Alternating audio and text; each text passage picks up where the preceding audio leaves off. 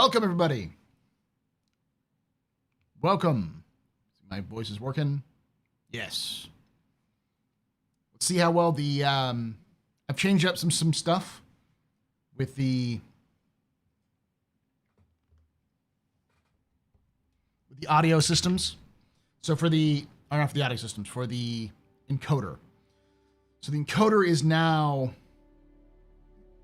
a different encoder, which should work. It's a 264 version, but dedicated to AMD.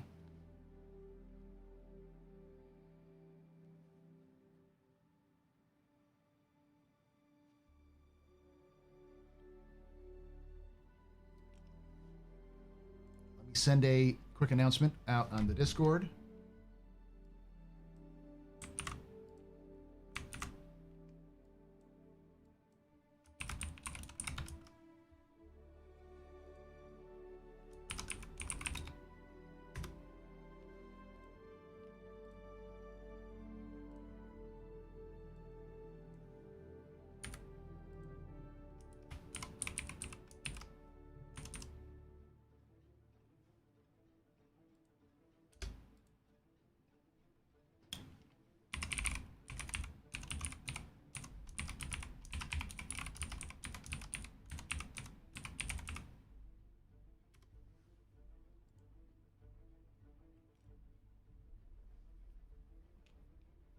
How's everyone day? Mine's good.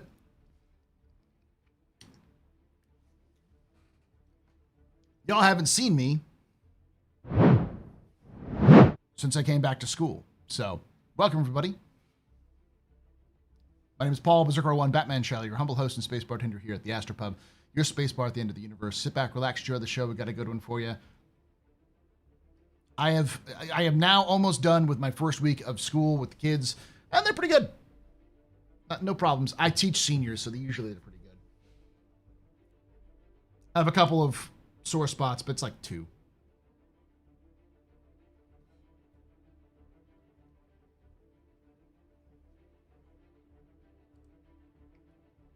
Also, right now, welcome to the Office Hours. This is a live stream that I do where we talk about Star Citizen lore, news, and more on Thursdays at 8 p.m. Eastern, 5 p.m. Pacific. So, those of you watching this after the fact, I do want to point out that it is the first round of picks for the Gladiator. And last I checked, it was doing pretty well.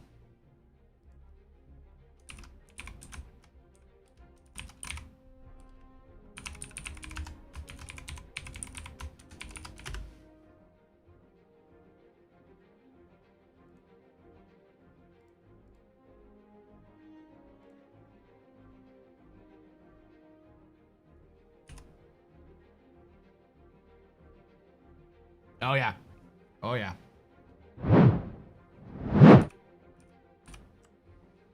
Woo, baby. That is quite a beatdown.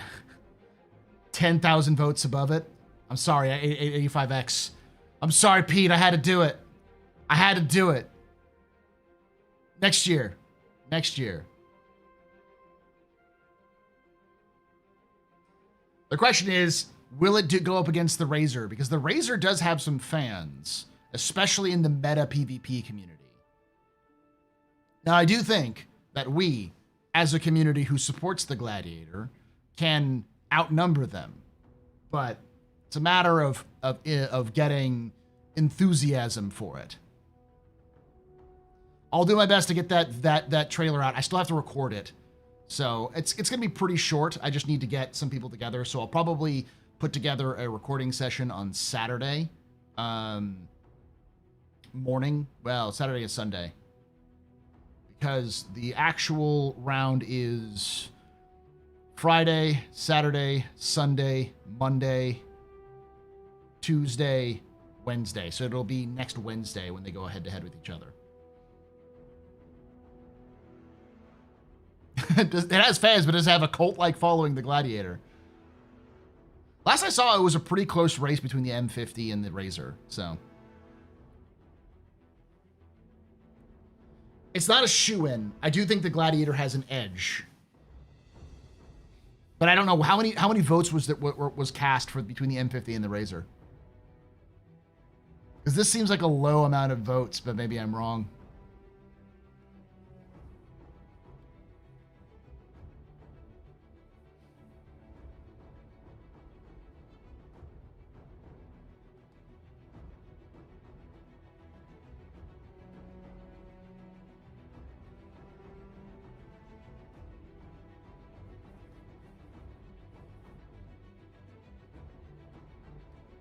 I'm surprised.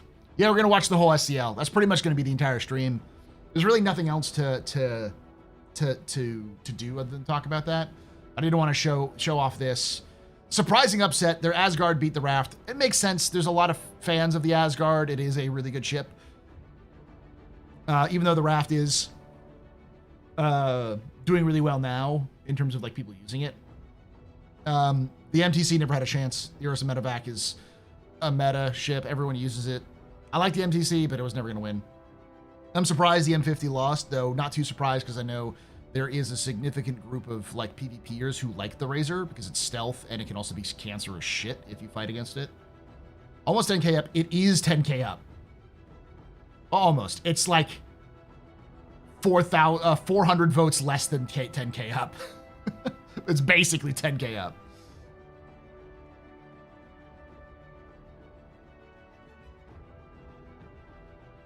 Is this the stealth one?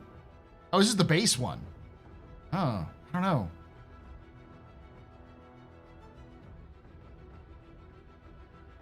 Why the fuck would people care about the Razor then? It's weird. So I'll give you my predictions right now. I think the Asgard's going to beat the shit out of the Medevac. I'm thinking the Gladiator, if it wins, which it's so far looking like it's going to, will beat the Razor, but it might be close. I think that the Corsair has a chance of beating the Zeus Mark II ES. A lot of people like the ES. The Corsair, I think, might be a little bit more because it's a little bit more of a meta ship. This one I couldn't tell you. My guess is the Vulture, probably. Because the Mole is like... Not a lot of people like the Mole. I'm surprised that the freaking that in this division you didn't get the Golem. I guess maybe it was here. Prowler Ute's gonna beat the Talon. The Prowler Ute has a lot more fans and it's a little bit more, but who knows? Could be cases. I don't think the TAC's gonna win. I will vote for the TAC, but I think the Polaris is gonna win because everyone likes the Polaris. So if my predictions hold out, it will be in the semifinals, which is every ship in this roster gets a skin. The Asgard, the Gladiator, and then for this, it'll probably be the Corsair, and for this, it's going to be the Polaris. So it'll be the Corsair versus the Polaris, which I think the Corsair loses that matchup. And the Gladiator versus the Asgard, that's going to be a tough one. Two Anvil ships versus each other. I think the Asgard wins because more people like it, but it really depends on the meme potential. If the Gladiator gets a meme push and people really pushing for it, it could win. But if it comes down to the Gladiator versus the Polaris, I think the Polaris wins because the Polaris is like chunk, if you know what I mean. And I think the Polaris wins even against the Asgard. It's just the chunk wins. People want the chunk.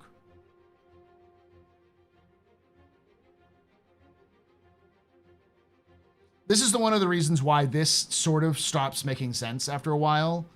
Because after a while, it's just going to be whatever's the most expensive ship that is the most meta will win. The only reason why the MPUV won was because we thought it would be fucking funny. And so they threw CIG's mojo off.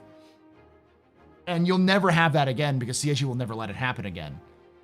They like to use it as like as a prop to say, listen, we don't fix the stuff, even though they tried to fucking fix it. They put it up against the Carrack thinking it would win, and it beat the crap out of the Carrack. And they were like, what? And it was like, at that point, no. Once you beat the Carrack, there is no going back. There's nothing that's gonna beat it. Yeah, the brackets are shit. Community that complains that about CIG selling ships for money shouldn't be voting for the most expensive ship on the normal people don't want to win. Here's the thing, there, Anansi. The only people who vote on this are hardcore superfans. Your average Star Citizen player has no fucking idea this works, what this is going on.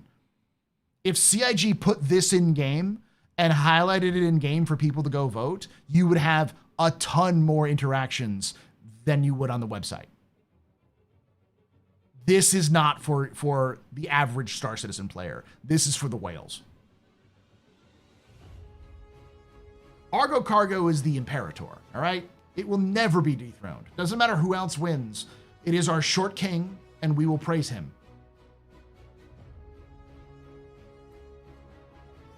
Okay, but that sounds like a cool idea, right? I mean, maybe I think I would, at least I think Zyla would agree with me. I'm sure other people, and if you're watching this and you're from CIG, propose this to the community team somewhere if you like this idea. Everything that is on the website should be in the game. That would be A, cool, and B, a really good grabber, like a headline grabber. That's good publicity right there. Because people go, oh, wait, I can vote in game for cool things? Yeah, I'll do that. And other games do that.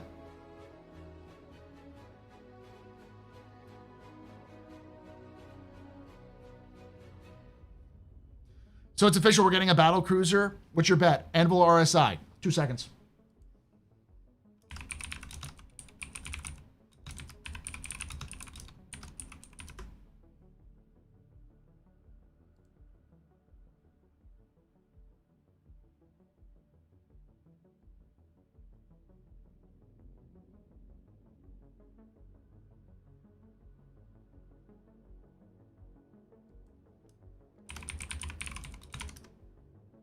A little bit longer than 2 seconds.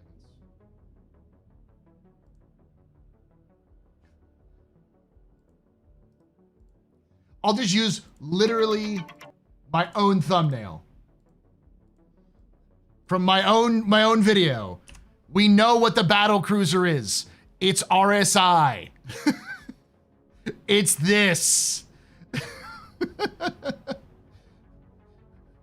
We've known that for a while. Sorry.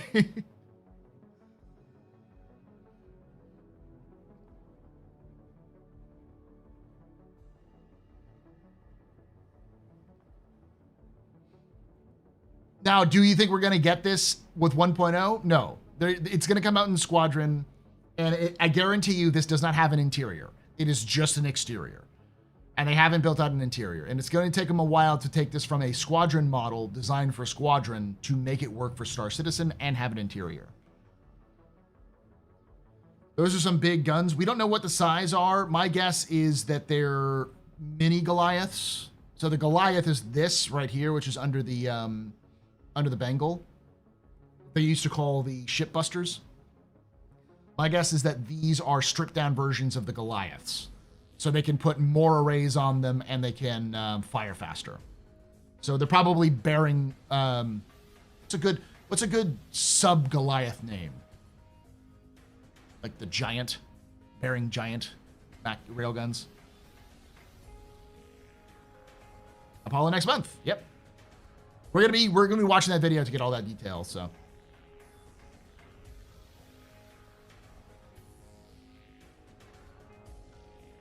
It's also important to note that when it comes to the other thing, which is this, I think that CIG needs to revamp this. A, they need to put it in game, and B, they need to have they need to start doing this from the beginning of the year, and they need to have specific brackets. So what they need to have is the beginning of the year they do starter ships. Then, 2 months later, they do small ships. 2 months later, they do medium ships. Or like every month, have starter, small, medium, large, and capital. So it's 5 months. You start in, say, March, April, May, June, July. Or start in June, July, August, September, October. So you'd have to end it in, well, it'd take a little bit of time then. So probably more like April, April, May, June, July, August. So yeah. The Baron Gorilla, I could see that. Oh, of course I'm voting for the Gladiator. I'm gonna make that trailer. I just need to record the footage for it. And then I can put it together. Is it getting to the point where there's too many ships and games to only have 4 winners? Well, my point of view is I believe what they need to do is have a winner in each category and then have those categories go head to head for the ultimate champion. And the winner in each category gets a skin. So you have the best in show for starter, small, medium, large, and capital. So that way, all of them get a skin, and maybe you strip the capital and starter out entirely. So you go with the small, medium, large go head to head. But I think 5 skins isn't too much to ask. They already do 4, and I think people would feel more. They would feel more. It would be more representative of the ships themselves rather than whatever is the most expensive ship available. The Bearing Harambe.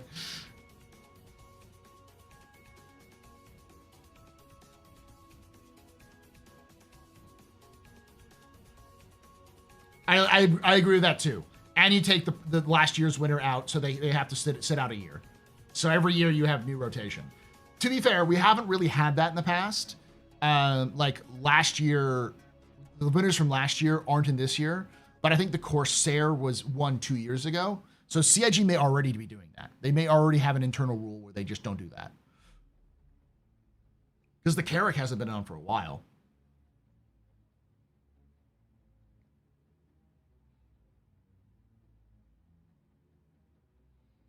They didn't let the Idris play Ship Showdown. There's a reason for that. Because remember, when they do the best in show, they do the best in show category at the end of IAE, where everyone gets to rent the ship for free. Could you imagine 600 players renting an Idris?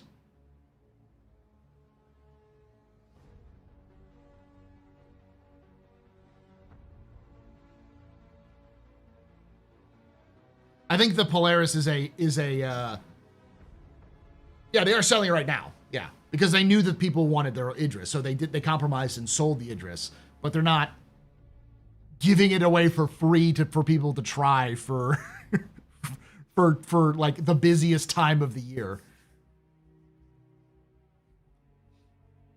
The Polaris is the compromise because the Polaris is already huge. There's no rumor. It is going on sale. They announced it.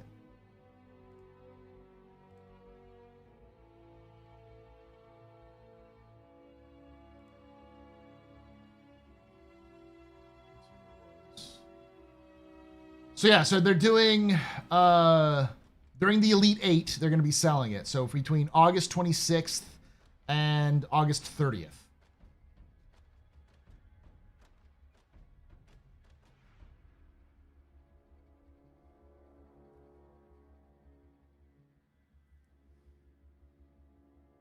Okay, but it's not like people didn't get it as a subscriber.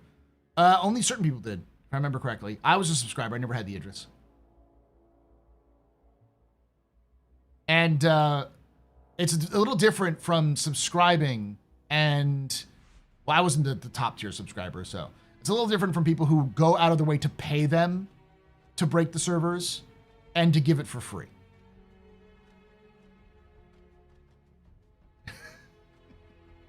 $300 versus $300 Idris Showdown. You get 1 frame, second per frame. Or no, not even 1 second per frame. You get 60 seconds per frame. And finally they all fire at once. And as they all fire at once, the entire like server banks that the games are hosted on just blow up.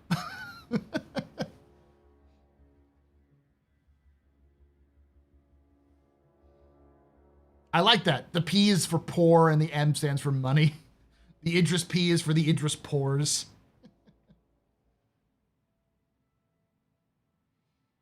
But yes, Gladiator.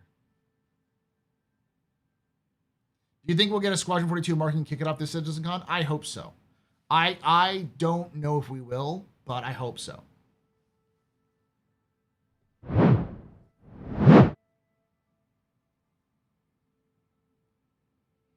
There's a massive battle that Burke's org took part in. Was it 300 versus 300? Was it 300 Idrises all lined up? I think the next showdown is going to be very interesting because it's going to be Perseus versus Ironclad. That's going to be the down. It's going to be the Perseus versus the Ironclad.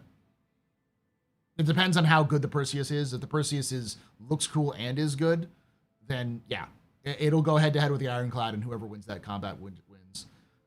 We won't. I don't think we'll have the Pioneer and the Kraken by then, but it'll be close.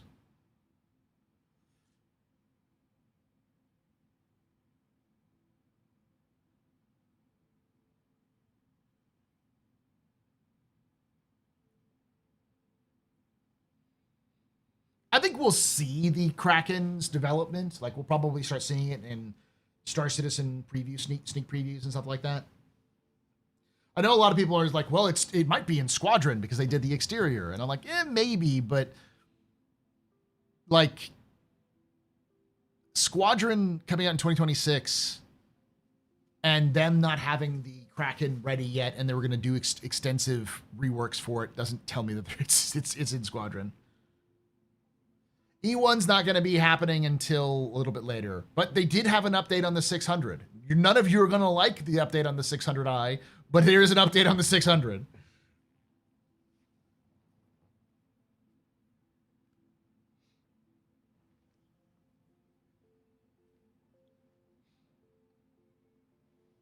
All right. With that being said, let's watch Star Citizen live. I'm going to speed it up a little bit. Premium HD. I'm going to go 1.25. So you might feel a little off, feel a little weird, but it's 100. It's 1 hour and 28 minutes of video, and I will be pausing it to comment on it. So it's going to be minimum 2 hours. So let me get some water, and I'll come right back.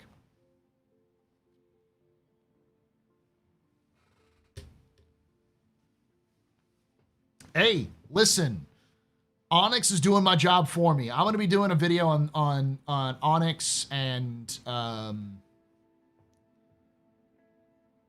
Lazarus and ASD and Dr. Yorit all in one after the last part of Onyx comes out.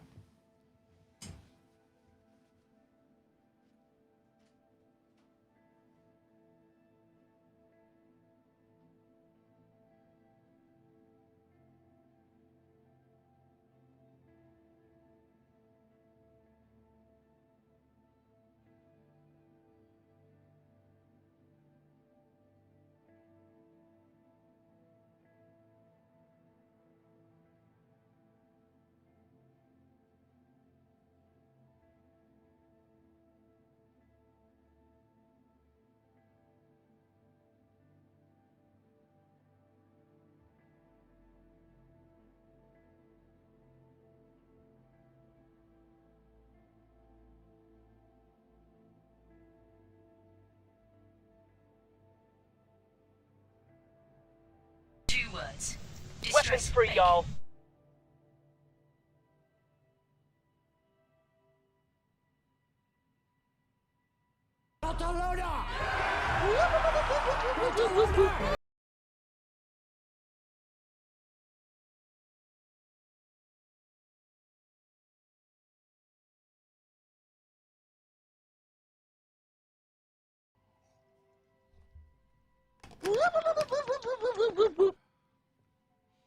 Are we still doing... No one's doing the crazy spam, which is nice.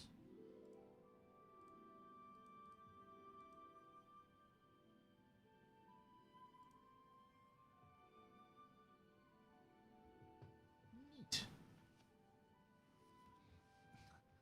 Y'all keep spelling Fatapilla wrong. Listen, the Iron Chad knows no other name. What if we don't get into Star Citizen flopping? What? Alex, take a deep breath and look at the amount of money CIG has made so far this year, and ask yourself, is Star Citizen flopping? One of the things that it's funny to see is lots of folks are saying, well, I saw, so I'm going to watch this real quickly. I guess this is a react a little bit, but it is I did post this on my Discord because I did see it. It popped up randomly. And I wanted to take a look at it because I actually like Luke. And I like a lot of what he's saying. But I also think that he's also not quite in there. He knows a lot more than your average random content creator on YouTube. But I think he's pulling a little bit too much out there. Okay. So this is him basically reacting to the title. Drinks all around. Let's party like it's your birthday. Party like it's your birthday. Come on and put your lips together. Blow the candle out. Party like it's your birthday. Party like it's your birthday. I wanna make you feel real special. Put your name in lights. We are gonna party like it's your birthday. Gonna party like it's your birthday. Gonna party like it's your birthday. Blow the candle out. See Daddy_Sig just got a sub from a brother named Anansi. A brother named Anansi gifted a tier 1 sub to See Daddy_Sig. They have given 12 gift subs in the channel. Thank you so much there for gifting C Daddy that sub. You're both very important pubbers. You're both you rock. Shasta Juice and Chick. Why did it say it that way? I don't. It keeps changing of how it says your name too.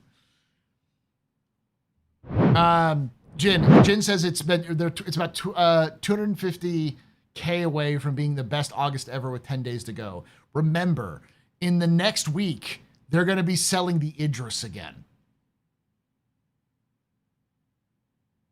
250K is 200. Yeah, it's like 200 Idrises, 250 Idrises. They're going to do it. If my math is mathing right. Maybe I'm wrong. No, because that would be 100K each, wouldn't it be? Or 10K each. Still, 250K plus the Idris is fine. It's like it's good. It's gonna do fine. Is Paul having a George Michael moment? Maybe. I don't know. What do you mean?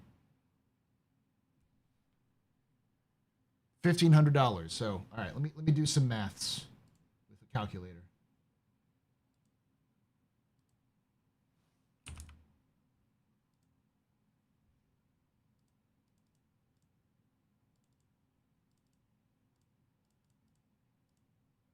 No, I was right. I was right. So it's for 250 Idrises at $1,500. That would be $375,000.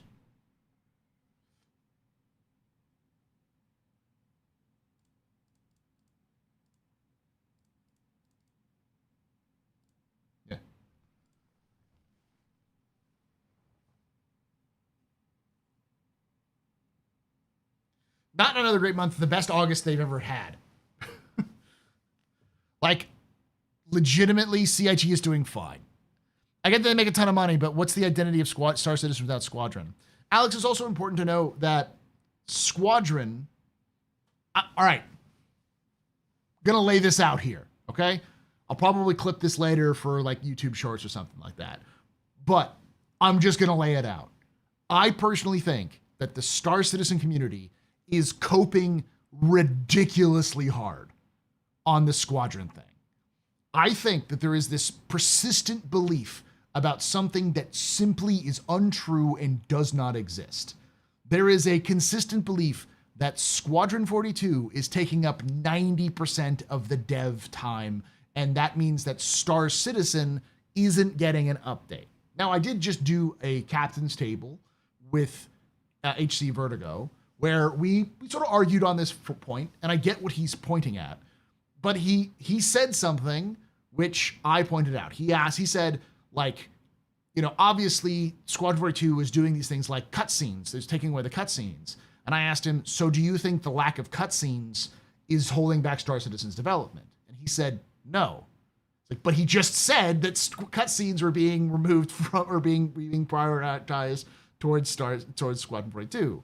The reality is, the thing that's holding Star Citizen back is Star Citizen. It's the stuff they have to get done.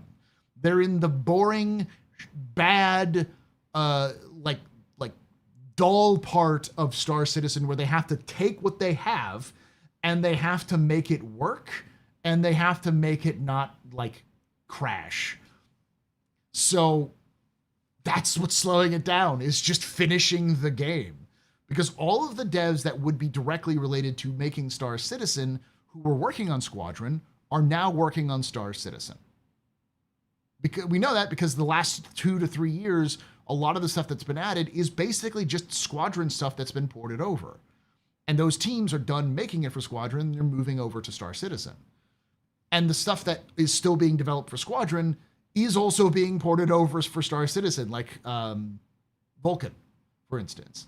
So no, Star Citizen isn't being held back by Squadron.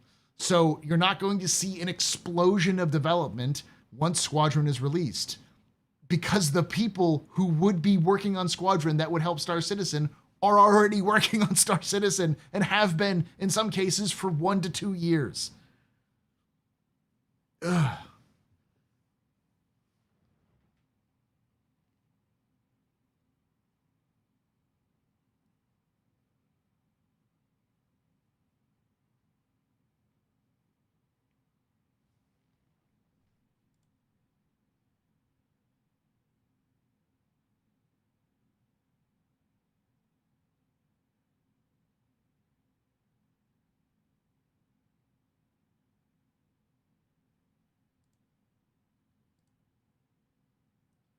That is 32 minutes in. I'll write that down somewhere.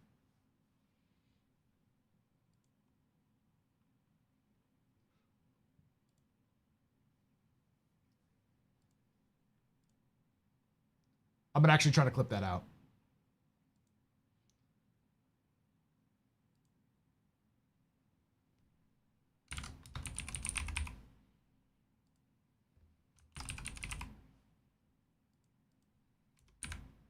I've got to be better about that.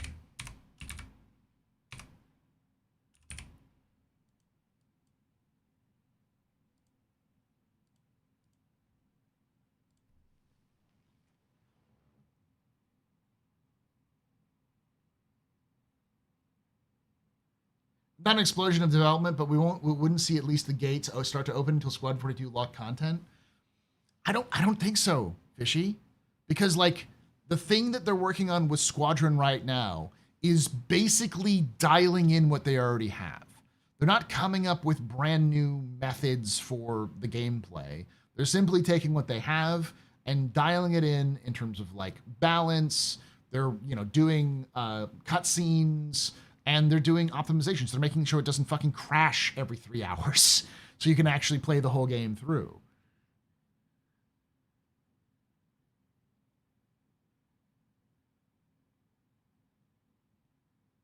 No problem, Alex. It's not you. I'm not yelling at you, Alex. I'm just saying this is something that I have seen in the Star Citizen community for a long time. And it's like, I think people are just coping. Because it's easier to say, Squadron, that game that I specifically don't want, that's the reason why Star Citizen is not as far away as I want. Hiss, bad. It's like, no. It's the fact that CIG is just kind of in a shitty position that they put themselves in, that the reason why we don't have Star Citizen further along. And they're climbing out of that hole. But it's gonna be it's a deep, deep fucking hole that they're climbing themselves out of. They'll get out, especially with the pacing that they're setting. It's just gonna be a bit.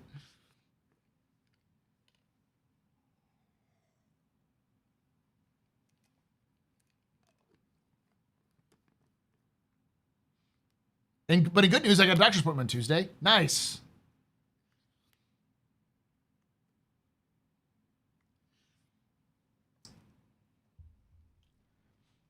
It's also funny because when we've seen some of the developers talk about them working on Vulkan and stuff like that, it's clear that the devs want to put features in the game.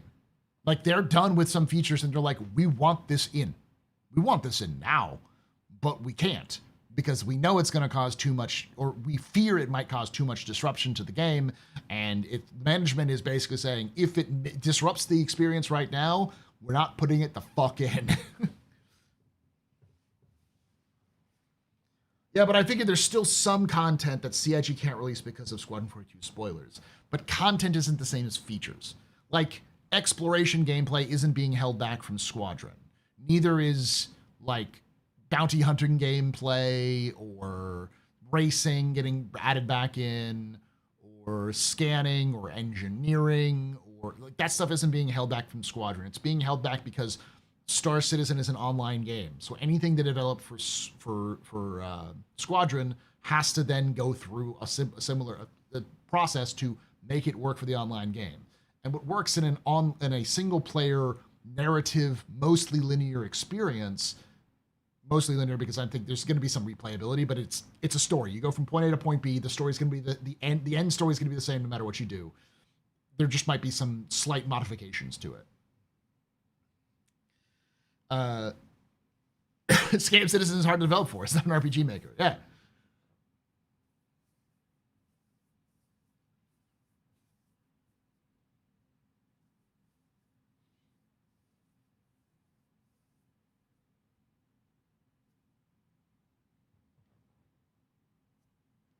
I don't see them holding back features or ships just because Squadron is out there. Yeah. Hey, Victoria. I'm getting frustrated with the amount of bugs and trying to find a culprit, basically. The culprit is the game. If you're upset by the bugs, it's Star Citizen. It's CIG's developers. The things that are the issues with the bugs is that it is the back end or legacy content. Those are two of the biggest issues. Because X isn't in the game yet, they have to use the old Y system they already existed. And that is not being updated as much because they don't want to put a bunch of time and effort into the Y system when the X system's coming in to replace it. So the Y system is just basically getting abandoned, and that's throwing off errors and issues. On top of that, the back end is still a work in progress. They're still trying to fix a lot of these issues. And if it's not both of these issues, it's anything else other than that can happen.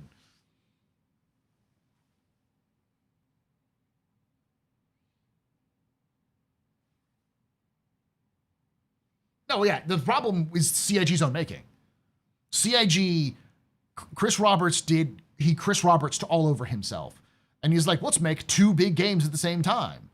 Because originally it was one game, Star Citizen, with Squadron 42 just being the single player campaign. And then as they built up, he decided to split them off into two. So now he has 1,000+ player employee dev studio making two AAA games at the same damn time. One, a single player, like polished experience with major actors, and another, which is an online MMO. These things do not fucking cross over in any way.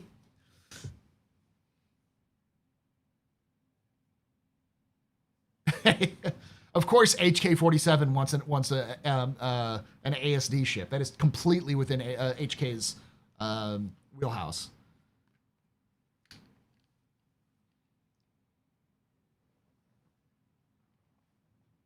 All right, let's watch this Luke video, then we'll get into the actual... Did I speed up this one? Please don't. No, it's not. It's normal. All right, let's watch this Luke video, this Luke Stevens video. For those of you who don't know Luke Stevens, he is, I believe, a former finance guy. He might have been an accountant, but he's big into video games. He's a huge Bethesda fan, and he's a Star Citizen fan. He may not fully admit that he's a Star Citizen fan, but he knows a fuck ton about the game that only fans would. So I think he's a secret shadow, like, pays attention to the game every 2 to 3 months. He knows a lot of the terminology and stuff like that I don't think a non-fan who's a content creator would put the time and effort in to learn. Maybe I'm misunderstanding, and he just fucking throws himself into a topic whenever he does. Maybe, but he's a good guy. He's been on Space Tomatoes podcast, and every so often he brings up Star Citizen, especially when it's around this time when news gets a little light. But now that Gamescom's got out, I'm sure Luke won't be talking about Star Citizen until like CitizenCon. So yeah, that's what I said. He's on the Launch Sequence podcast. So. Dude, what is this? Star Citizen Week in Review 4.3 is released and we get gaslit. Hey, Salty Mike, as we're talking about. Gaslight level 100. I've heard from so many people in the last handful of weeks that Star Citizen and the community is starting to like actually lose their minds, because content creators are asking to be able to like, they want to call this stuff out. They want to be able to bring it up and like call out the devs for stupid stuff they're doing. But they feel like if they do, they immediately get shut down by their own community. It's very interesting. Luke, I'm going to be honest here. That isn't the case. Maybe some of the larger community content creators are issued with that, but I straight up called it gaslighting in my response, and I got nothing. Like Jared was gaslighting us. We don't know why it was broken until it had a huge concurrency. Like if freaking Outpost hadn't been broken since they were fucking released. We all knew that. That's just a lot of people called that shit out. But I think he is hitting on a point that does come up, and it's come up with me in the past until I stopped caring about it and I found out it didn't really matter, which is you want to walk the line between being critical of the game in a way that is helpful, but also not being so critical that you're just a douche. But also at the same time, you don't want to be super positive about the game because then you look like a fucking white knight. But you also don't want to be like kind of mediocre on it because then nobody cares. Like you have to have some emotion towards the game. Otherwise, nobody cares about your take.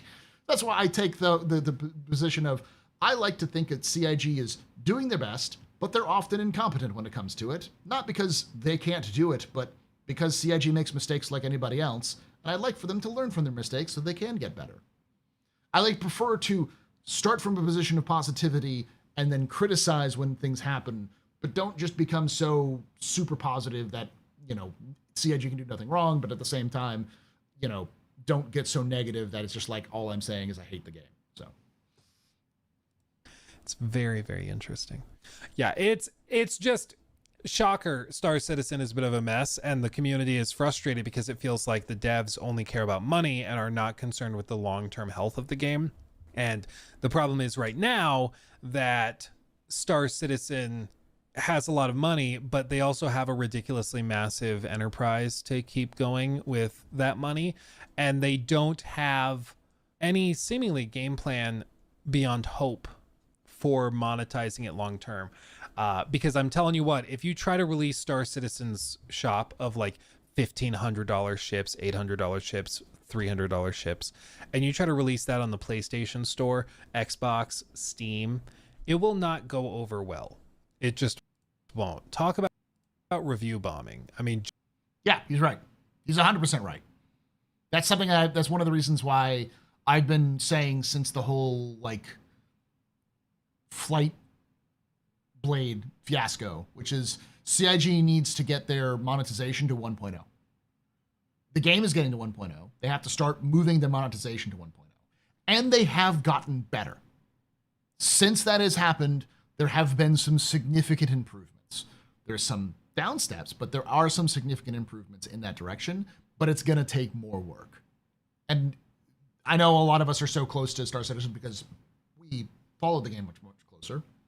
So we follow all these new ship releases and stuff like that. But if you look at the game packages, there are some pretty expensive game packages, but the vast majority of the game packages you see are between 45 and $80. I'll show you right now.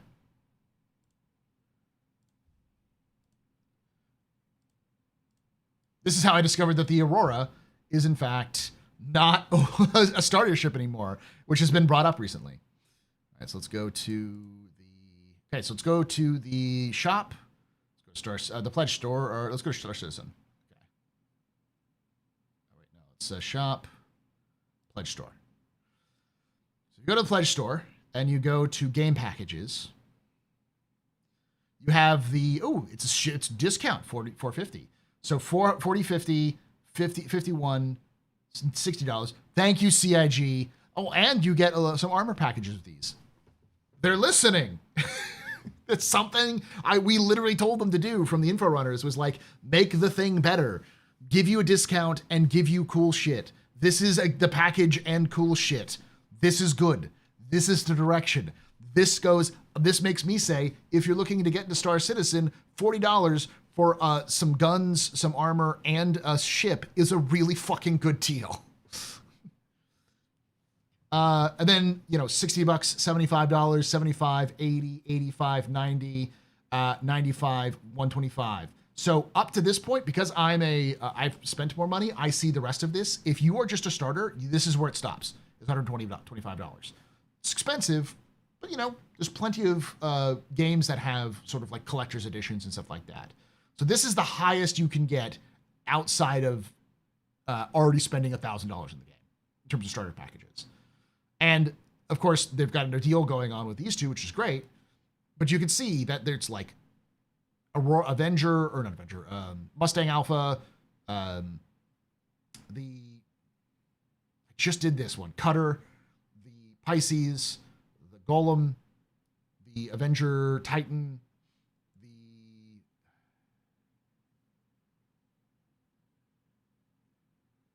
Intrepid, Sulan, I think, the Arrow, the Nomad, and the Black.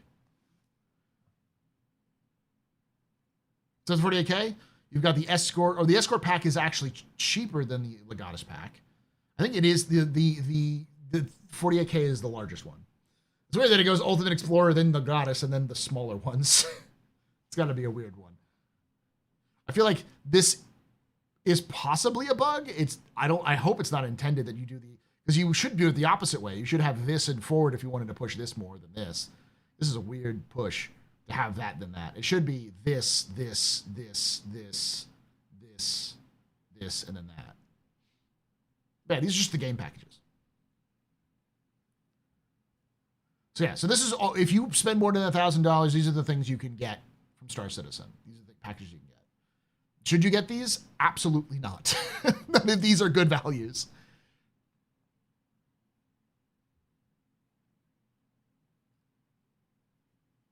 This is the not everything package. Yeah, because this is $29.53.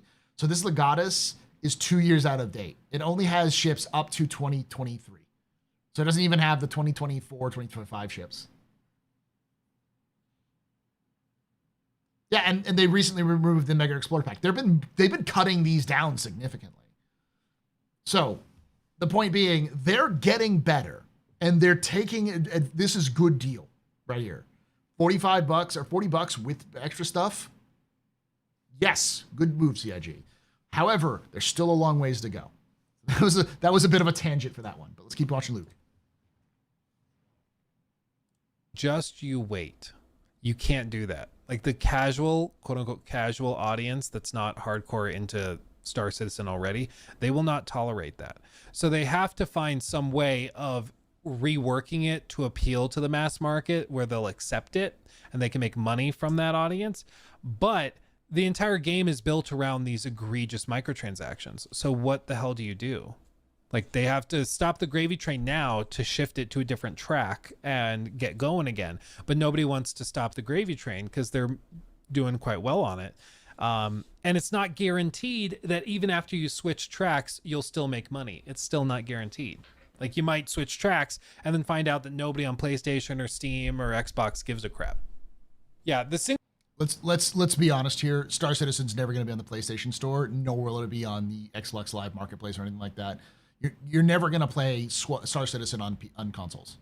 Well, I won't say never. You might eventually, at some point in the distant future, well after 1.0, but you're never. It's going to be a PC exclusive for multiple years. Squadron, maybe, but not Star Citizen. Single player campaign, Squadron 42, that's what I mean when they say they're relying on hope. The hope is they release Squadron 42 and that generates a big influx of cash and it funnels new players into the persistent universe. Spaceship. It's not the craziest You can idea. take away my space suit. Suit. You can even take away my space lasers. No PPUs. But you can never, ever take away my space. Yeah, I figured that was a bug, C Daddy. You'd be the one who knows that.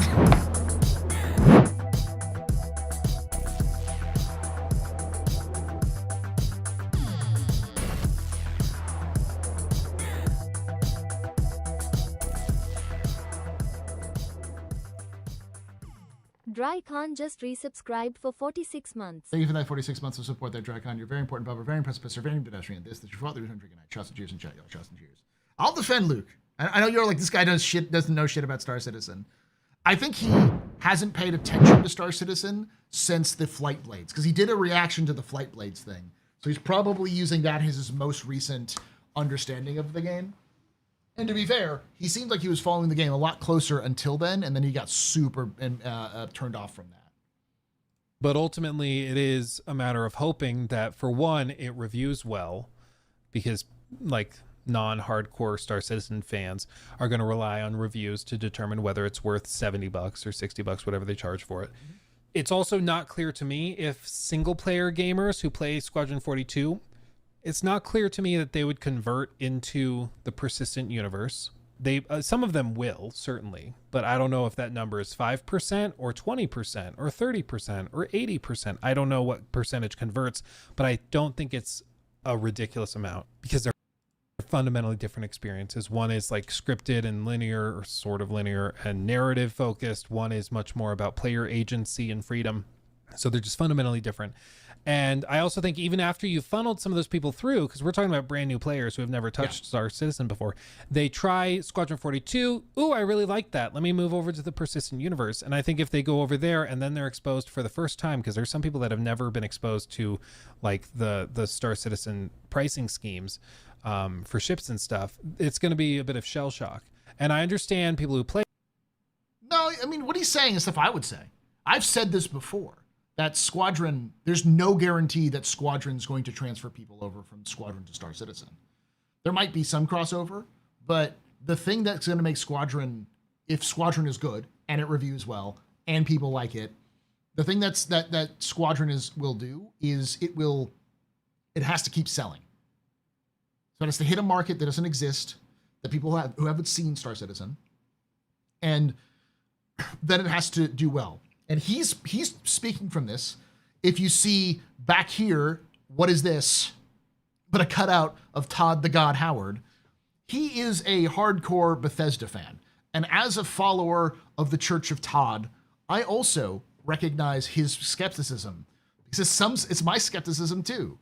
Because at the end of the day, online multiplayer gamers are not the same as narrative gamers. They're two different audiences, or two different animals. And the number of people who fundamentally refuse to play Fallout 76, even though it has gotten a shit ton better since it was first released, is massive in the Fallout community.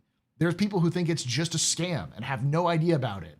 Very few of the leading voices in the Bethesda kind of community, content creator community, even play 76.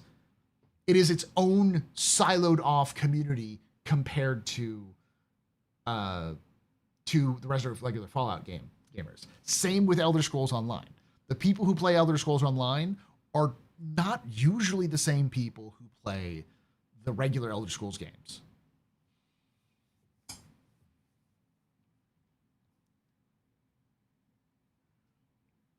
He's now setting up straw man where nobody said all Squadron 42 convert. He didn't even say that. He said maybe 5 to 20%.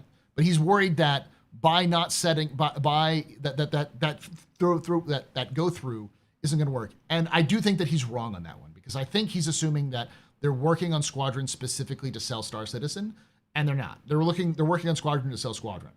And if Squadron sells well and continues to sell well over a long period of time, that's just another revenue stream. it are like, well, you don't have to buy it. You can play without buying it. But pretty much everybody I've ever talked to in regards to Star Citizen who says you don't have to buy those ships. Like, I'm trying to think of an exception, but I think every single person I've talked to who has said that has also spent hundreds of dollars minimum on ships. And like, okay, so it's possible to have fun with the game without spending money, but you're still spending lots of money. Maybe it's because you just love the game so much, you know? Yeah. And like, you're an adult. You can spend money however you want. That's fine. I'm not like, how dare you? Like, I don't give a crap. Okay. It's your money. Spend it how you want. But my point is, if you're trying, like, their whole thing is that they need to get more people funneled into the universe to start spending money as they scale it up to 1.0 and launch it. And I just don't think the more like mass market broad appeal, I don't think they will tolerate or allow for the pricing convention. I will say this title has nothing to do with this discussion.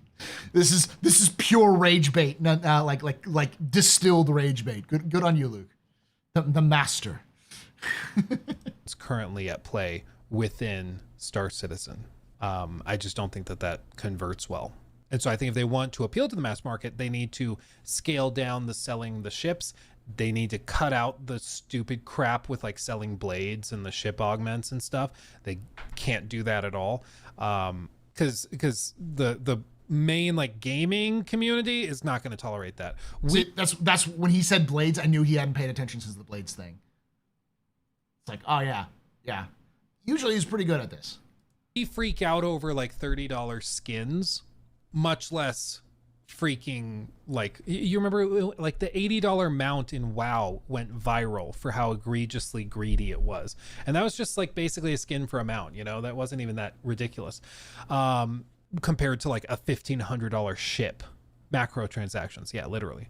And I understand people like, well, it's meant for you to buy within an org and it's not really meant for one player to buy those ships. I agree. I understand all of that. But do you think that the average person who has never experienced this stuff is going to get that? No, they're just going to log in and see, oh, this ship is available for $1,500 and they will bail and never touch it again. And they need those people's money in order to stay afloat. Like that's the problem, is that the scoff price for the Star Citizen hardcore gamer is very high. They'll see $1,500 price tag and scoff maybe. I'm not doing that. I'm not buying that. But they see a $400 ship and they don't scoff. And they're like, well, hold on a second. That looks like it could be pretty fun. And then they might even consider buying it. They save up and they buy it, whatever.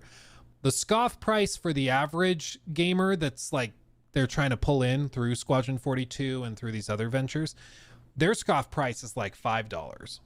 Like their scoff price is way lower. And so it's just, it doesn't translate this. I will say, he also probably won't do it again because he released this 2 days ago and he has about the same number of views I would get on a big project. So I can imagine he's probably not going to talk about Star Citizen because it just didn't get as much. I posted this here as a thing, just like talking a little bit about it. I do think that he misunderstood he misunderstands the age-old saying amongst Star Citizen players, which is the smartest people who've backed this project have spent $40 or $25 in 2012 and have fucked off to enjoy their life and will show up at 1.0 and be like, oh shit, I remember this game. I backed this 15 years ago, 16 years ago. I'll play it. Oh, I'm enjoying myself. This is a good game. Good call, me. Like, the most smartest players are people who buy a starter package and nothing else. As somebody who's done that run before with 0 to Hero, it is incredibly fun when you can just do that.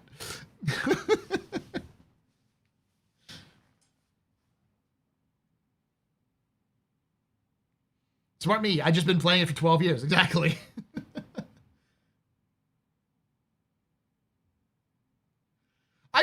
I like Luke. I know y'all are, especially on YouTube, are like, he's like, I think he is trying to be rational about something that he cares about enough that he follows. I do think that he felt really burned after the Blades thing. And to be fair, who didn't feel burned after the Blades thing?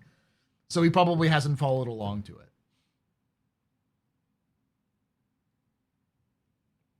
Yeah, that's why I have multiple accounts. I have 3 accounts. All 3 of those accounts. One of them is my main. The other 2 are 0 to hero accounts. One of them is literally designed for me when the game launches to do a series where nobody knows who it's me, and I try to work on multi-crew ships, record myself working on multi-crew ships, trying to get work with just random people, and record my experiences. So, like, effectively being a freelance crew member. I want to believe he cares about Star Citizen. I just think he's just not quite bought in fully.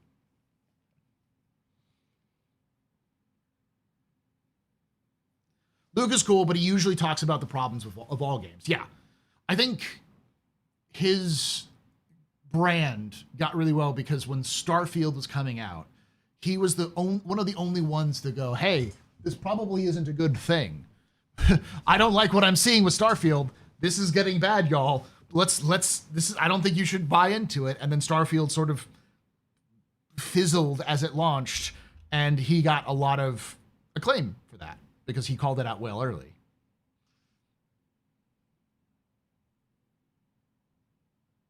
Oh, he does care. The opposite of hate isn't of love isn't hate. It's apathy. I think he generally wants to see it do well. Like, I don't think he wants Star Citizen to fail. He's said so many times. It's just he's concerned, as am I, about several factors of Star Citizen's like marketing and mostly its monetization stuff.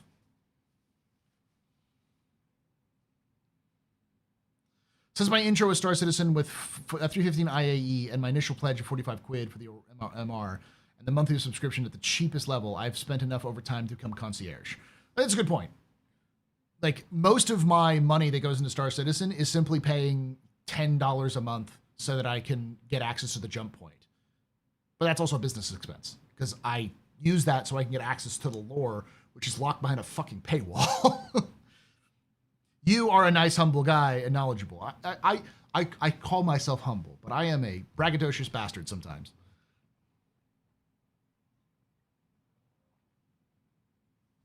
Let's see his playtime hours. That's a good point, but I don't think playtime hours matters as much. There's plenty of people who I know who follow Star Citizen very closely who've never bought a gameplay package, who've never bought a game package. There are several content creators who I know who have like followed and talked about Star Citizen pretty knowledgeably, who literally refuse to play the game because they're like, they have a principled stance where they're not going to play the game until the game reaches a certain point where they can play.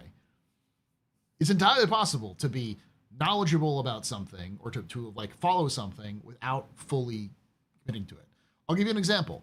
I love to watch Project Zomboid gameplay footage. I probably know a lot about that game that people don't, but I am awful at it. I've played it for like maybe 4 hours.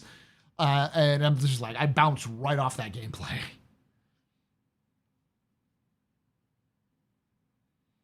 The Poets. Well, you're also out all the time, to Poets. You travel a lot, so that makes sense.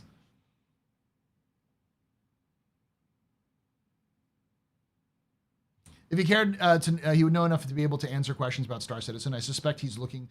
What are you guys referencing in terms of like him being asked direct questions and him not being able to answer? I'm not going to tell the guy. I'm not going to tell you the guy's a Star Citizen super fan, but he seems more knowledgeable about the game and using references about the game. The fact that he even knows that Star Citizen Squadron are connected, not a ton of mainstream like content creators would even know that.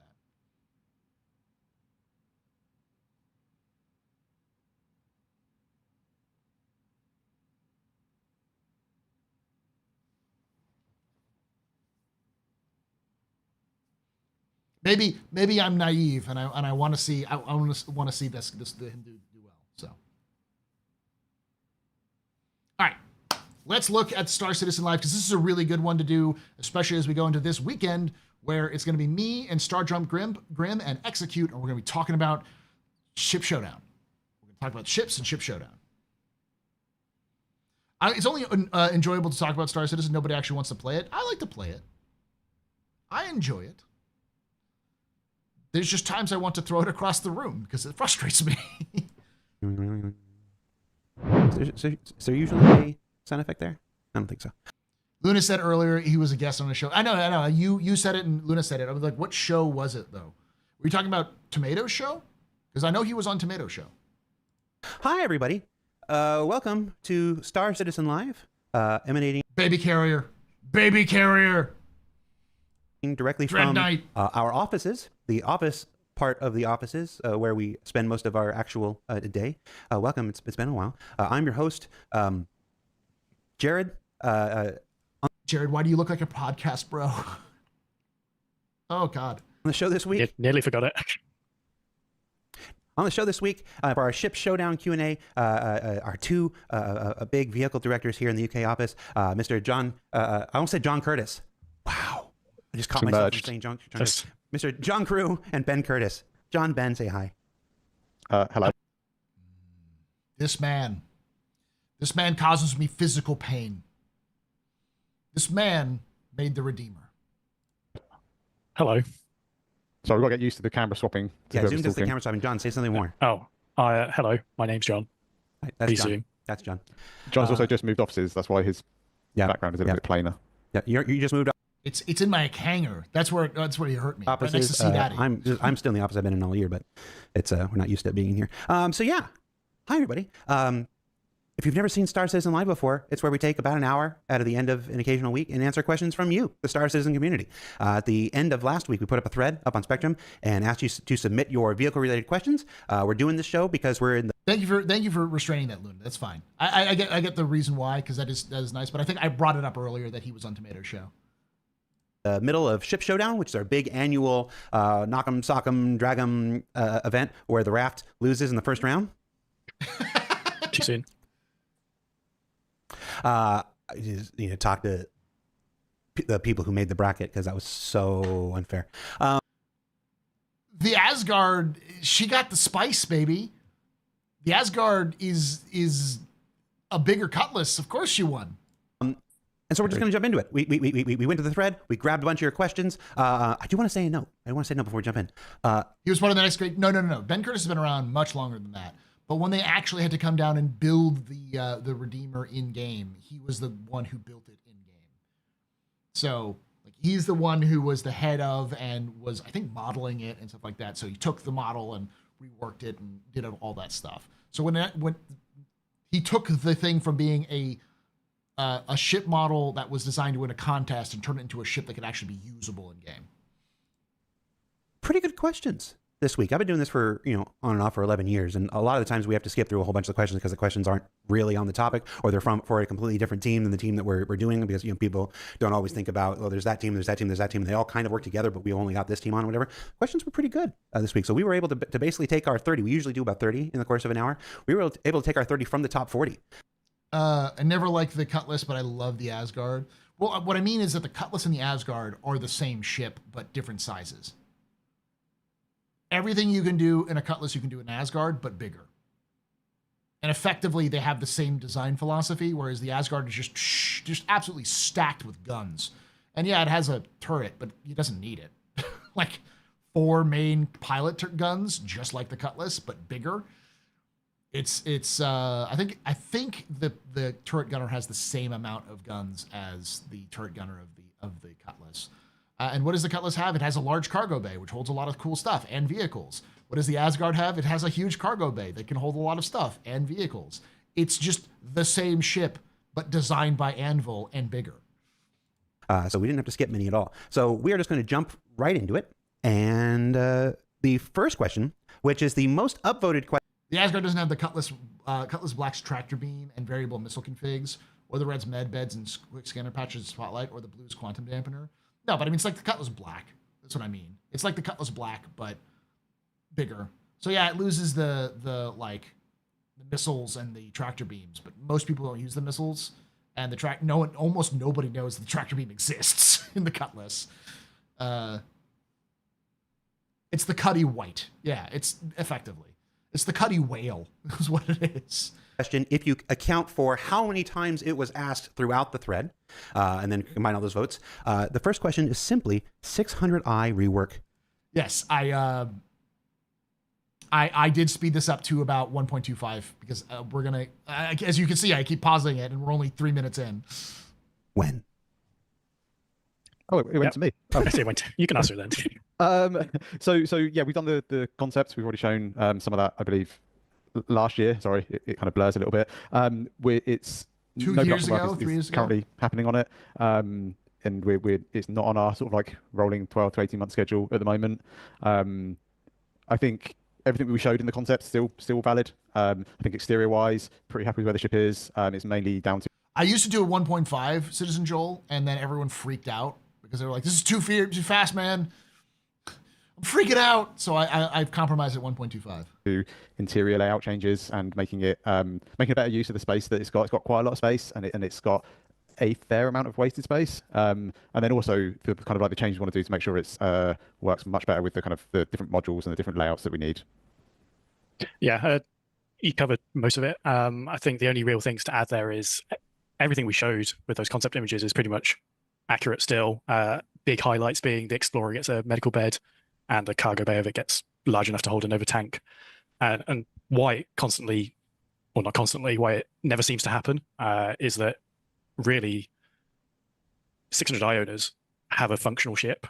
So when it comes to prioritizing what do we want to work on next, redoing the 600i takes the place of something else that doesn't exist yet. So still super excited to do it. I think it's going to be a big update when it happens, but it's just finding the right time to do it.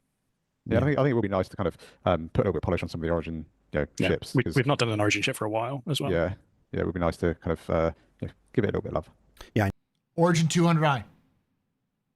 Fucking do it. No balls. Do it. 200i.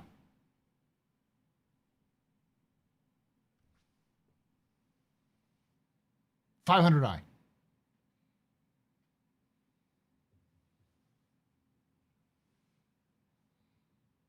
It's 1.25. It's faster than normal because I usually have it, because I do this, I stop and I need to make sure it's, because it's an hour and then 28 minutes. If I pause every few minutes, then you're looking at like 3 hours of me just watching this. So keeping it down to like 2 to 2.5.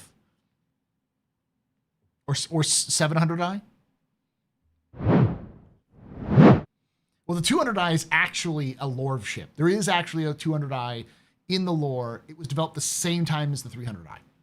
They're developed alongside each other. So the 300 series and 200 series were developed at the same time. But the 200 series is slightly different. It's supposed to be like it's like an observation ship is what it was called. No, we go into our, I think it's our 6th or 7th 2026 schedule meeting next week. And next week, and I'm hopeful we're going to get an Origin ship in there. On to the ninth edition of the schedule. Yep. Just in case people think it happens willy-nilly. It goes through a lot of iteration.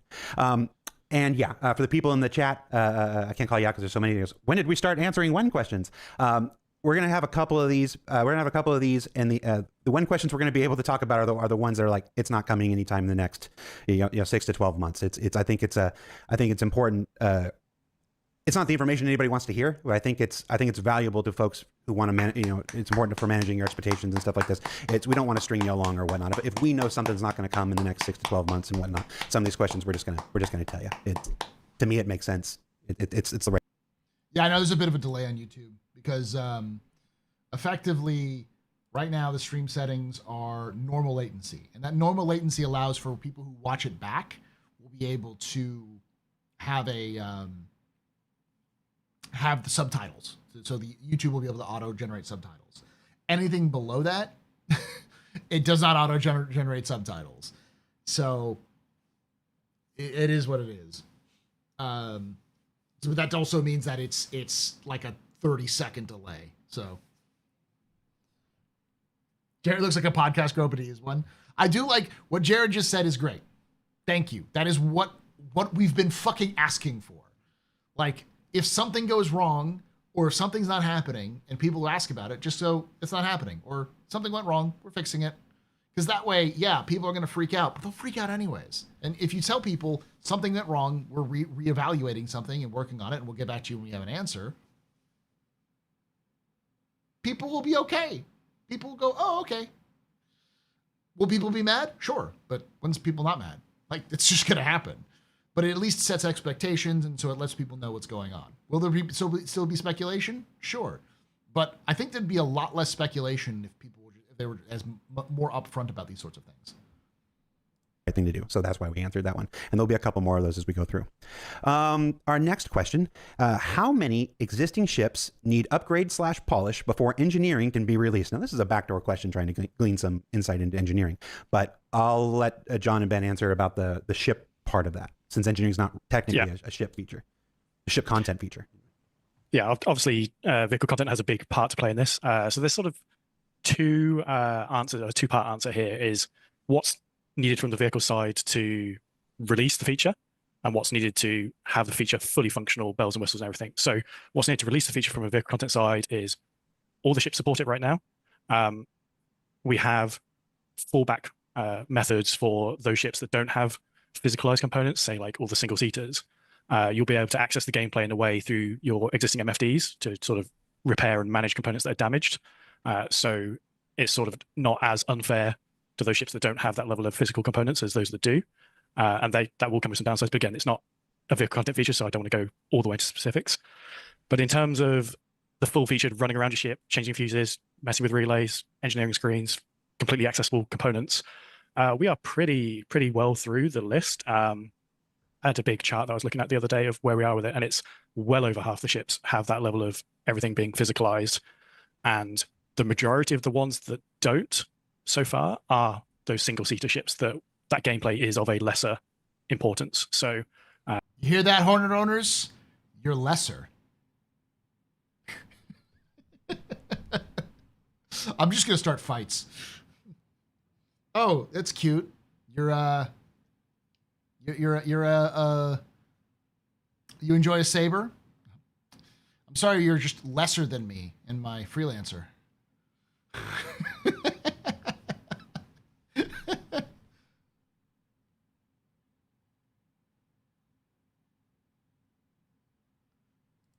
Every patch, people have noticed ships getting little updates here and there. Also, the Cutlass is still has no fucking interiors, and that's a problem. Have not noticed.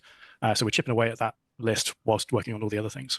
Yeah, and I think that's it. It's fortunately the engineering gameplay makes the biggest difference to the bigger ships, and it's the smaller ships that kind of give us more of the headaches, like not the single seaters, but like the ones with like the really small interiors. They're the ones that kind of gives a few more headaches because we're limited by the exterior of the ship and trying to cram in so much into the kind of interiors. But Fine yeah, form luckily tonight. the I've just been talking with kids all day. are a little bit easier to kind of update and support for that. Yeah, and the big headline here is that it's not a feature that's being held back by the work on the vehicle content team. It's the folks who are developing the feature and the gameplay systems design team, and they're still working on it. I saw Torsten was over here. He was visiting from the Frankfurt office earlier this week, and he was in there with a big review with JJ and Rick and Rich on this earlier this week. So it's still underway. It's still in development. No comments on when, because I mean we've done like between Digital Citizen Con, Actual Citizen Con, a couple ISCs, we've done like 5 videos on engineering at this point. So it'll go into tech preview testing when it's ready. Is the answer we're going to get there as far as when. Next question from the thread. How do you choose the color scheme for the Showdown paints each year? This is probably also back to... Space Goat said something? I didn't see Space Goat talking. Hey, Paul, I'm finding it hard to get back into Star Citizen. What a good place to start fresh. I mean, Renamon's not wrong. What's currently going on is the second resource stuff. If you enjoy hauling, it's basically just hauling. There's a bunch of other things you can do as well. You make a ton of money doing the missions when they work. Sometimes they're a little bit more frustrating. But you learn a lot if you want to do the hauling. You learn a lot about how to do tractor beams, navigation, all sorts of stuff like that. If you want to do the FPS, you'll learn a little bit more about FPS stuff. And if you want to do the like ship recovery or assistance, you'll learn a lot about how to like space fight. It's a really good sort of overall spectrum of the game.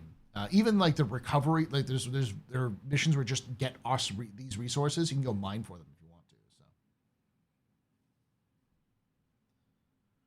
yeah, they're about 1.25 speed. Question to the I'm guessing that's a me question. It's a big spinny wheel of random colors, and we just I just want to know if they're going to be giant pink or purple again this year. Well, we've got a meeting kind of next week to make the decision on this. Yeah. It's not necessarily a me, John decision. In more recent years, what we've been trying to do is kind of wrap the whole event into its sort of like quite cohesive sort of brand and tying it all together. So you'll notice that the colours that the halls were and all the branding in the halls was reflected by the ships. It works great on some. It doesn't necessarily work as well on others. I think we're this year. Okay, we've got a meeting to discuss next week about what we're going to choose. What he's saying is purple. Suck it. You're all getting purple again. Why? Because you complained about it last year, so you're going to get it more now. Stop complaining about it, and maybe they'll change. I think we will hopefully have learned a bit from some. Listen, if they do Twitch purple, I'll be fine with it. Or like Imperial purple. Yeah. The ones that maybe didn't work quite so well, and hopefully make something that everyone. Well, it's really subjective in it. Some people are going to love it, some people are going to hate it, no matter what we do. So, but hopefully it'll be more successful. As long as you don't do purple, people will like it. As we move forward. Can it be more purple than it was last year? I'm trying to. Like, last year was like purple and blue, and it had those really nice sort of like That was the year before. Oh, was it? Oh god, They had 2 purples. Last year was Milka. Oh, Wait, what? no comment. Milker? Is that a UK? Milka, the European chocolate brand. Oh, Purple and white. Milka. Wait. What's the line? Other brands are available. They're not the only brand available. Other chocolate. And just in case any of Milka's lawyers are watching, that was not a binding statement from Planet Imperium Games. It's just colloquialism. As of 2025, most starter ships are far from being Gold Pass. These ships are the ones which are used by new players to discover the game, and they are sometimes so outdated and featureless that it feels wrong.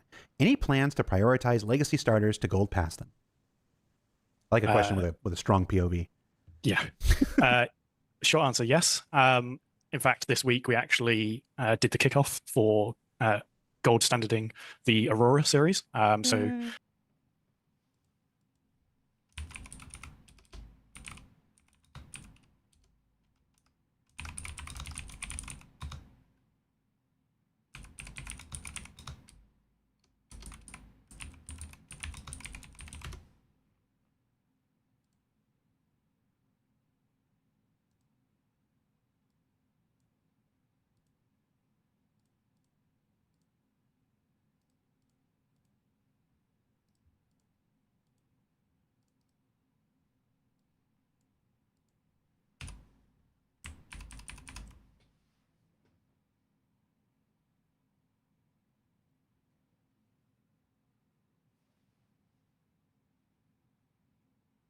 Do it. Do it.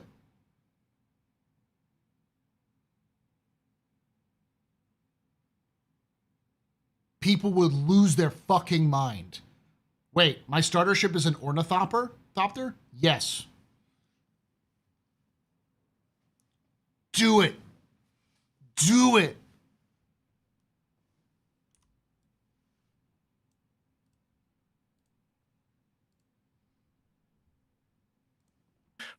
What do we mean by that? That means giving it all its physical components, updating the dashboard to current MFD standards, fire extinguishers, weapons locker, just fixing all the stuff that's wrong with it that doesn't suit the game today versus when it was made. And it's going to be I think, quite a nice update for those owners of which there are many millions. Yeah, I have a little bit of an issue with the term gold standard because like gold standard's like an ever moving kind of line. So it's more about bringing the ships up to Current. Current standard or 1.0 standard or however you want to kind of like stage it. It's it's bringing the ships up to the standard where they support all the current kind of gameplay and features that we know about kind of now. Who knows what's going to happen in the future and where we'll take things. So this is about kind of making them the best that we can make them today, effectively. Yeah, and I think in terms of like starships, I don't think we can say that we're doing all starships first and then we're doing this and then we're doing that. It's generally kind of prioritized by ship popularity in kind of some sense. So the more popular ships, the most popular ships with the worst issues is the ones that we want to try and fix up kind of sooner. Fucking Cutlass does not have interiors. It doesn't have like components.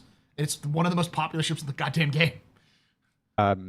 But then also kind of what makes sense from a gameplay and a business sense. So if we've got something, a feature coming out that we know is going to use a certain class of ships, and we've got some of those ships that are maybe lacking, then if we've got time in the schedule and everything aligns nicely, then hopefully we can kind of try and bring those up to standard as well where we can. But yeah, it's quite a lot of kind of juggling of different things to kind of do the picking of exactly which ships are getting their pass when.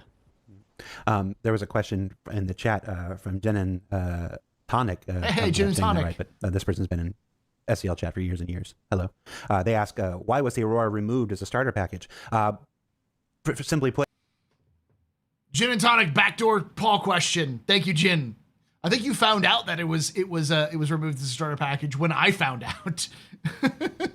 it's a two-factor thing. I can't remember when we did it. We did it a while back ago. One, I think the Aurora MR You removed it in June. That wasn't a while ago. It was 3 months ago.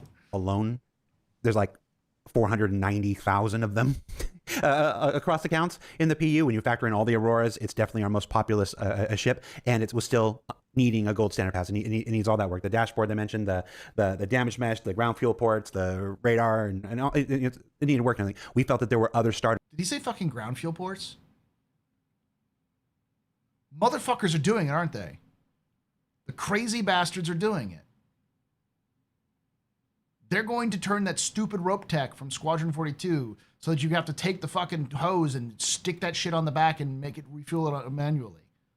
Motherfuckers. That were a better start for people. Rust, just like June the was a question lifetime was ago. said. Yeah. So we removed it from the starter packages. You can still buy it. You can still buy it individually if you want it, whatever. But we felt it was more customer facing to push ships that were closer to the current standard, as Ben said. Well, yeah, the people have always asked why there are 2 fuel ports. Because almost all the ships have 2 fuel ports. One which is clearly for in-flight refueling, and another one which is like, why was that? And a lot of people were theorizing that those were for manual fuel, but like it was only for a handful of ships. And as they've been going forward, I think every ship has either gotten them or they've updated them with fuel ports. And when the Aurora is back and up to the current standard or whatnot, we'll look at bringing it back. Fuel truck up. I mean, that is another thing, is that if they're doing that almost certainly they're going to do a ground vehicle that refuels. I think it also means that we might get a my hopeful Cutlass Gold, where it's a Cutlass that just the sides open up and you just take out manual refueling ports and you stick them to other ships. To a starter package. What do we got next? What happened to the 4th Zeus variant? It was briefly shown during CitizenCon 2953, and it was apparently called the Zeus Mark II ST. I don't remember that, but I was really busy at CitizenCon. I do, because a fun story here is I put the wrong image in the PowerPoint slide for the presentation, and I noticed that on stage when I turned around and looked at the screen, and I had all 4 there. So yes, there is a 4th variant called the ST, and the reason is... You call it gold because the fuel is gold. Or the Cutlass Cyan or something like that. Isn't really known about beyond there is it has a sort of game loop that isn't really fully fleshed out. So we decided not to launch it with the other 3. And when that game loop is more fleshed out, ES, CL, and MR. The third is the MR. It's the bounty hunting version. we'll talk more about it. Yeah, it's one of those things we try. We don't always succeed. Let's just be real honest here. We don't always succeed, but we try not to push ships that don't have the relevant requisite gameplay at the same time. And when people see a new ship that's added every month and they say, why are they doing another fighter, or why are they doing that and whatever, there's a lot of factors that go into that, not the least of which is that fighters sell. Let's just be real. But it's most of the time when people are like, why aren't you doing this ship, or why aren't you putting another ship with this? It's because we're waiting for the gameplay systems to mature before we put more ships on that. Because you can make a fighter and make it work right now. It doesn't always work out that way. Sometimes a schedule is a schedule. But wherever we can, we do try to not push ships that don't have the requisite gameplay. Someone's asking about the Gladiator. We'll do a quick update. Last I checked, it was unfortunately slaughtering the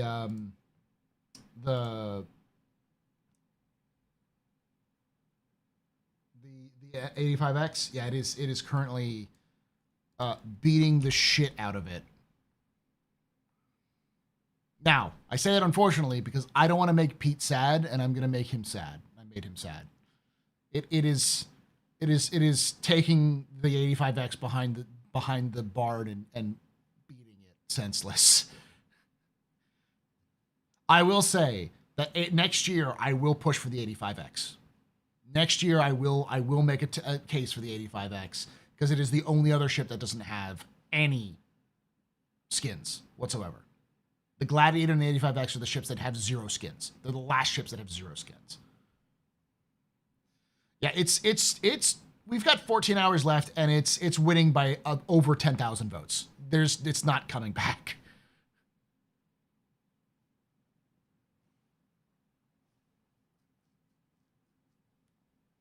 It might be a touring variant like the Phoenix. That would make sense if they say it doesn't have the gameplay yet, because they don't have gameplay for the touring stuff yet. So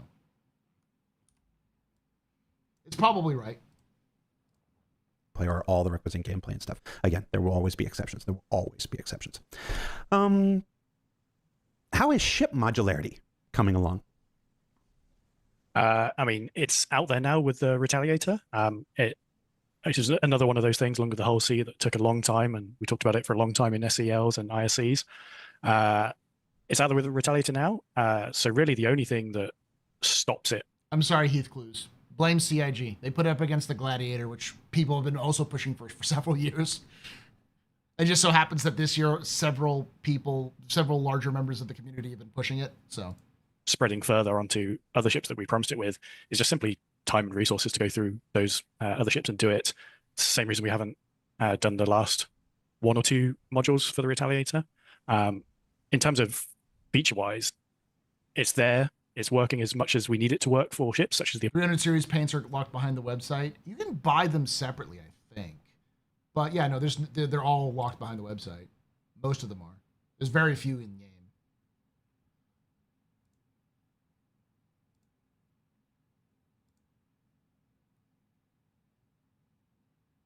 Paints.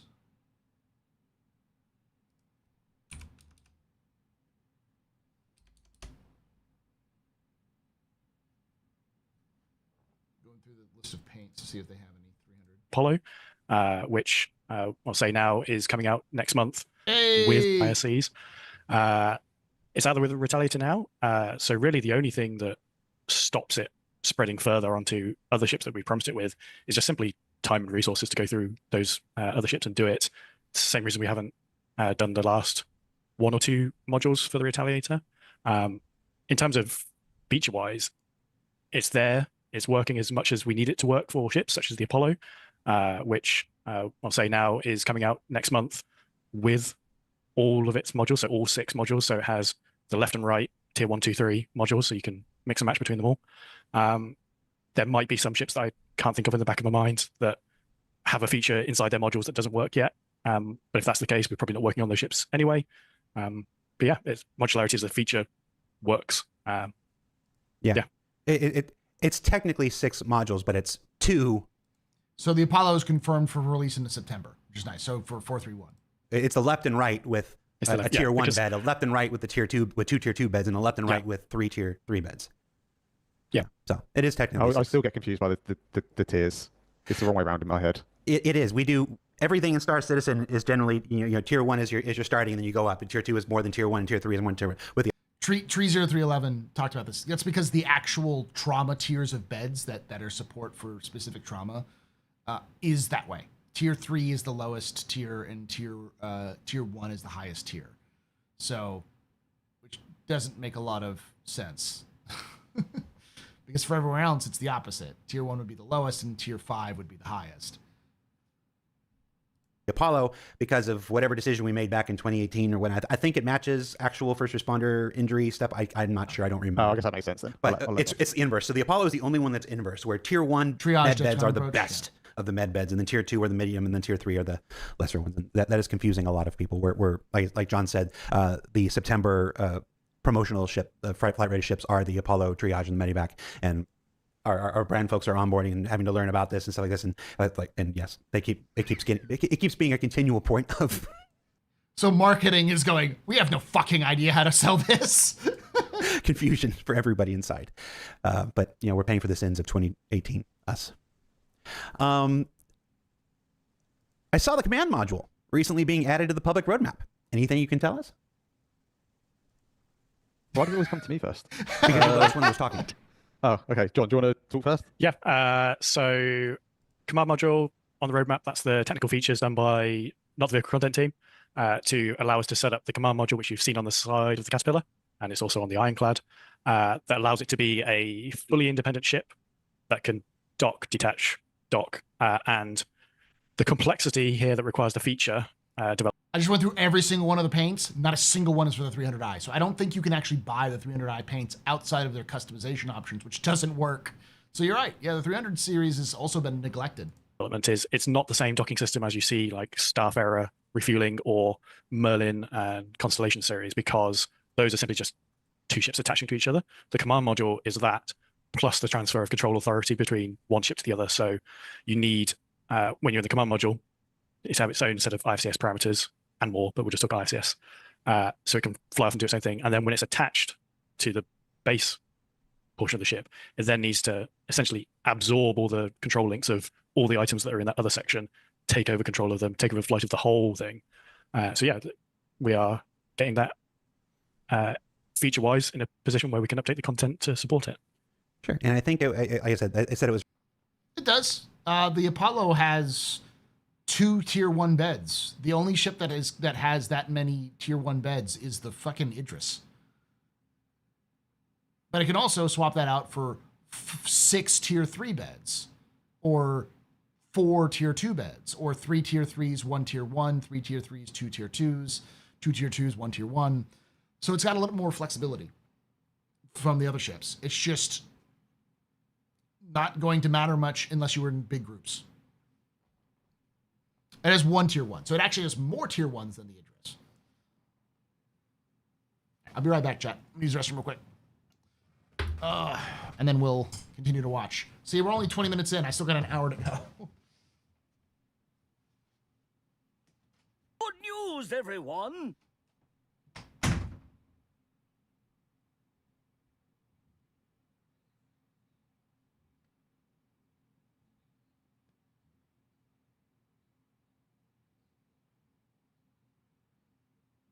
Two words. Distress bacon.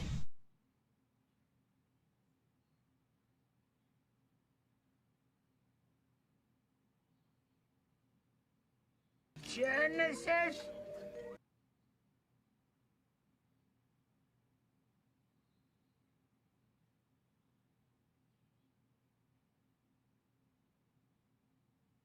I'm Fly. I'm Pilot.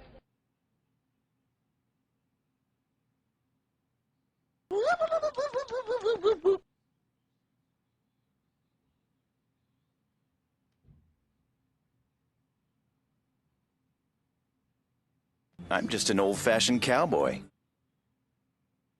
Mission complete. Burrito I eat. There you go.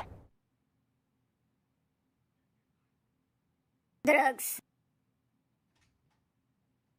I'm just an old-fashioned cowboy.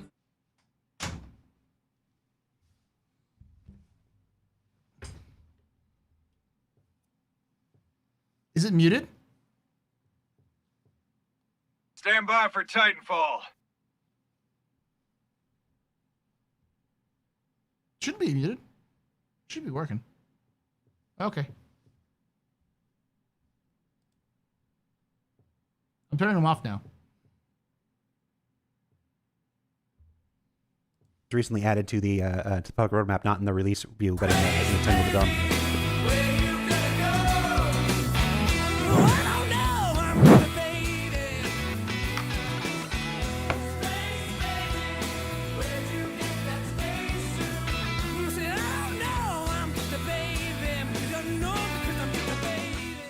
Citizen Dance just had a space baby, Paul. It's my 35th birthday and I ain't spending it here. Well, I'm glad you're here. My fellow mid-30s, well, I'm late 30s now, but welcome. Thank you so much for that 9 months of support. You're very important, public, very impressive, you're very pedestrian. This is your fault. There's room drinking. Trust and cheers in chat. Y'all trust and cheers. Hold on. You can take away my spaceship. Ship. You can take away my space suit. Suit. You can even take away my space lasers. No pew-pews. But you can never, ever take away my space game.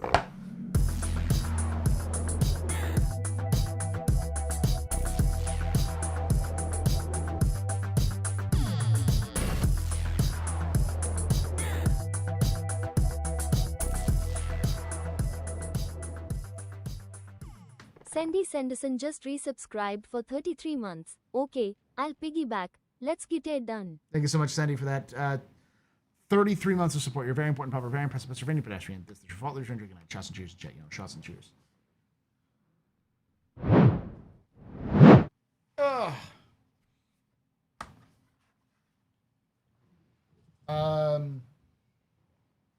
What was I going to say? Oh, the discussion on the Caterpillar.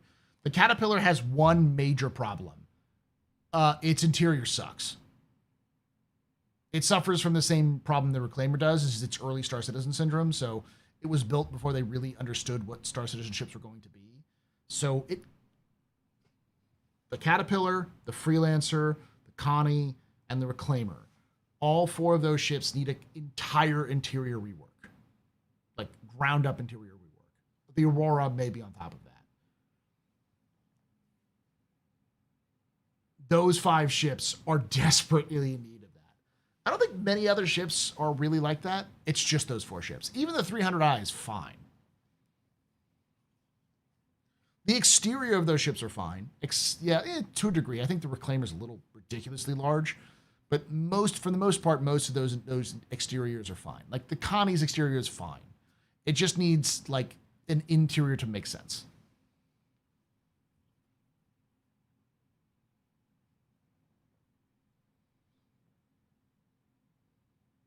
Oh, Starfarer. Yeah, the Starfarer interior needs to get reworked too. That's a squadron mistake though. Like, I'm pretty sure that what's going to happen with the Caterpillar is that they're going to take out the different modules and make it a straight line cargo thing with just no like separations. And then they'll make modules, and the way the modules will work is they'll just swap out the whole straight line, and they'll have some of those straight lines will have different additions. So like some of them may have like living quarters attached, but also other things attached, because that just makes it smoother. And I think it would allow for more space for you to actually put in like 16 and 32 crates, SEU crates. Starfarer is fine. It needs an interior rework. It doesn't need a Mark II. It just needs the interior to make sense rather than be at FPS level.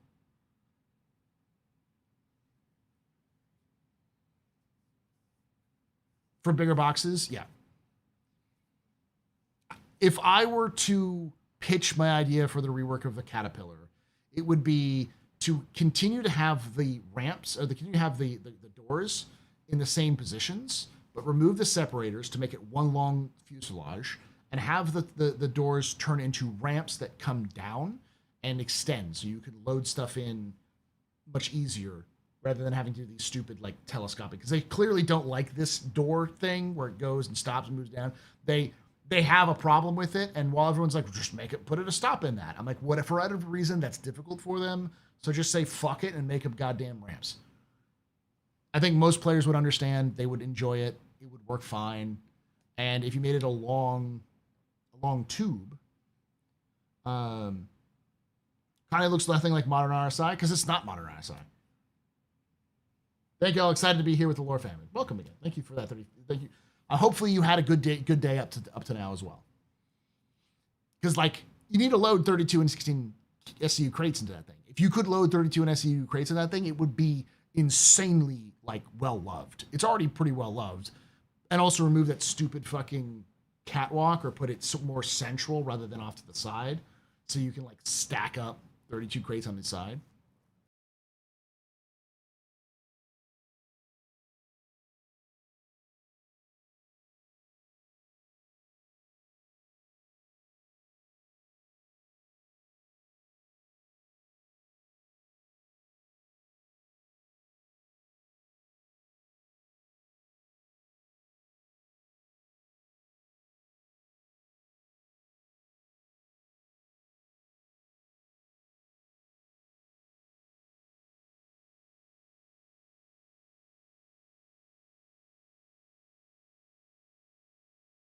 Hey, welcome from Access to Stream. My name is Paul, Berserker01, Batman Shelley, your humble host and space bartender here. At the Astropub, your space bar at the end of the universe.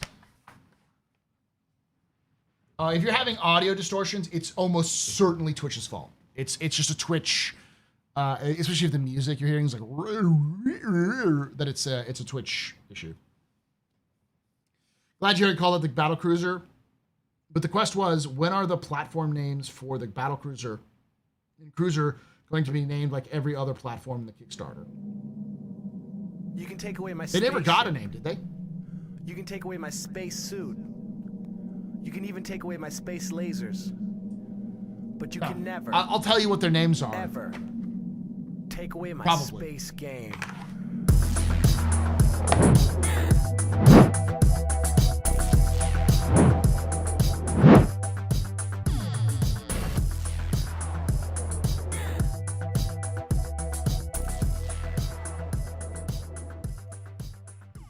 Zipsplat has subscribed. Zipsplat, thanks for the Twitch Prime sub. You're a very important part, very impressive, Mr. Very pedestrian. This is your fault. We're drinking night. Shots and cheers in chat. Yo, shots and cheers.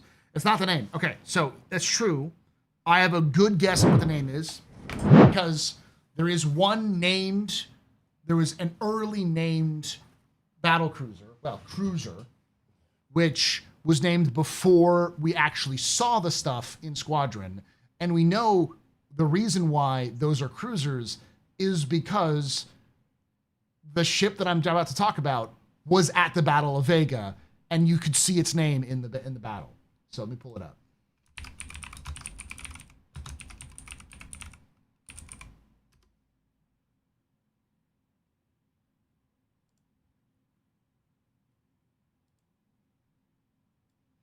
Galactopedia.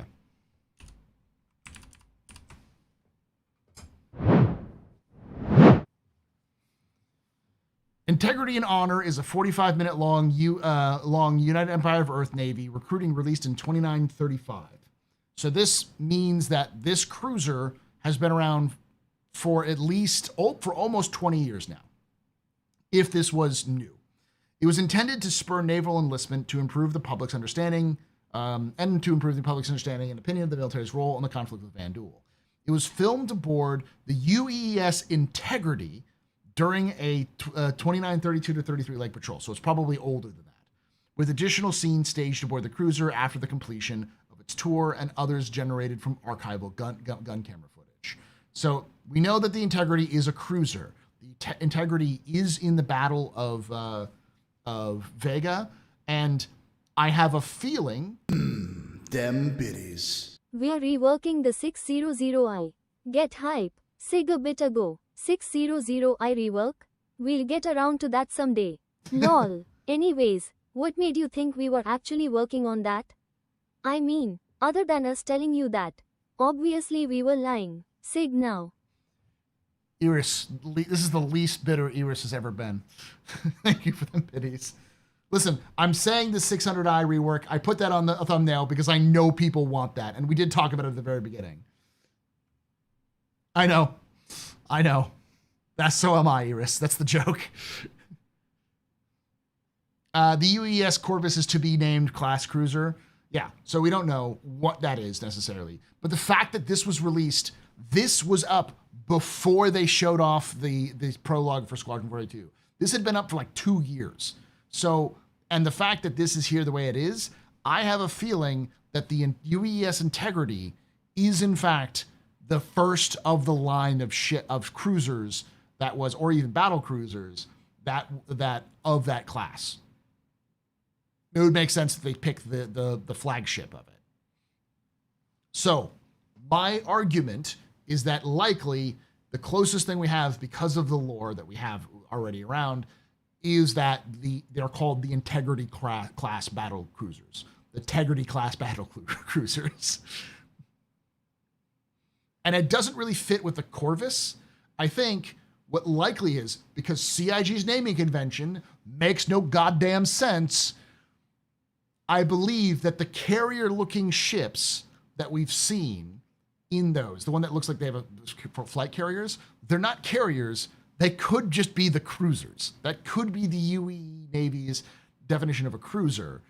And then the ones that have the big fucking guns are the battle cruisers. So they're just the same sort of Bengal-derived ships that they split off into two to call them cruisers and battle cruisers.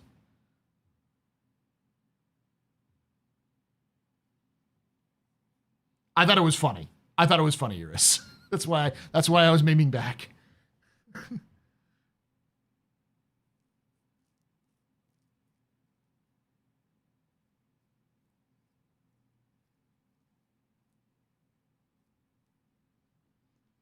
Yeah, Zip Splat it's been forever. Yes, I agree. I also want to know the fucking designation of the goddamn Saber. If the Saber's a military ship, it should have a designation like F7A, T8A, U9A. What is the P5G? Like they should have a military designation for the ship itself. But the Saber's one of the only military fighters that doesn't have that fucking designation.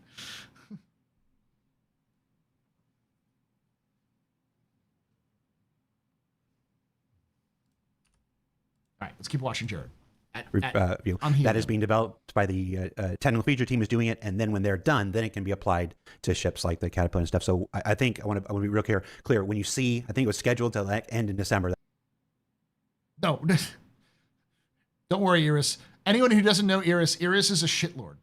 She is a shit poster and will always be a shit poster. You can never take that out of her. And she does get frustrated with the game, but it's only because Chris Roberts has actively sent down his hand and punched her computer repeatedly every time she plays. I swear to God that happens because anything that can go wrong will happen to Iris at any given time.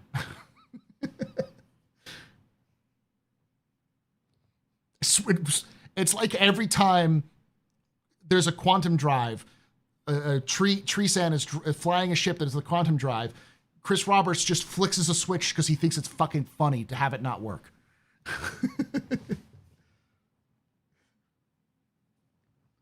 In regards to the new class, splash screen, what does Congress mean and what context and who's on it? It's the Senate. Congress is the name of the Senate, but it's called the UAE Senate, but they also just call it Congress. There's only one chamber, so I don't know why they call it Congress. I think it's just, Congress.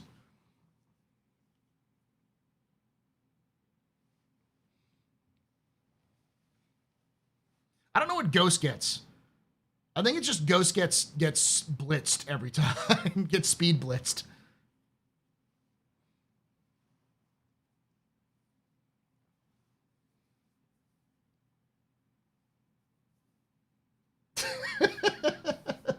I love Citizen Joel G Sharp and some pasta meeting.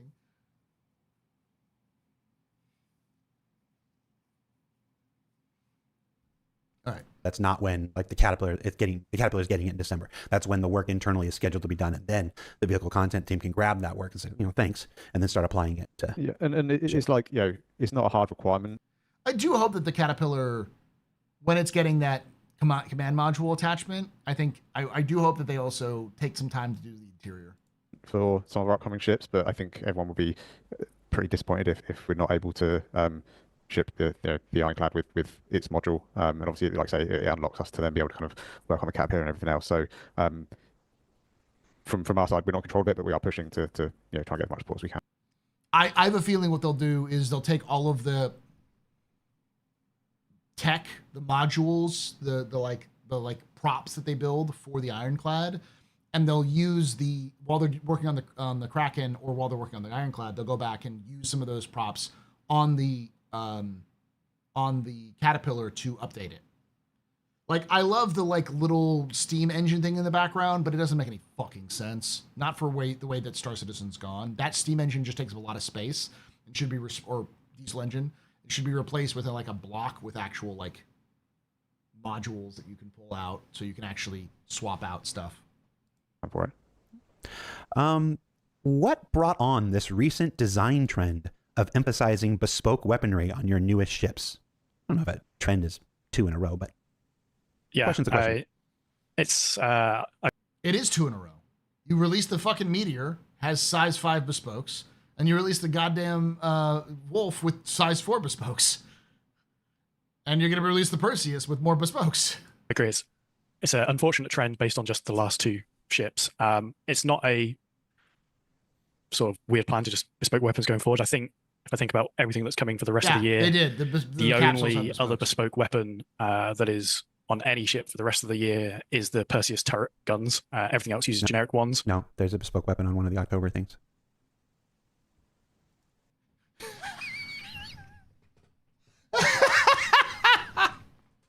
Oh my fucking god, it's the year of bespoke weaponry, chat. The bespoke weapon spoke. It's the weapon spoke year. Oh my fucking god. The Apollo has bespoke modules.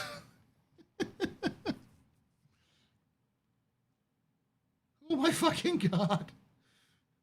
Because that means you have the Idris, the Meteor, the Wolf, their October release, and their November release, because almost certainly the Perseus is the November release. So that's 5 out of the 12 months have bespoke weapons. The bespokening. Bespoke citizen. Oh yeah. Yeah.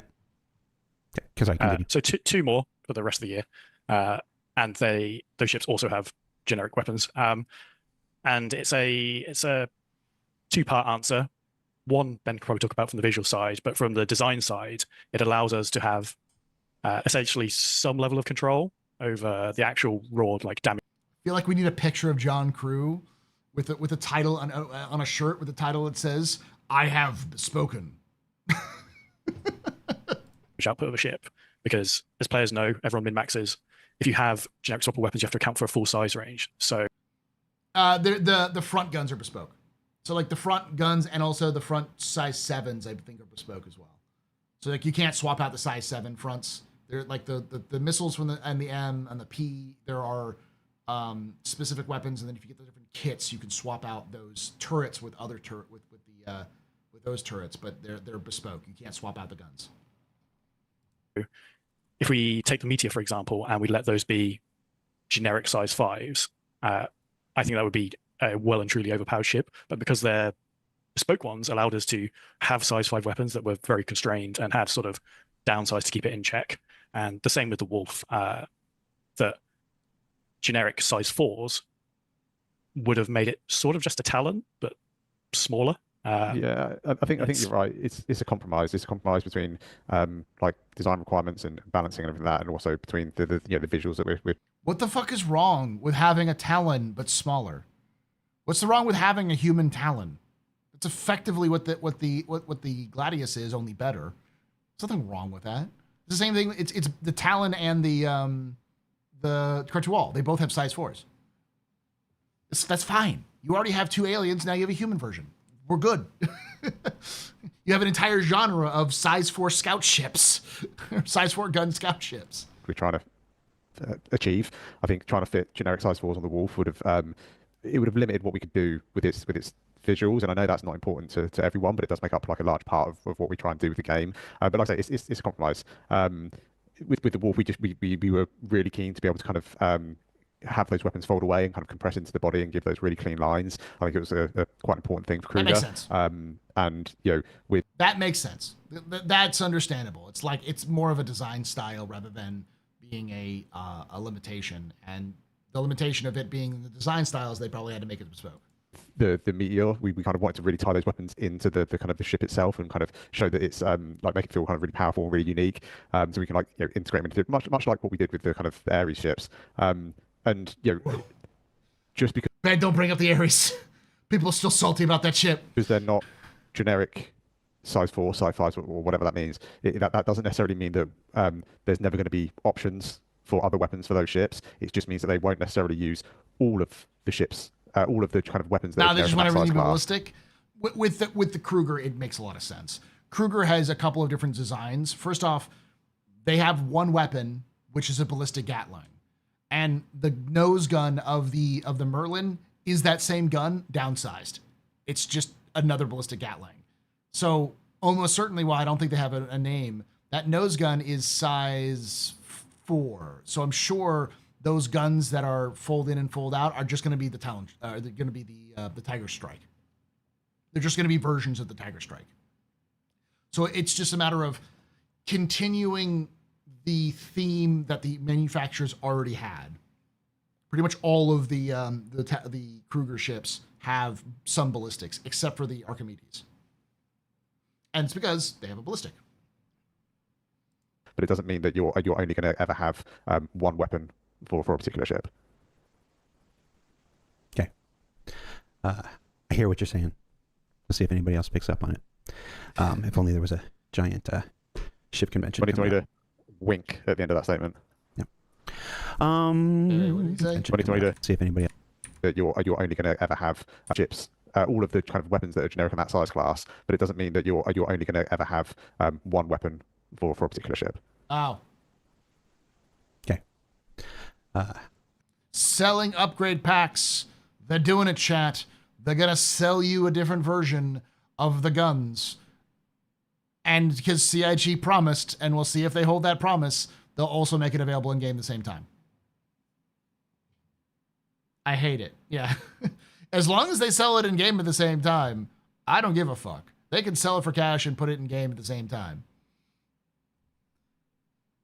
It's also called a variant. In this case, it's not a variant because it's not a hard variant. It just swaps. It's a module effectively. I don't think they're going to sell a variant of them. I think they'll just sell, because like they have the different versions of the Nova gun. They have the different versions of the Storm, I want to say. And then obviously the Idris packages. Thanks, CIG. I hate it. The Scorpius turret. Yeah, thank you. I think that one has the different ones, right?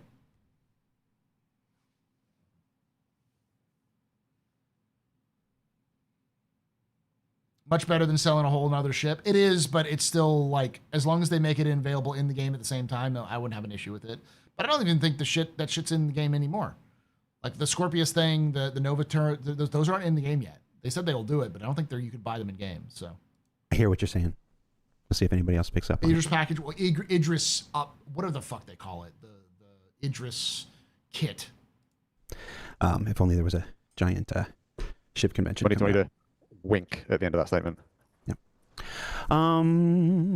Cool. CIG, make it available in game at the same time. Also, make those other things available in game at the same time too. The ones that you haven't still put in the game yet.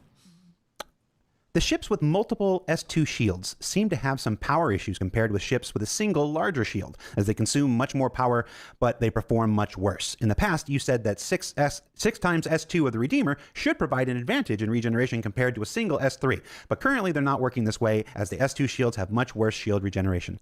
Whew. John. That is very true.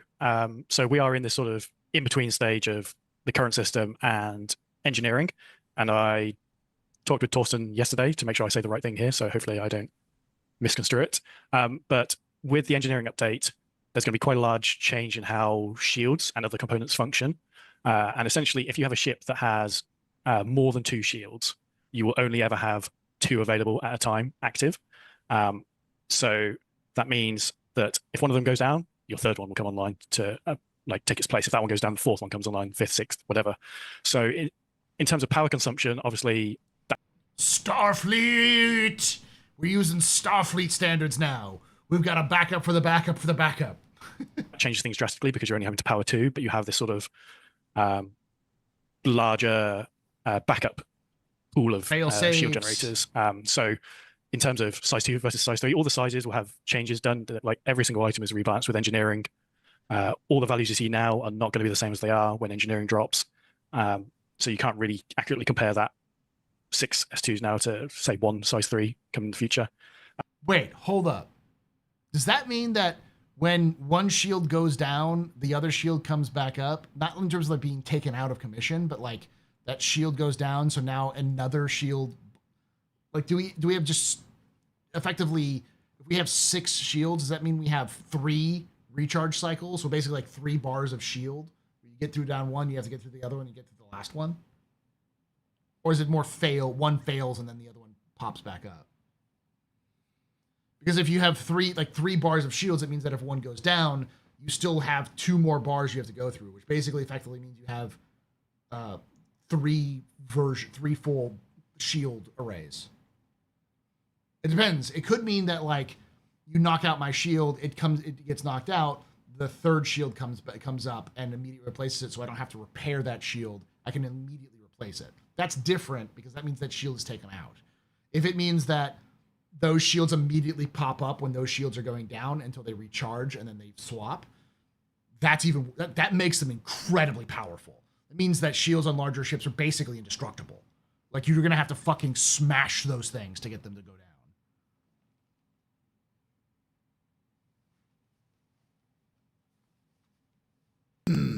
Them biddies. It's gonna change, bro. Engineering will fix everything, bro. Trust me, bro. It'll be everything you want, bro. When? Eventually. Smon, bro. Soon. Smon, bro. You believe me, right, bro? We need some clarification on that, because that could legitimately mean every large ship becomes a Dark Souls boss fight. As someone says, the Redeemer is a FromSoft Souls-like boss. Each ship has got 3 fucking phases. Oh, this ship has 6 shields. It has 3 fucking phases. Good luck, son. You best knock that shit out before those recharge.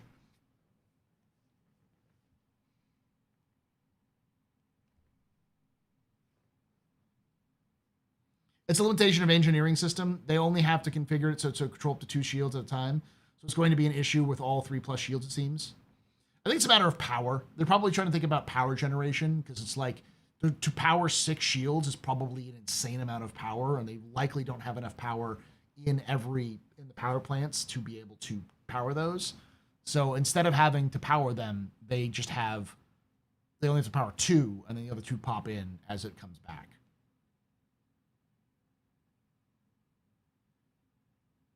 That absolutely makes so much sense, though. Yeah, it does mean that ships that have multiple arrays of shields become a lot more tougher to beat, but are much more vulnerable to ballistic attacks. Because anything that penetrates your shield basically ignores your fucking your shields and goes straight to your health, which makes ballistics a lot more effective. Because now that Kruger Wolf becomes a fucking assassin to any large ships, because it just ignores all of your buffs and just says fuck your hull.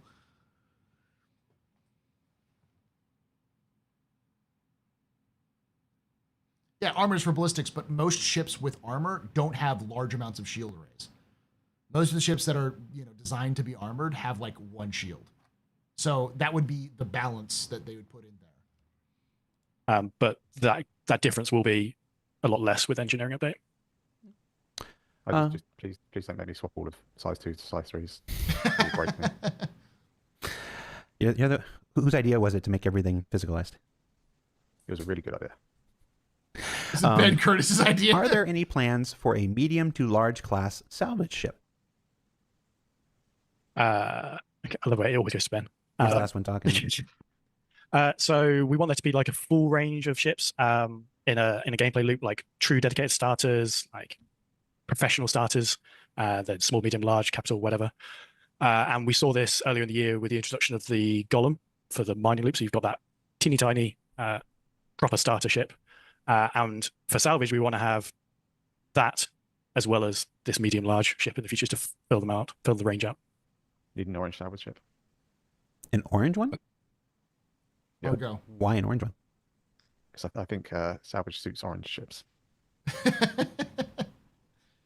All right. He's talking about Argo. It's Argo. It's king. All right. I'm just gonna ask this question. Then I'm gonna go get a drink. Backlog ships plan. Yep. Obviously a very popular topic, rightly so. It's always, like we've talked about this over the years lots, it's always a balancing act. At the end of the day, the company and the project is funded in a particular manner, and traditionally new ships sell well. But that doesn't mean we can't not do the old ones. We have to do that. But it's always a balancing act between fresh new content, updating the existing content so it suits the game as it is today. Like I said, we talked about with the Aurora, that isn't really suitable for the game today. So we need to fix things like that. And then we also need to finish and deliver on the backlog ships. And that changes year to year, quarter to quarter, that ratio. It's something we put a lot of kind of discussion into and thought into as we're kind of like planning out the years and what we're planning on doing. And you never fucking talk about the updates. If you talked about the updates, people would get hyped for it.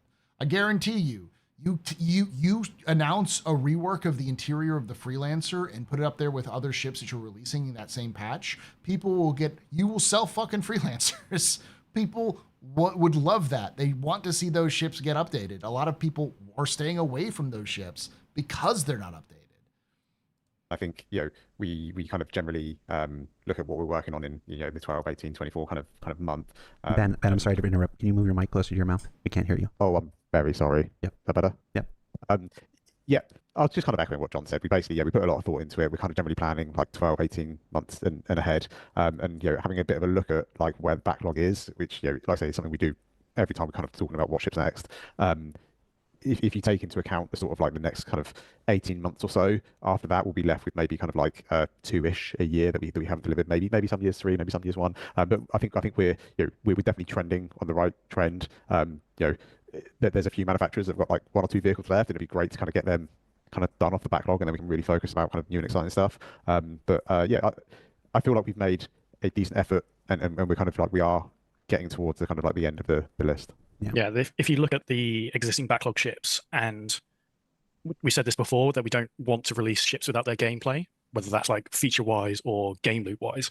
If you remove all the ones that, as of today, like if we could click our fingers and instantly magic a ship into existence, if we remove all the ones that don't have features in the game today or fully functioning game loops, that backlog list is quite small. I think you've got the G12s, which I know there's a question about coming, the Liberator, the whole series, Odyssey, and then the rest of them are ones that sort of really do need a game loop to make their use be good. John, come here. All right, nice and close. John, is the Ranger a joke to you?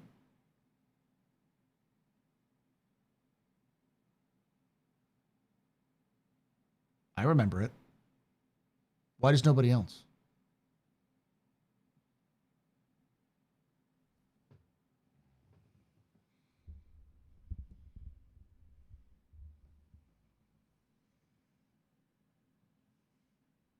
Also, John addressed Velocity's baby, so that's interesting. In the game.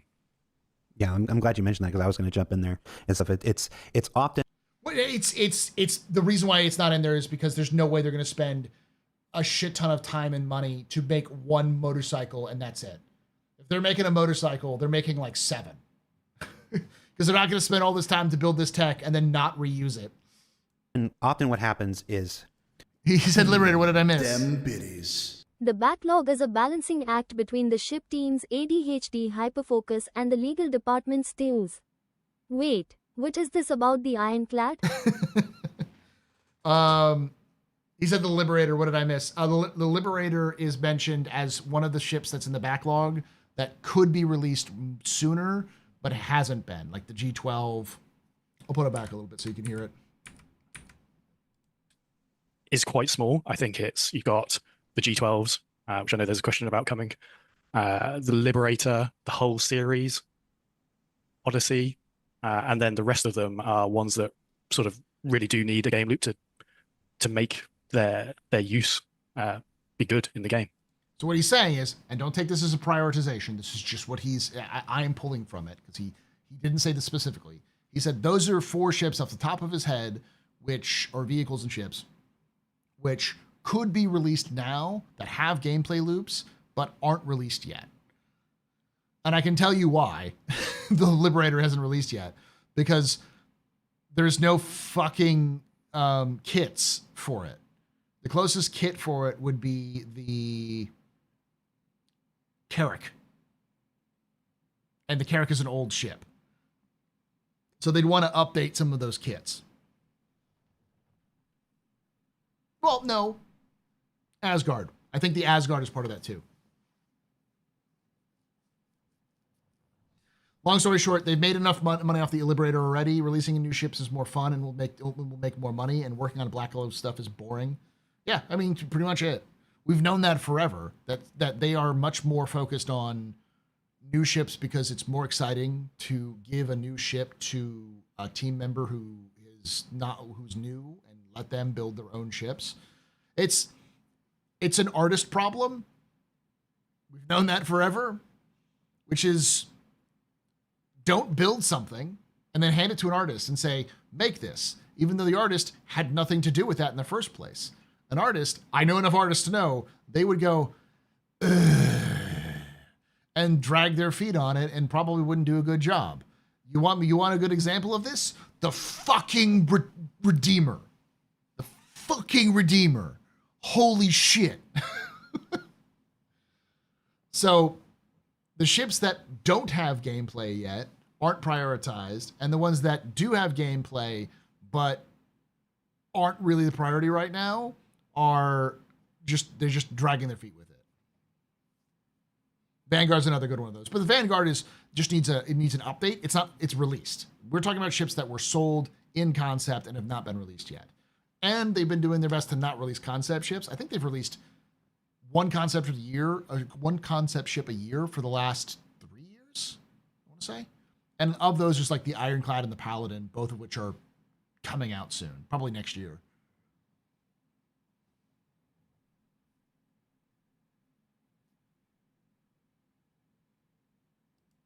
Yeah, I'm glad you mentioned that because I was going to jump in there. And they're we've already sold a bunch of this already on purpose, so it won't sell well when it finally comes out. Enter is the juice worth the squeeze calcs, which I think is a fucking bad way of looking at it, because people will buy your ships because you released them. Did the Idris not sell well because it was being in development forever? No, it sold like fucking crazy. Will the Perseus not sell well when it's released? No, it will sell like fucking crazy. Even if people already purchased it or are getting it, I guarantee you more people will buy the Perseus once it's released. Yeah, like it's a whole new purpose. I bet you there are players who have no idea what the fucking Crucible is, for instance, or in this case, the Liberator, who, if you told them what the Liberator was, they'd go, damn, that's cool. I want to buy that.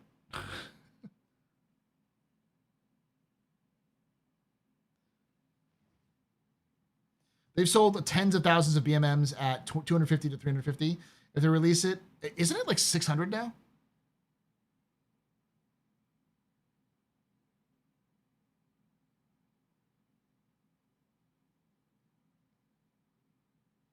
They still sell them even at 650.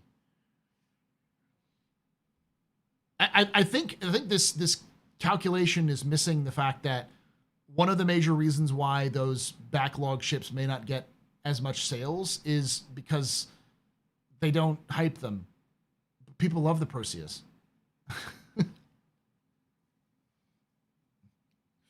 And a crazy thought, I know, but if you made them available for sale all the time, people would probably buy more of them because people have money at odd hours of the year or odd times of the year. And, some people might have more money in the summer rather than, November when people are buying Christmas presents. It's often what happens is we have to interpret what the request actually is. People want the ships. What they're really saying is they want the gameplay. They want the gameplay that is associated with that ship. And we, the people in this call, are not entirely in control of that destiny. No, I think people just want the fucking bandit merchantmen. I don't give a shit about the gameplay. They want the bandit merchantmen. As everybody knows from our statement at the beginning of this year, certainly not all. It's been kind of exaggerated, but a bunch of our engineers and programmers and stuff are on Squadron, closing that out. There are still many gameplay programmers, engineers on Star Citizen working on crafting and base building and engineering and the new inventory system we showed off on SCL a while ago, stuff like this. So, but there's never enough people to work on everything all at one time. There just isn't. So you guys can make those ships when the game. Because y'all put yourselves in this position. This is not a whoopsie. Just how game development works. It's like, y'all made this bed. You're lying in it. That's it. This is your fault. You did this to yourselves. Sometimes you're just gonna have to suck it up and do the thing and eat the cost. Play team gets around to making that. There are ways you could do it by making them available all the time, and people would buy them more. Game plans like this, but when you take those ships out, somebody in chat mentioned the Endeavor. The Endeavor's gonna let's just be real. We're going to be waiting a while for the Endeavor. Holy Endeavor mentioned. Chat, give me your most cultish emotes in chat. We must praise he who rules us all. Speaker of the darkness. Ruler of space himself. All hail the mighty Endeavor.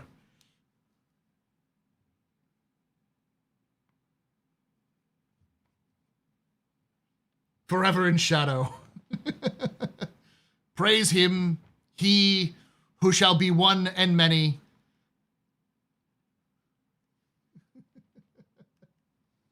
Hey, Petey, I feel bad. I'm sorry. I'm sorry. My gladiator is destroying the ship. Your ship. Blame CIG. They're the ones who put them head to head.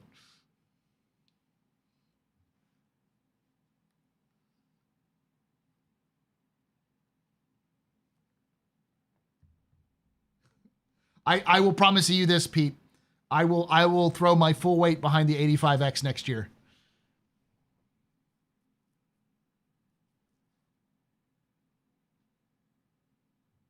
When you take those gameplay ships out that don't have the gameplay, the backlog is actually pretty reasonable and stuff. Even the Banning Merchantman requires NPCs. You won't. I will still. And being able to set up your own shops with NPCs and stuff, and that's feature work and stuff. So it's always a balancing act.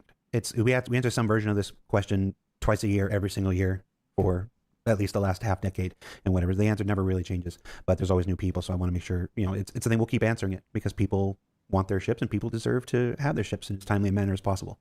But we have to balance that between gameplay services being available and, quite frankly, the needs to continue pushing the project into new directions at the same time. So it's not easy. 12th question. I don't know why I said that number. Raylan cargo pod system, valid or needs rethinking? It's a good question, actually. Who's it going to go to? I'll go. Okay. Yeah, I think it's. Can I say both? I think visually, it's valid. Like, we really like where it is visually. And we have been doing a little bit of investigation on this kind of fairly recently, trying to work out what we want to do with it. I think what that has kind of led to is the cargo value is probably going to change a little bit, and I think we will need to do a little bit of concept work to get the kind of the visuals to a point where it still looks cool, but it is kind of functional, practical, and it makes the ship kind of good to use. Because the last thing I really want to do is push us too far down a particular route with the visuals that just mean that it's an absolute pain to play with. Making it bespoke. The bespokening has begun, chat. We are amongst the great bespokening. It shall continue. So I think we need to find that compromise, like we kind of keep mentioning. But they are valid because I like what they look like, but they need a little bit of tweaking to make work. Yeah, they're later knowledge. They are going to use the existing SEU cargo system that we have in the game, so they're not going to have some that was weird bespoke bespoke that I should have said. Xi'an cargo shape cargo. It's going to use the same SEU ones. It's going to take 32 SEU containers, but we have some ideas on how we're going to sort of wrap that up in the GATAC style language, and then the cargo capacity is going to go way up. I'm not going to give a number here. We'll give a number language, but we have some ideas on how we're going to sort of wrap that SEU ones. It's going to they are valid because I like what they look like, but they need a little bit of tweaking to make work. Yeah, they are going to use the existing SEU cargo system that we have in the game, so they're not going to have some that was weird bespoke that I should have said. Xi'an cargo shape cargo. It's going to use the same SEU ones. It's going to take 32 SEU. So confirmed, they've fixed it. It is no longer using the weird cargo containers. It is now using the standard cargo containers. That's something that people have been asking about for a bit because they wanted to make sure that it was to see if it was actually going to happen. So yeah, it's not bespoke. Containers, but we have some ideas on how we're going to sort of wrap that up in the GATAC style language, and then the cargo capacity is going to go way up. I'm not going to give a number here. We'll give a number. So does it mean it's coming? It was mentioned in a monthly report. The monthly report had mentioned that it was getting a look at the Raylan, whatever it's called. It was looking. It's been mentioned as in development, which is when I saw it, I was just like, what the fuck? That's weird. Later on, but it's up.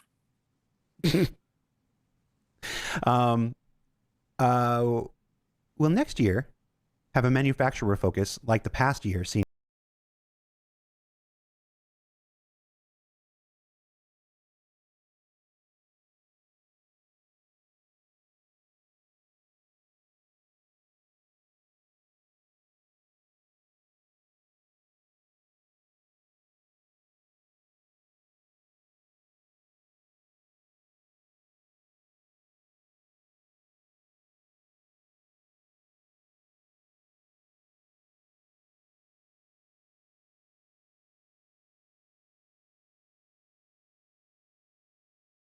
For that raid. Welcome everyone. R17, Danny Vega. You were a very important pupper, very impressive, persevering pedestrian. This is your fault. You just drinking night. Shots and cheers to chat, y'all. Shots and cheers.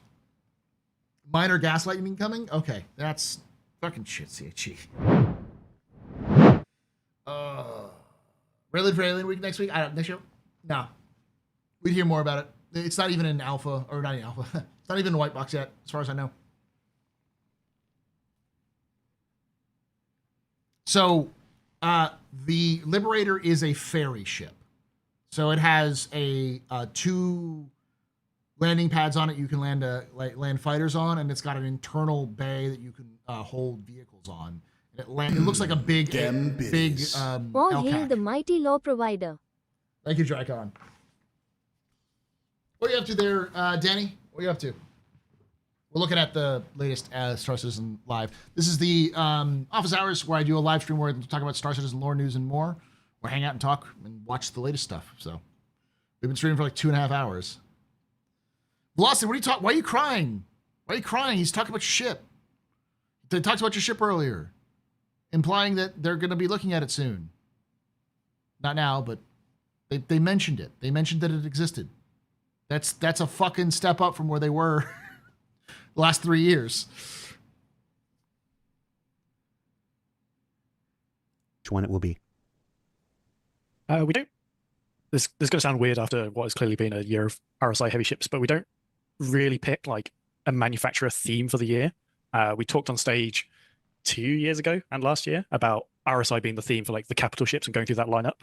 And a certain set of scenarios happened where we ended up doing some additional RSI ships, and that's been pretty useful in terms of building out kits and allowing them to sort of benefit from each other. Mm-hmm. But there isn't really like a next year's going to be X manufacturer and we're going to do 10 ships of that manufacturer plan. We try and do a spread. From the chat, will we see more Kruger In terms of scenarios about factory after manufacturer focus like the past? It's up. We'll give it style language, and then the cargo capacity is going to go way up. I'm not going to give a number here. We'll give a number later on, but it's up.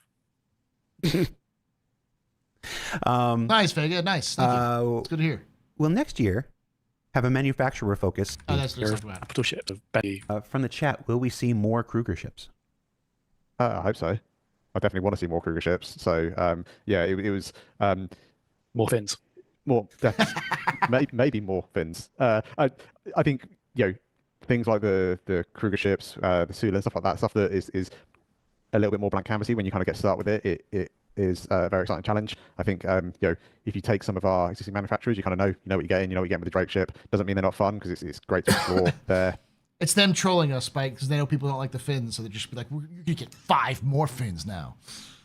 Also, of course, we're gonna get fucking more Kruger. They're gonna have a goddamn Kruger showcase because Kruger's headquarters is in goddamn Castra, so they're gonna want at least 3 to 4 ships in that goddamn like display area, and we're gonna have bigger ships like, and there are a bunch of artists be like, "Hey, here's this. You've done these cool ships. Do 3 more of them." They're gonna go, "Oh no, whatever shall we do? Do our job that we love doing? No." Processes further, they're manufacturing further. But I was kind of super happy with the Kruger and where we got to with it, and I will definitely be pushing to get more Kruger ships. Not that it's my decision, but yeah, I'll do what I can. Another question from the chat. Anything about the Carrick cargo pods? After we were talking about possible changes to the what was it, the Raylan cargo pod system? Anything you can tell us about the Carrick cargo pods being detachable? Yes. So there's a lot of talk about the Carrick ones. They were never designed to be fully openable whilst they're within the ship. If you look at the ship, like the belly of the ship comes down halfway down the pods. We did some Wookie called it the "We Only Like Fins." I love it. Work. Blood. Do you think they're gonna make the ship museum in Bremen? I could see that. I don't think it's gonna happen. Well, Bremen's later, so that's post 1.0. Last year, early this year. Kruger passenger ship. I think they'll do a Kruger version of the Freelancer. Velocity, they mentioned your ship. The Ironclad will likely be released in the next year. Maybe, unless they drop it like the various reworks, or the BMM, or... To improve the opening, but they're never supposed to fully open whilst in the ship. You're supposed to drop the whole pods out, and then they open. If you look at the very original concept art, you'll see them like dropped on the planet side. That's where that ship's modularity comes from. And to do that requires quite an extensive rework of that belly area. So we're going to save that for when we have time to spread or time to spend more on the Carrack, because again, it can take cargo. I'm fully aware of how annoying it can be. It's not supposed to be like your mainline cargo ship. Yes, Iris spends bits to troll you. It's a explorer ship or expedition ship that can take cargo. Yeah, aware of the problem. The solution is slightly more work than I think people tend to think. Yeah, folks in chat are talking about how loading cargo for the Carrack is so painful. I just realized it's in the side of my screen here. You want to see what else is painful about the Carrack? Here's a piece of merchandise that never made it off the drawing board. Because it's a This penis. was a Carrack plushie we explored like years ago. That's a penis. Yeah, it's That's a penis. That is a phallus. It's not good. That is a penis. It's got issues. An attempt was made. That's what you get when you're here in my actual office and not my fake office we use for TV. There was another really good chat in question. I lost it. If you had a great chat, clipping that for personal use, please clip that. Me talking over Jared being like, "That's a penis. That is a penis. That is a phallus." Quick question in chat. Ask it again. Was it the CitizenCon one? What was the CitizenCon one? The sneak peek one. How many are we expecting to deliver? Oh, no, that wasn't the question. Okay. Will external doors be made stronger so you can't just open them by punching the door? Yeah. You don't know me. You don't know Senator Armin Strong. He can punch through doors if all he wants. God damn it. One of those great game dev quirks is that technically melee is doing physical damage, so over time it will do enough. It's open doors. Short, midterm, we're going to be bringing in, hopefully alongside engineering, like the concept of armor having minimum thresholds of damage, like damage numbers. So punching would just never exceed that threshold to allow you to open doors.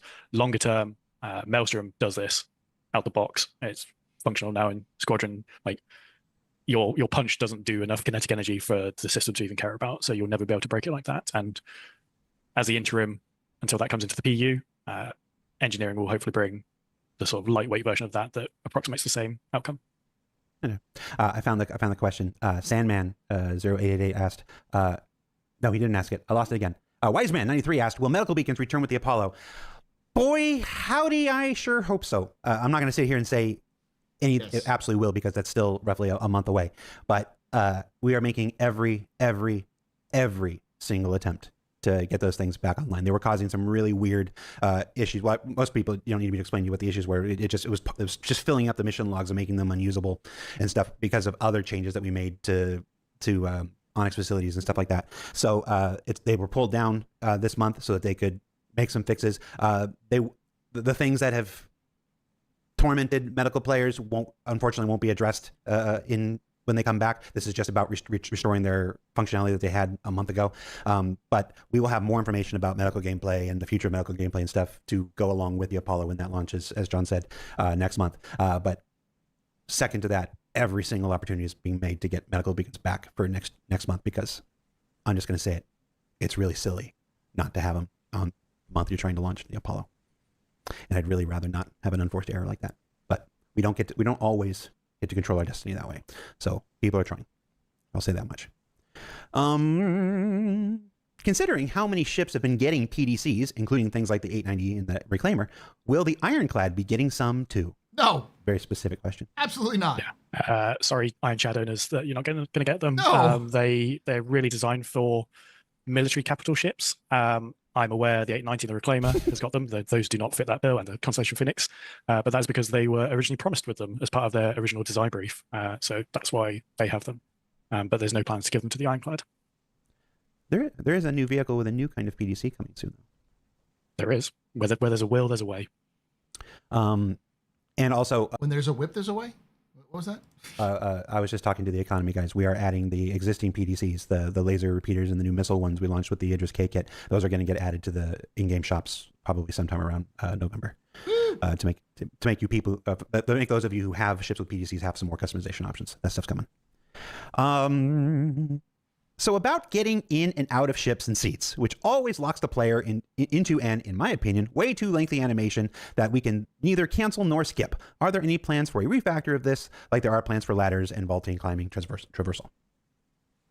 Opinion, way too lengthy animation out of ships and seats, which always locks the player into an, in my opinion, way too lengthy animation that we can neither cancel nor skip. Are there any plans for a refactor of this, like there are plans for ladders and vaulting, climbing, traversal? Yeah, there is actually. Talked about it in monthly reports.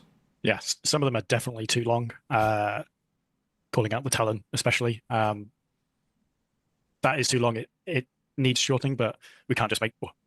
We could just make the animation shorter, but then all the audio and things are out of sync, and we want to make it all feel nice. And like part of the allure of Star Citizen is feeling like you're in that world. So when you start getting audio visual disconnects, it's not great. I saw this question. It also sort of hinted like, why don't we just use the ladder V2 tech for getting in and out of ships? That's never going to work. They're two very different systems. I just noticed that, well, they call all ships vehicles. It could be a ground vehicle. That would be cool as shit.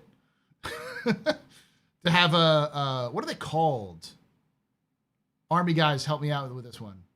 There's the Sea-Wiz version, but it's for military. They can put them on, they can also like platform them. Like they can put them on fucking vehicles and just drive them around. Is it called the Centurion? The C-Ram? The Cram? The ones that intercept like mortars and RPGs and stuff like that. Just drive that shit around and just be like, fuck you, fighters. Ladder V2 is for like static environment ladders, whereas this ship enter exits are very bespoke animations to the ship geometry themselves, and also have a lot of events tied into like, when I start this animation, I want to start opening the canopy, deploying fins or panels or whatever. They need to be very controlled, but being able to break out of them is something I've wanted for quite a while. It's just it's a priority thing, and it's on a team that is not under my influence to bias, sadly. And I think you're right. You know, technically you could speed up the animations, but I think it's about kind of making sure that things still feel kind of tangible. They still feel realistic, relatable. And we did a mocap shoot for, not me personally, but there was a mocap shoot done for the Wolf Enter exit, and seeing the speed at which the mocap actor stuntman just absolutely threw himself at the kind of the mock-up that was built out for him to use. Pretty terrifying. Yeah, I'd say it was pretty quick to be realistic. Him kind of sprinting full speed at Idris, our PDCs are going to do a ground-based version. No, I mean, someone said it might happen because they said new vehicle with it, but the new vehicle could mean ship. They use the term vehicle for ships and for ground vehicles because they kept calling ground vehicles ships and people got confused. So they changed the term from ships to vehicles. So it's probably a vehicle, meaning a ship, but it could be a ground vehicle. I'd love to see that. That would be a great little fuck you ship, fuck you vehicle, like a, fuck. You can take away my spaceship. The Atlas chassis. You can even take away my space lasers.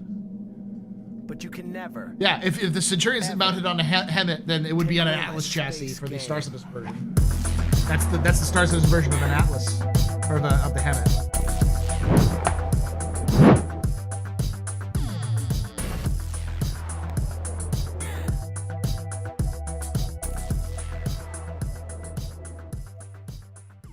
Kapam just resubscribed for 58 months. Ready to shift your perspective from the ordinary to the extraordinary? Ready to reset your expectations to the everyday to the highest heights?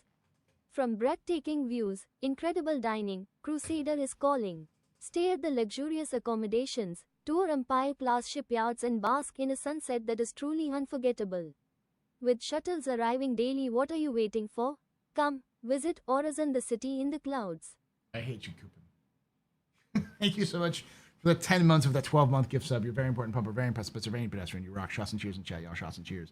I swear to God, people are going to do it so that Coupon never has to pay for his own sub, and they're just constantly give him like 1-year subs so he can just do that. And give us all psychic damage. I hate that fucking thing. I wish CIG would add more goddamn commercials.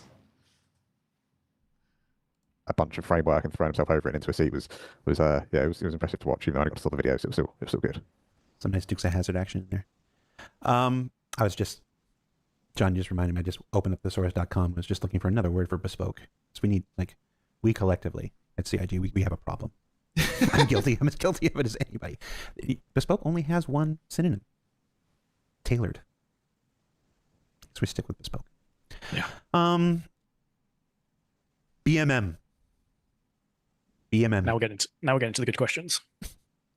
It's not in the 2026 schedule at the moment in terms of releasing. I do hope, though, fingers crossed, everything goes to plan, that we will start putting people back on it in the back half of 2026.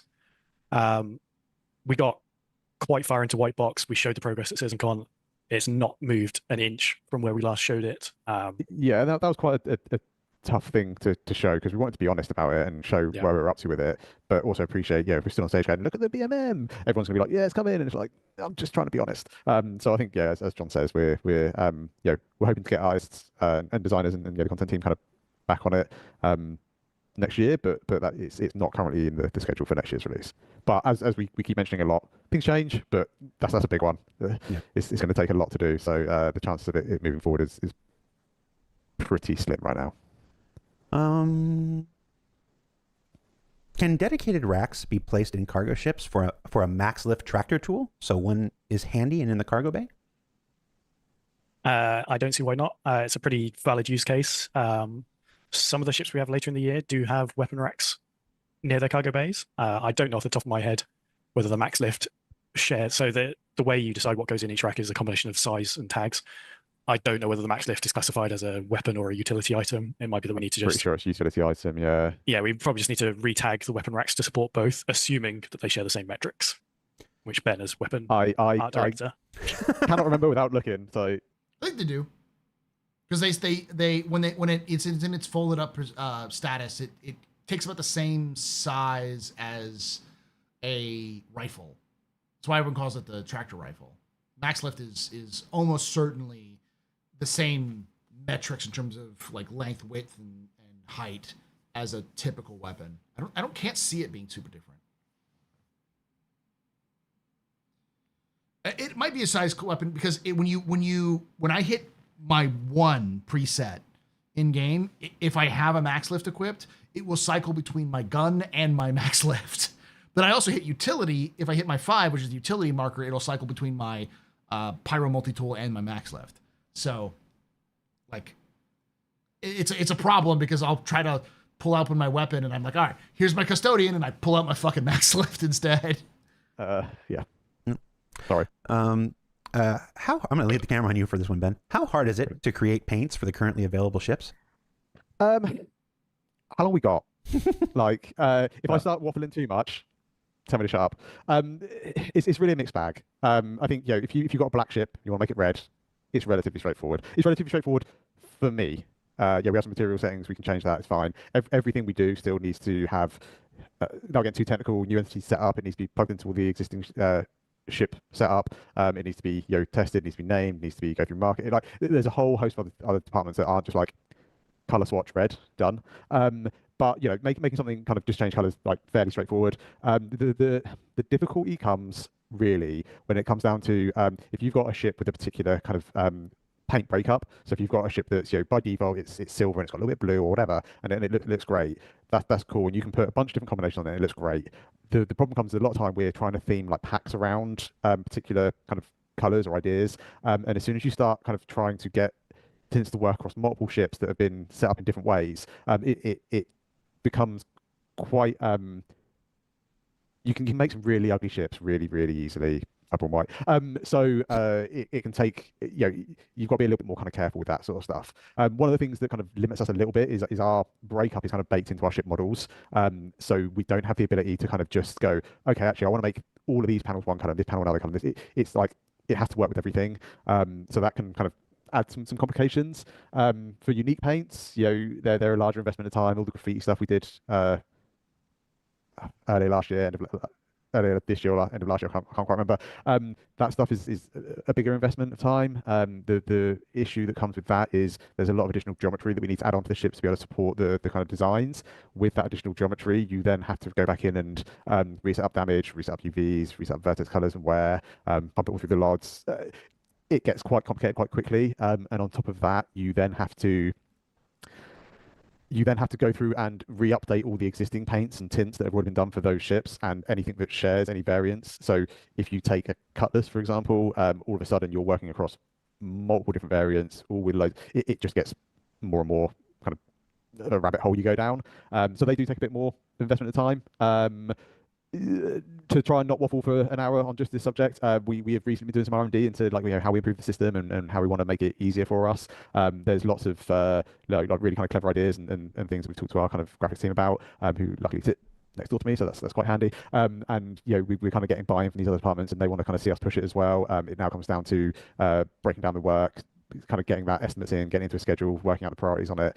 So I do hope that we can make better paints quicker in the future. At the moment, it's I wish it was just easy as like color swatch, pick, go, but it's not. And I know there's a lot of games out there that do that. There's a lot of racing games that do that, and they allow you to do like full liveries across it. But the scale of our game, the texture resolution that we work to, you try put in a unique texture on a ship that's 250 meters long, you very, very quickly see the limitations of unique unwraps and unique texturing, which is something that just doesn't work for a game of our scale, and it's not compromise that anyone's really, especially me, willing to make when it comes to putting them out. Like I'm not having low res, low quality artwork all over the side of our ships. Sorry. No, that's fine. Let me choose fucking red or blue or green. Let us make our own fucking stuff. If it looks ugly, then it's on us, not on you. If it's custom on our side, and then you can make the pretty ones and you can sell those. Because some people just want a green ship. God damn, everyone wants a black ship, but I mean, what he's saying is there's a certain way that light bounces off certain colors, and there are certain lighting degrees that they want to put things in. So they're just being super picky about artistic control over the ship colors. But this is an MMO. Personalization is everything. Cool. Make some cool designs. But first give us the tools to make our own shitty ships, shitty colors.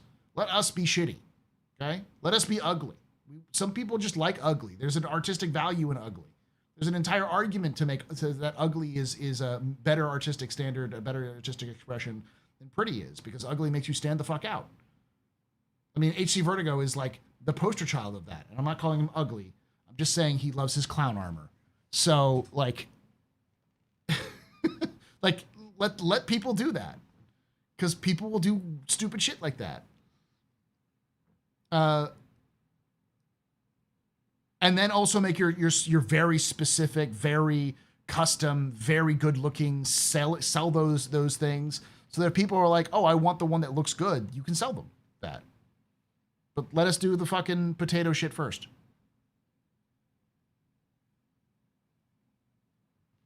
Yeah, if they could sell the patterns and let us do the colors and the patterns, if money's so important. It is. I mean, yeah, if that's the case as well, let us do that.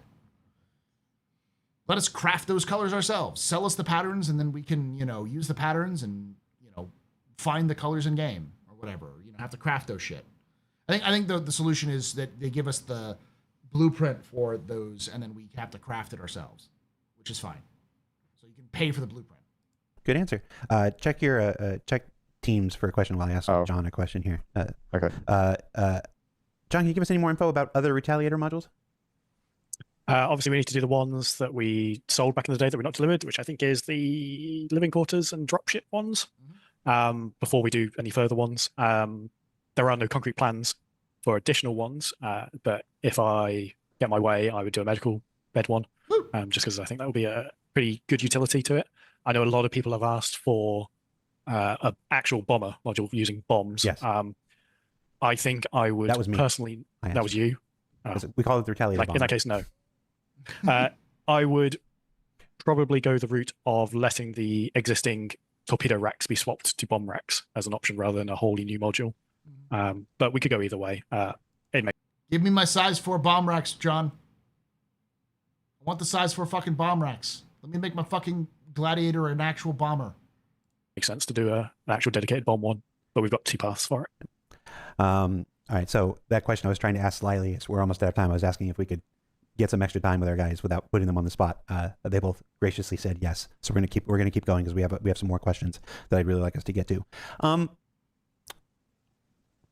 Now I lost it. Any progress on the PTV rework and its backlog of paints, including the Best in Show one that was initially shown at least 2 years ago? This is another great little fellowship task that we keep putting in the schedule, and then it gets removed because something runs along or something needs to come forwards. Yes, still planned. I think we did show a concept of it. Yeah, I know we did concepts for it. I don't know if we've shown it with the STV, maybe.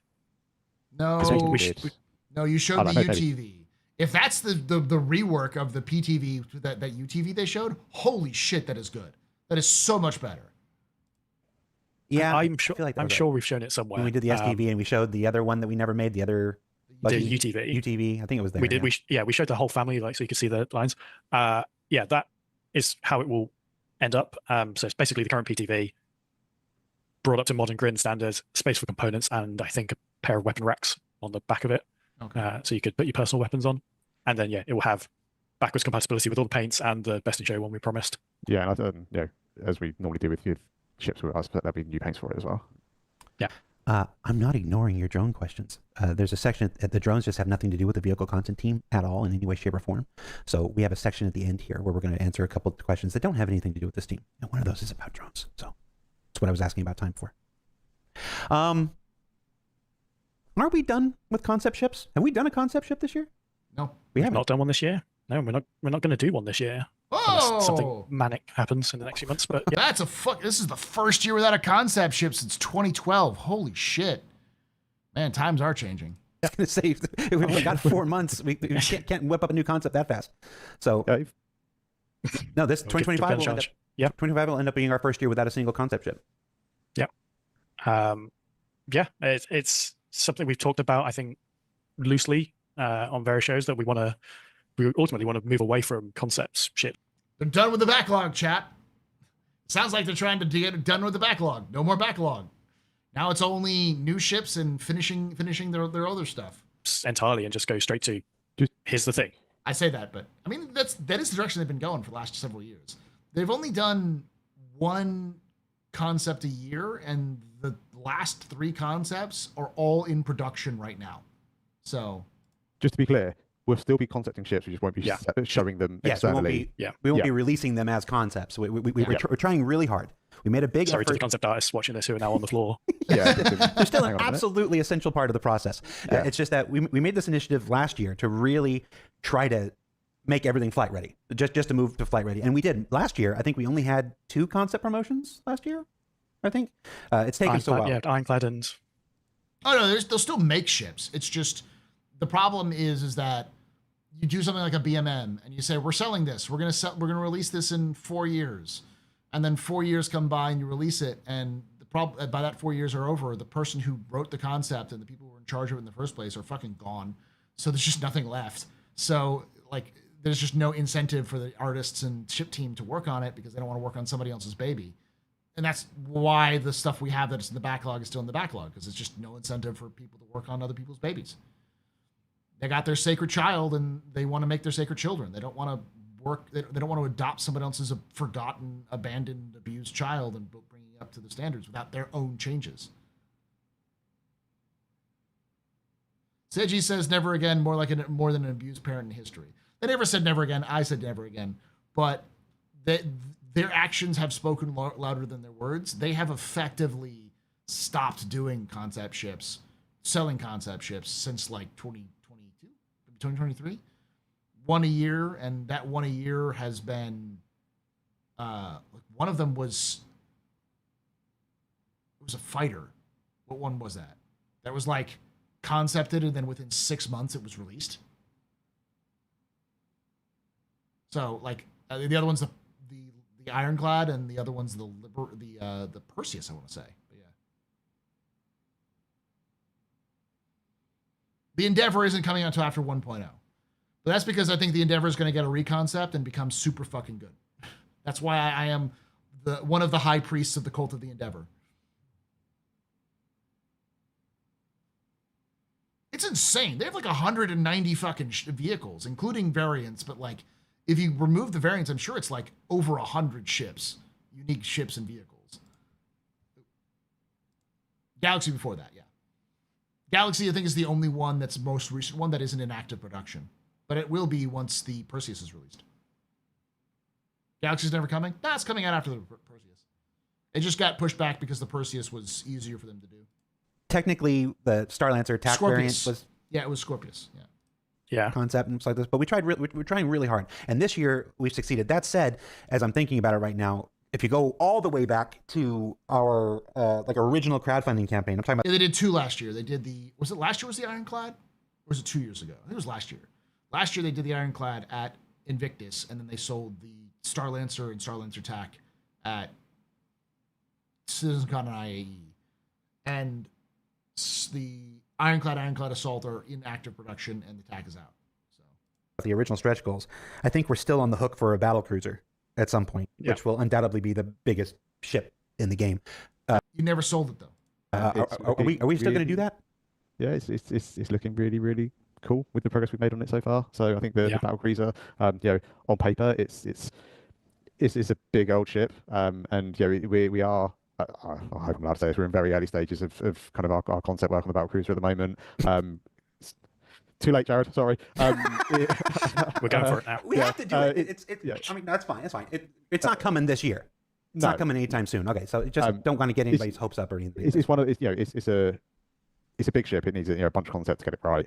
Super happy with where it's going so far. I think you know it allows us to take a lot of the things that we've learned on our existing kind of ships and our larger ships and kind of wrap them into you know a big powerhouse and deliver you know something that we're kind of like we're super excited about. Not just in terms of like firepower, but what we can deliver from a ship this size with everything that we know now. They also promised a battleship, chat. No one tell them that. I'm surprised I don't think they'll sell it though. I think it'll be craftable. Also, yeah. Yeah, it's unlike any of our existing capital ships. I think it's gonna be pretty cool. Or it will be because you're still working on it. Yeah. Yeah. Just I backdoored into it. Wait, is this not the RSI battlecruiser? The one that's in the squadron? Is this a brand new one? Is this the fucking Anvil battlecruiser?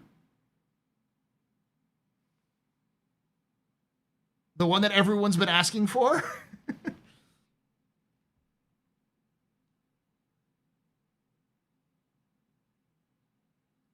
I mean, there's only 3 companies that could make a battlecruiser.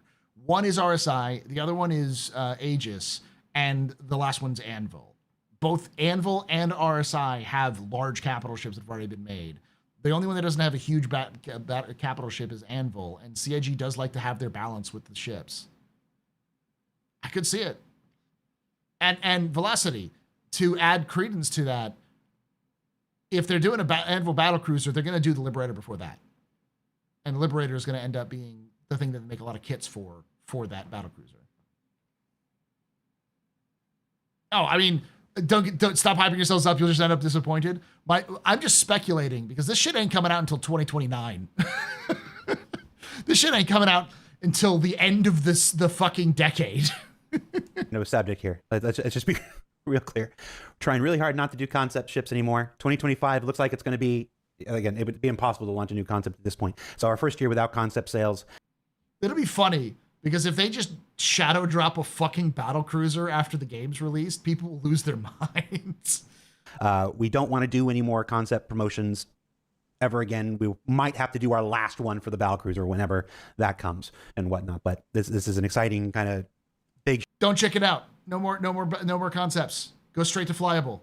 Shift in our ships. We're flight ready or bust. Get the old ones. That would be the ultimate fucking hype move, is to tell people we're working on the battlecruiser, show off the battlecruiser's development, don't sell it, just talk about it, and then release it to the game. We need to deliver done, make new ones flight ready, and try to avoid concept promotions whenever possible. But realistically, if a battlecruiser is as big as you're going to say it is, we'll probably have to do that one as a concept at some point. But we'll let future us worry about that whenever that day comes. No balls, do it. Don't fucking sell that shit. Fucking hype it up as shit, talk about it, show off progress for it, work on it, release it, and then sell it. You're just going to set yourself for the same disappointment that you always do with concept ships. Down the line. Not anytime soon. This is what you get, Ben, for details about the battlecruiser. You know what? Don't talk about it. Be about it. I mean, that's true. But I mean, if they actually reminds me of a song. Be about it. It's not a show. Yeah.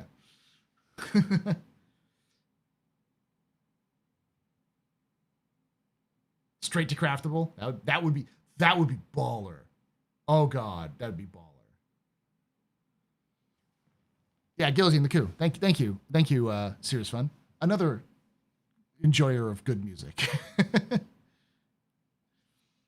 That would be amazing. Where you I mean, they'd still probably sell it, but if instead of having it released as a ship that you can fly, it's released as a blueprint you can craft. So you have to pay for it. So they could lower the price down because it's a craft deal, so you still have to craft it in game.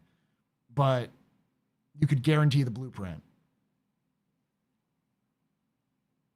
Why am I helping CIG? Fucking whatever. Are there any plans to add internal liveries to ships? You gonna let us paint our insides? It's good. I'd love to. It's one of those things that it requires teams outside of my control to be able to kind of deliver this, and they all have big priorities lists that they need to work through. If you sold like a battle cruiser for like $200 as a craftable item instead of an actual ship and said fucking make it yourself, more people would buy it for sure. That would, I mean, yeah, it's still expensive, but it would still require an insane amount of work to get it done. My expectation is it will come, because when we're actually kind of developing our ships, we are setting them up using the same tint system that we use on the exterior of our ships on the interior. It's just we have no way of making that kind of player facing, or no way of kind of being able to swap that within the client itself. As we make the work though, a nice idea for a post-release. Yeah, I don't think the battlecruiser will come out with 1.0. I'm thinking CIG is still shooting for a 1.0 between 2027 and 2028. So there's no fucking way they get a battlecruiser released in 3 years. That's going to require at least 2 to 3 years of development on their part.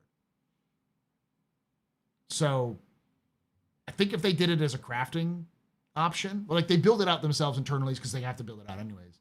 And then the sales tactic is to use it as a craftable. They'll do well. Instead of the ship, they sell the blueprint. Exactly. And so you get the blueprint, and you can use that blueprint to build the ship, but you have to still build it yourself. So they can reduce the price of the blueprint, reduce the price of the ship because it's a blueprint, which makes it more accessible and also stops with the sort of, gawking situation people would have, but would also require a huge team of people to be able to build it out themselves. I mean, post-release sells ships as blueprints where you can craft them and still bring prices down from 600 to from the 600 200K range. Yeah, dropping them down to cheaper prices and making them craftable would be one way you could introduce a money system, a way of making money that's similar to what they have now, but within more reasonable positions. And since all of those should be available for in-game, you just, you could make them for like the military versions or other things like that. And it would also reduce the problem of having, well, I guess you could still do, because they're selling them in-game. They'd still come with a warranty, but.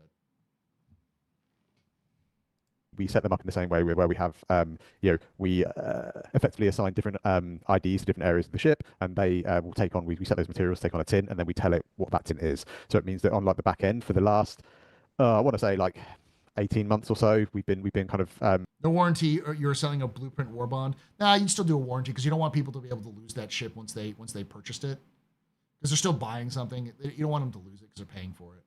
But they get a non-transferable warranty with it. Would be what it is. Making our ships like that, so that when that feature comes online, we've kind of we're already kind of trying to work a little bit smart and not accrue more kind of tech debt and more rework that we need to do on ships. So I am all for it. I can't make it happen on my own. People in the chat are asking you to show us your Pokeball collection. Oh no, they're not Pokeball. Well, I'll show these, John. Sure. Don't know what you're showing. They are like patches. Oh. Yep. They're an internal thing we do for our team that ships. Anyone that works on a patch on a ship gets the patch. Yeah, and that's what's on the windowsill behind you. They're just lit up from the little bit of sun we get in this country. Yep. So that's pretty cool. That's by the way, that's I've got to thank John for doing that. He's the one that takes care of and organises it all. So I get shoved on. Good work. It reminds me I need to do last year's ones. Yeah. Because we're only up to 23. They should do squadron patches too, of the different squadrons. That'd be cool. That'd be a nice like artistic practice, for, like the artists to come up with squadron logos, and then have ship releases that are with that for squadrons that use that ship for military ships, like the 36 Fighter Squadron for the Gladius, the 42 Squadron 42 for the Hornet, the Gladiator for the 214, the 86 I think with the Thundering Thorshoes, with the Retaliator, and then you've got the 69, I think Squadron 69, which are like Terrapins, the Lost Squad. What happened with the Wolf not being gold standard? Is there a conspiracy? Yeah, I saw all the Reddit inspection posts about this. Like it's some secret CIG conspiracy to stealth lower the standards of the vehicles. It's not. Ultimately, we wanted to release the Wolf in August, no matter what, and we just didn't have time to do everything we wanted to do for the Wolf to get it out the door in August. I saw plenty of comments saying, "Oh, it only takes 30 minutes to go model these patches." If there's any artists out there that can model, animate, UV, do the technical setup, LODs, get it engine ready in 30 minutes, we have open hires. Job postings at cloudimperiumgames.com/jobs. There's a lot of work beyond the actual physical modeling, and some of it has to be done sequentially as well, rather than working parallel. In that, if we I need to find an artist who'd do that. I'd mock up some fucking cool ass patches for the squadrons. That'd be nice. You know what? I could mock up some cool ass patches for the squadrons and sell them as merch, because technically they're not Star Citizen branded. As long as I don't use the ships, I can still use the titles, because I don't think they've copywritten the names of all of the ships and stuff like that. That's dancing on legality, but just saying Squadron 214 isn't a like copywritten. So I can get some cool art for that, because like the Black Crows. It's like 214. We never forgive, we never forget, with a black crow. Yeah.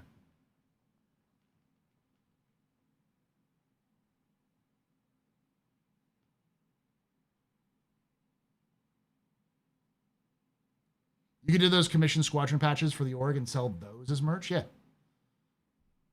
to do the components, we can't do like the final damage mesh until it's all done. We can't do the final UVs. We can't do the final LODs. So that time we spend doing those components just delays everything later and later. So whilst it may be this amount of the whole schedule to do it, it shifts the whole date back. But they are in progress. I saw a video today of them all in engine, looking pretty cool. And they will be coming in a patch before the end of the year, along with some other Wolf-related things that we possibly hinted at earlier in the show. I see the chat saying, so you want to have one ship a month. Some months are going to have two ships. Next month has the triage and the medevac. Months like May had 4 or 5 ships. A lot more. Yeah. A lot more than. Yeah. November has a lot. Yeah. It's not a prescriptive thing. If the Wolf wasn't ready, if the Wolf wasn't. 2 ships for September.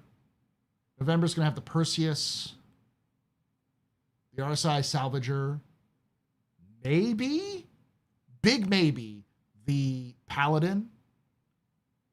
Because the Paladin is in like Laud 0. It was in Laud 0 in like July, or is in going into Laud 0 this month. So it might come out of Laud 0 into Final Art. That gives it 2 months in Final Art. It's pretty quick, but I could see it.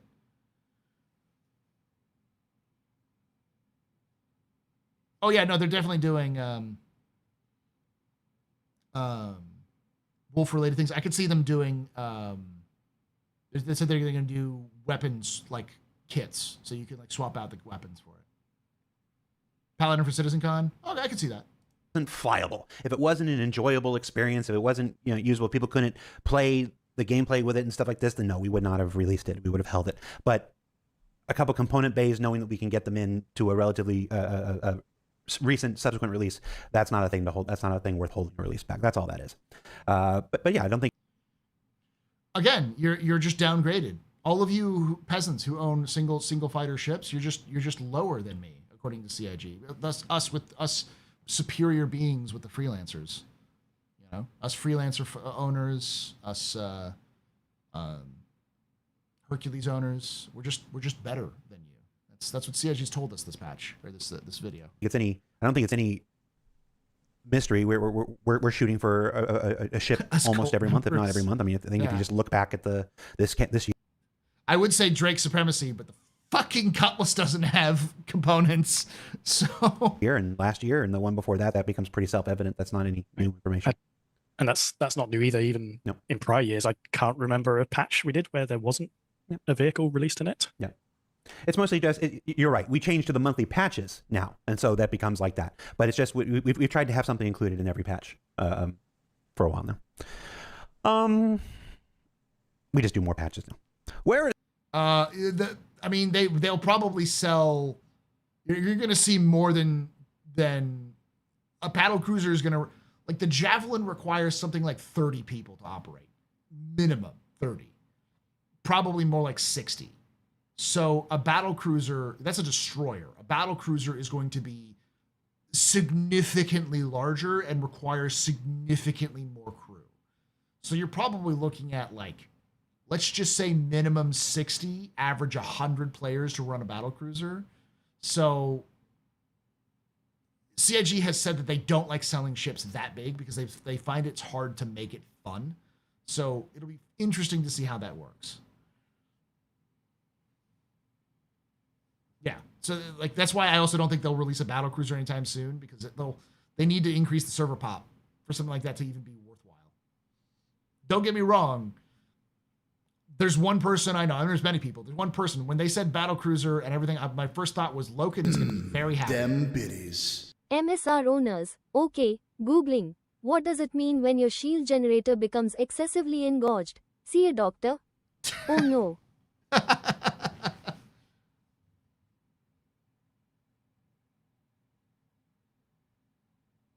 Okay, so they said that they're shooting for no more concept ships, but then they literally, right as they were saying that, they talked about the battle as one of those ships that they promised to make, and and Jared said we'll probably end up having to do that. Will probably be our last concept ship, because as they were talking, I was the one who said no concept ships. Do not spread false information that CIG said it. It was me. I'm the one who spread the false information. At least cite me as a source. But they said it because they promised in the stretch goals to sell a battlecruiser. I know it's weird, but they never sold it. But they promised to sell it. Is the bloody G12? Or how far along is it? It's in concept still. Like, it's nowhere near production. So there's that question you hinted at it before. Where is it? Where is it? This is another one of those vehicles that goes on the schedule. It's a nice little clean cut.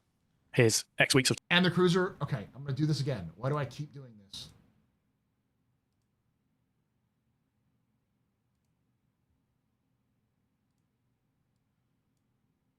That is a cruiser. That's called the UES Integrity. It's right here. It's in Squadron. It just doesn't have an interior. We have a cruiser, but they don't have a battle cruiser. I know I said battle cruiser in that thumbnail. It's an old thumbnail. But it's just not named. Yeah, we don't know what the class is. Time. we've got a strong concept for it, and then something happens and it moves, and it's really annoying because it would tick the box of all the salmon, rice, and steamed carrots. That's good. Sounds good. Missed the come. It's okay. That's how misinformation is spread, and I will if I spread misinformation, I want people to know it was me. The origin ship's done, and I think that would be, I guess, with the exception of Kruger, the first like properly complete manufacturer lineup, where we've released them all. I'm just looking at my wall trying to see like if you're right, but yeah, I think like I say, I'd love to get it ticked off. I'd love to get them done. They're super cool. I like ground vehicles, but yeah, it's not on the current schedule just now. Yeah, sorry. It actually was on the Twin Twix 6 schedule. It was, It's the first and the third review. I think it got punted on the third review, unfortunately. Just so folks, get a sense of how many times we review this, how many times it's revisited, how many times it's refactored because of Ranger is Tumbrel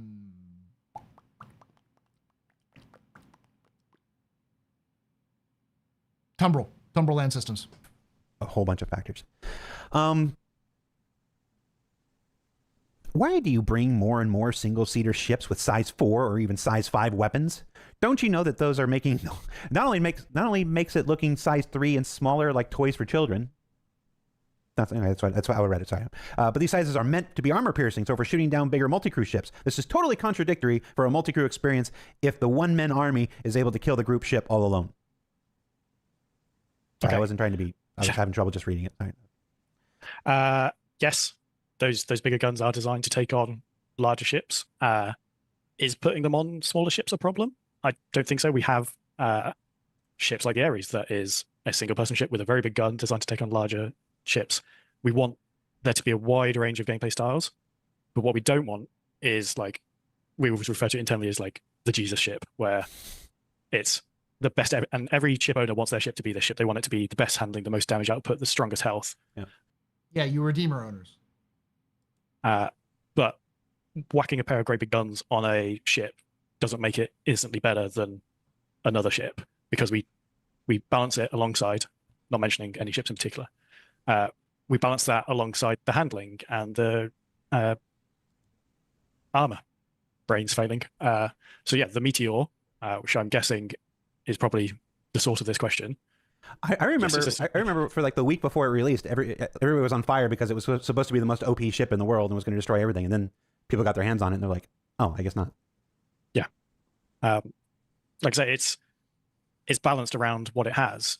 It has those big guns. They're tuned in a way that makes them not particularly effective against light fighters and small fast-moving stuff, but better against larger ones. It doesn't have the shield and health to take hits. Its handling is great in a straight line, but not angular. And we have all these different options for if you want to play a certain way.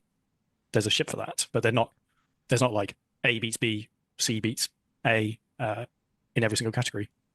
I will say that's nice. Someone Renomon was talking about there's barely enough players flying Polari or Idri fully crewed up, and those that are orgs are behind their deployment in the game. Not every player in an org or is an org or wants to be. Honestly, I haven't seen many Idrises. I mean, I think I see one Polaris a day when I'm flying, but it's usually like leaving or going to like a ground location. I don't think I've seen, or like to like a orbital station.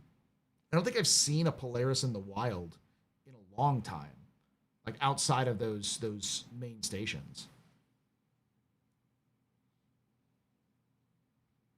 And I haven't seen a fucking Idris in a long time. They'll show up almost always when we're doing org operations, but usually we have our own Idris.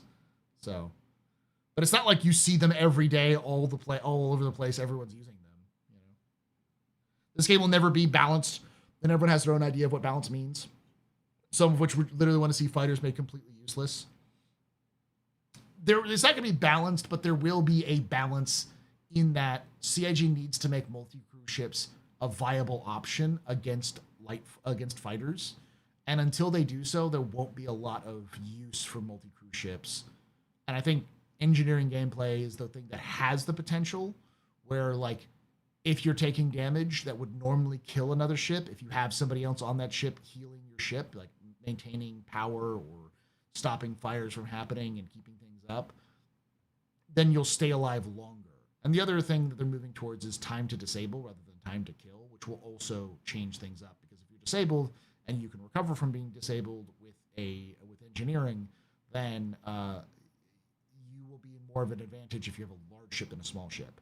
But that's a long way and a lot of ifs. So, and I think from my side of things, I think hopefully we're building a universe that has space for all sorts of different ships, and be it little single seats with big weapons, or be it big haulers and cargo stuff with no weapons. And I think we're building a pretty wide-reaching game, or at least I hope we are. And I think as long as it doesn't break kind of like player immersion, as long as it doesn't kind of break the enjoyment, I think there's a massive. A weapon officer should have to target a lock and tag a ship for PDCs to shoot it. I have said the same thing. I think that would be amazing. And yeah, does that mean that you have to have somebody who's sitting there to push a button? It's more than push a button. You also have to you have to pixel hunt and find people and make sure you can target them and lock onto them, which also means that your scanning operator is going to have to actively use that. And does that mean there's going to be one person who just does that? And is that the only one job? Yeah, that's what happens when you do specialization. It's not a bad thing to do specialization. You could maybe multi-roll it where someone has to do both, but then they have to do one and they have to move to another seat to do another. That's fine, especially with the larger ships, because if you make it a specialization and you get an advantage for doing that, that person might be bored, but they're very valuable when they need them to. And that's going to be the trade-off. And that's another great way of balancing is boredom. Do you want an overpowered ship that can just defeat anybody? Yeah. Good luck. You're going to have 13 to 40 people who are all doing singular roles, which might be a little boring, but they will make your ship basically invincible. Unless you need another ship, that same ship with 13 to 40 people. And now everyone's having a good time because nobody's having a good time.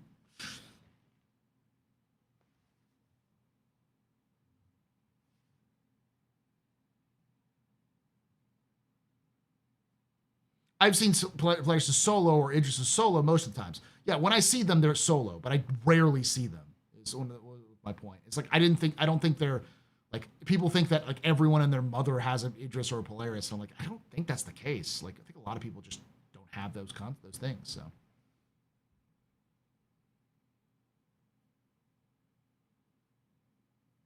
Come to our Asian server. Do all the Asians have it?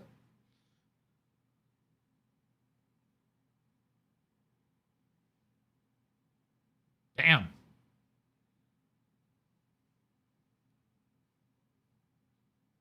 Truly the Chinese century. Amount of space for a variety of ships, and as long as they're all balanced, which, as John says, there's loads of different levers and strings that I tend to see a cap ship once per outing, really. I mean, I don't see them outside of the orbital zones typically. Maybe it's because I don't go to a lot of the like event locations. I imagine they're at the event locations, but yeah. The clever people can kind of pull to make sure that the ships kind of work with each other, and we're not making something that's really overpowered. But purely from a visual kind of side of things, I think as long as it's believable. And non-Asian players come there to fly their capitals due to low server counts and thus less lag. Oh, makes sense. I think there's room for all sorts of fun stuff. At least I hope there is. Yeah. I'm not sure how much closer you can move your mic, but you're getting quieter again. I'm getting quiet again. Sorry. Yeah. It's all right. He's alone in his office right now. He's just, people think that we're like professional TV personalities or whatever. People forget that most people here are just normal people. Well, not John. John's not normal. And also, I've got like a crowd of people working right out front of me. I get embarrassed shouting at the top of my voice. Shoutcasting episode. I did. I took my one swing at shoutcasting at the anniversary live stream that nobody talks about anymore. Never again. I do. I talk about it. I just need to watch it more often. We're gonna watch it this Christmas. That's the wrong camera. Gaming Llama Spaz in the chat asks, will we get more Star Kitten paints? Yes. Well, one is depends who decision it is. We do have one in the you can't get a Star Kitten paint in the rewards, right? In one of the like referral rewards. I wanted to see what your answer was. So it's not as simple as you think, people. It's not as simple as you think. We will, because they're very popular. Would I like to see another Star Kit in paint, or would I like to see something that is equally as fun, that is slightly different? I'd probably take something equally as fun that is slightly different. But I know there is a lot of love for the Star Kit, and I think for me, it's why. Like, I don't want to put out a new ship that's just got a Star Kit and paint for the sake of putting out a Star Kit and paint. Now, if we have something in game, we have an event in game or an experience in game that is themed around that, then absolutely we do loads of ships around it. Star Citizen's version of Paw Patrol. I have several nieces and nephews, and holy shit, do they love themselves some Paw Patrol. Let's get some good old-fashioned propaganda in Star Citizen. You know, grim dark version of Paw Patrol. But they're Copians. Oh God, there it is.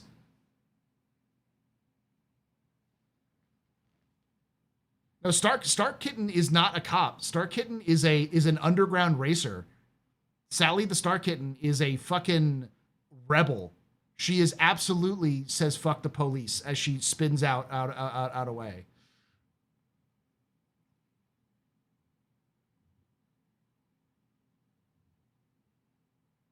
The Star Kitten. Star Kitten has lore. Yeah, it's based off of a cartoon in the universe about Sally the Star Kitten and her racing friends, and she races around the universe with her ships.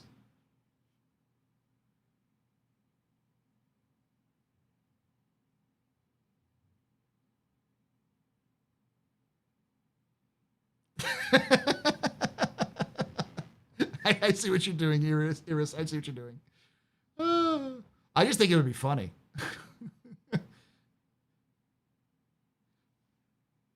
Cope Patrol. There we go. The Cope Patrol. That would be amazing. For free, CIG right there. The Cope Patrol. Where it's like advocacy agents. Cute Copians as advocacy agents. New shirt concept? Yes.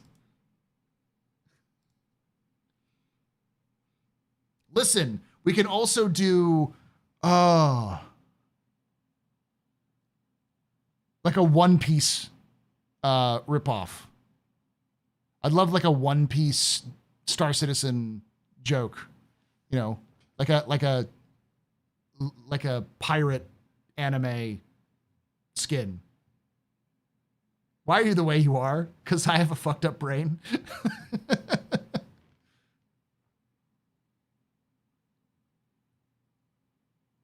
One cred? Yes.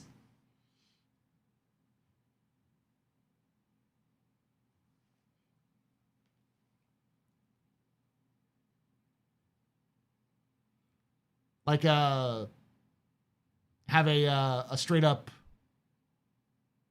like One Piece homage about pirates. But like Star Citizen pirates.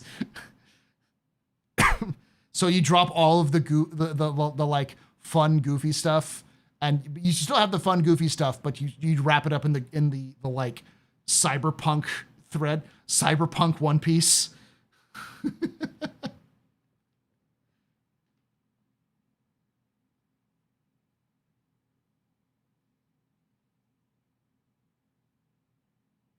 No, you wouldn't have Drake do it, because that would be too on nose with Drake.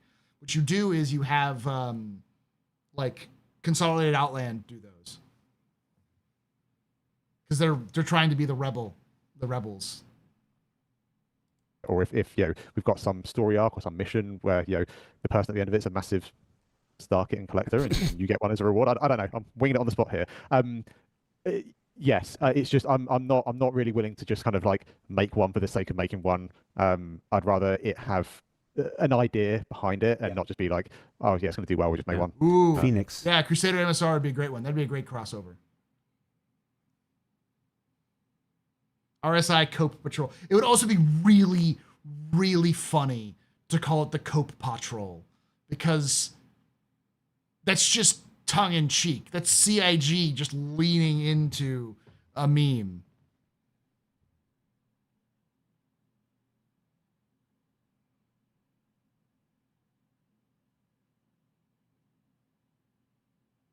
RSI worked with Paul for the Meteor. It works even more. Yes. Then let the CIG artists go crazy. Have instead of having the Copian Paw Patrol group be like, you know, generic cop and firefighter and stuff like that. Have them be like fucking assassin for the for the advocacy, you know, advocacy agent and all that sort of stuff. It's still wrapped up in kitty, but it's like it's on the border of being like, wow, it's kind of dark.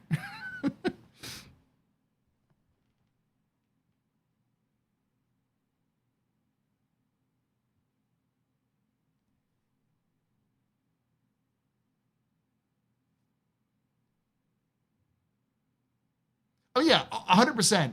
Fucking Star Kitten should be paints should be rewards for racing leagues because it's a literal racing, I guess, anime in game technically, because it's probably made by Saisei, by a company in Saisei.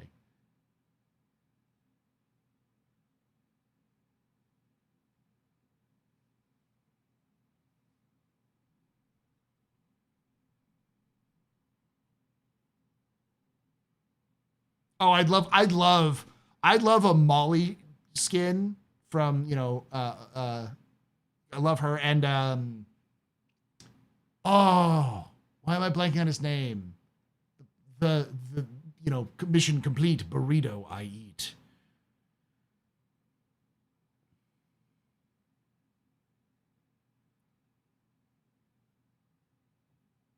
Oh yeah, those are the overlords. The overlords. You're talking about the Sentai armor guys? Yeah, the overlords. I'd love to have a Super Sentai team in Star Citizen as a no, sure there. Garmin Humble. Yeah, Garmin Humble. Give me a Garmin Humble ship. In the chat says no one cares about paint questions. I hope you see the reaction in chat, Phoenix, and folks can show them. If we themed IE around Star Kit in 1 year, you know. Don't. Okay, sorry. No, it's this is one of those things. I'm going to go ahead and step on a landmine here for you here. A CIG is not a monolith. There are roughly 900 or so people here, and there are a lot of opinions. And some people love Star Kitten, and some people who won't be named. They're not in this call, but they don't like Star Kitten, and it's we have to come to a consensus sometimes when we do things like this and stuff like this. It's a forever fight. I've been trying to bring back Star Kitten for a while. Ben is the most measured response to it. He goes, it should be purposeful, and it should speak to the product and stuff like this, and that's why Ben is generally in charge of this, and I'm not. I would just be putting cute kawaii shit on all kinds of random stuff because I just think it's fun, and that's why I don't get to make decisions. Let Jared make decisions. That shit would sell out so fucking fast. Give us waifus on spaceships, god damn it. You know how much money fucking gacha games make? Jesus fucking Christ. You want to stop selling ships and start selling like anime titties on ships? You will make goddamn money. But yeah, let us know. Go to Spectrum. Let us know how much you want Star Kitten. I don't care. I'm gonna step on it. Show people who don't believe with your voice that you want Star Kitten stuff, or kawaii stuff, or whatever. Okay, so John Crew, because John Crew is on the screen. Let me pull this up if I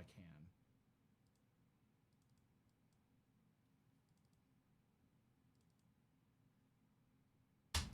So I made a joke.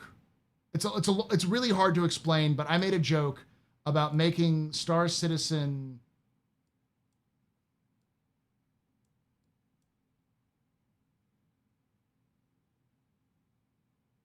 can't quite drag it, unfortunately.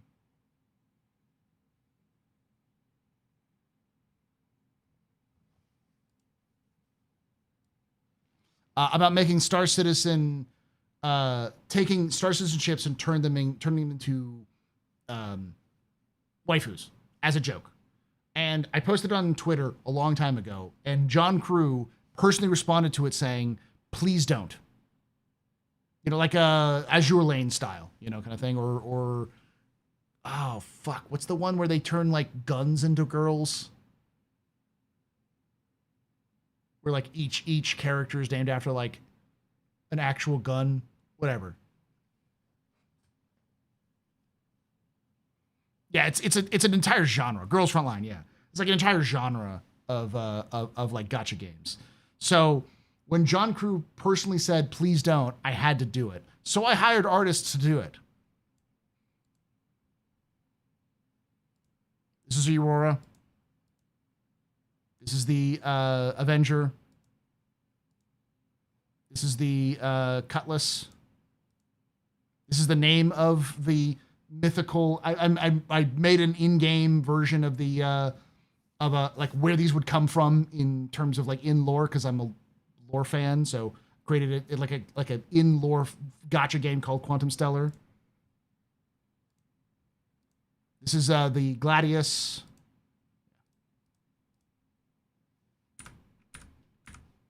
The Hornet. This was one of the artists who worked with me. She did this for fun as sort of a part for Thanksgiving. So this is Scorpius, Gladius, Avenger, and Saber. This is the Valkyrie.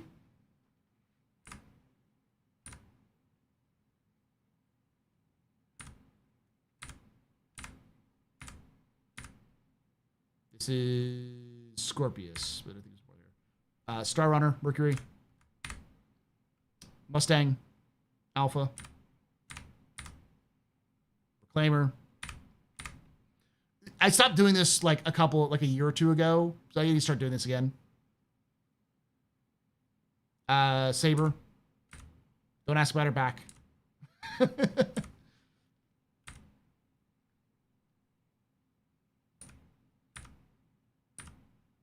Scorpius. I think it's the last one. Part of me's dead now. Yeah, you're welcome. Every time I bring it up, people are like, "Where the fuck can I find this?" And I know there's another artist who did a version of this for the Ares, Chinese artist who did a version of this for the Ares. So it's like, there's a fucking market for this.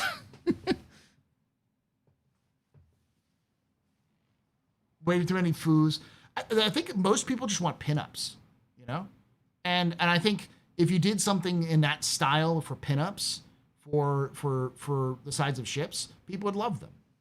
That's really what it is. It's not really that they want waifus of like that they can play with or you know collect or whatever. They just want cool like hot chicks or hot dudes on the side of their ships.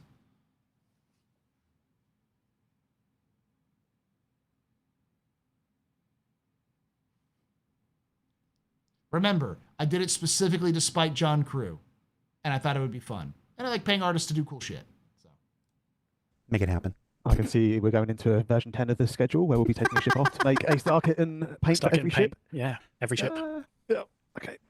No joke. Okay. So at this point, we are done with the strictly vehicle content questions, and we have a collection 1, 2, 3, 4 questions that were highly voted in the chat that actually had nothing to do with vehicle content. These were ship-related gameplay feature questions, where other teams work on things. But I thought they were important enough that we talk about them and we address them. And so we researched some answers. We went to some folks, and I'm going to ask them here. Ship-to-ship docking. Anything you can tell us? Still, before we can finish this up, I think the thing is that stuff like that I just showed, it just adds more to the universe. And the thing is that a lot of people want, and reasons why the Star Kitten, for instance, is cool and people like the graffiti stuff, is because it shows that there's more than just the fucking surface level we see with most of the stuff in Star Citizen. People in this universe should have TV shows they like, animated, live action. There should be movies, there should be discussions. And if you look at the lore, there is, but it's not really represented in the universe. So, and this is a studio of 1,000 people. There's got to be artists who want to do cool shit, and just let them do cool shit and make some backstory. And there are writers who will do some backstory for that shit. Literally wrote game dialogue and like wanted to write for movies and shit. Let them do that. Let them do that in game, even in a miniature version. Like I remember the GTA 4 had entire television shows with like the Republican Commandos or whatever it was. It was like it was all parody shit for GTA, but it added a lot more to the world because it actually made the world feel like it was real rather than just a collection of people you beat up for money. So yeah. planned. All the ships we build for it follow the metric we set out for it. Yeah, it's still planned. The small round circular docking collars will extend to the bounding box of each ship, and then the two will join together so you can transfer. Nothing's changed there, but it's not on one of my teams to deliver that, so I can't talk more. All right. Something I hope you can say some more about. Any update about rearm, repair, and refuel from a hangar inside a capital ship like the Polaris or Idris? So this is one I can talk a bit more about. Like, this is on the feature team schedule to be delivered in the near future. I'm not going to give a date, and it's required as part of some other planned content, where we're going to allow ships to land inside, select other ships, and then be able to refuel, rearm, repair on board those ships using the parent ship's resources inside their cargo grids. So if you've stocked up your ship with RMC and hydrogen fuel, the ship that's landed in will, at this moment in time, it may change when it releases, use the existing Mobi-Glass repair rearm screen and go, I want to repair rearm, and it will take it from the resources. And I think. Go ahead. Oh, go ahead. I was going to say, I think it's not technically like blocking us from releasing any ships apart from, I think, the Crucible. If there's others, I can't remember them right now. But I do think it will add a lot to. Oh, thank you. The like the kind of the Vulcan experience that isn't just focused around. Well, I guess it is still sort of related to combat anyway. But I think it will still add a lot of kind of gameplay to some of our larger kind of multi-group ships. Now I do want to clear up some stuff, folks, for Kemi. Hey, Kemi, been a while. And folks who are saying Ironclad and Crucible and stuff. No, this is what John said. And I want to reiterate this here. Select hangars of existing ships. This isn't something for new ships, although it is something that will apply and make things like the Crucible and the Vulcan possible down the line. This is making it so, let's just take a ship with a big hangar as an example, like in Idris. If you have extra munitions, you have extra fuel, you have extra repair goop or whatever sitting on your cargo grid, and somebody lands a ship on the same cargo grid, you can reload, rearm, refuel, and everything from that stock. It's not going to be every ship. It's not going to be every hangar, but there will be, like I said, it's on the feature schedule right now, and it's necessary for some of the interesting content that we have scheduled for the next year. So, no when, but it's on the schedule and being actively working on. And CG is not talking about stopping features now. This is all feature work. It's needed for some of the goals that the gameplay teams have. So, it'll be a really cool thing for ships when it comes. Did I get that right, John? Yes. Okay. Since we have revealed that the Apollo is coming next month, how are drones such as repair and medical coming along? Cool. It's the drones question. It's the drones question. So drones are being developed as part of base building. Obviously, the Apollo is coming next month. That so means base building is coming next month. That's not what it means. Or someone in chat says that.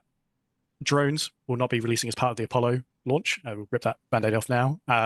When we were developing the ship, obviously the Apollo, I want to say it was 2017 originally concepted. 17 or 18, I remember. 17 or 18. The idea of medical gameplay then is very different to the idea of medical gameplay now. And we have people working on updates to the medical gameplay system right now, beyond what we talked about, the medical beacon. And when we were looking at the ship, the drones was this sort of gray area. They said they would do one thing in the concept. That sort of doesn't really apply in the game loop we have now for medical. They predated tractor beams and just the whole respawn mechanics we have now. So we have left space for the drone bay in the ship. We've not got rid of it.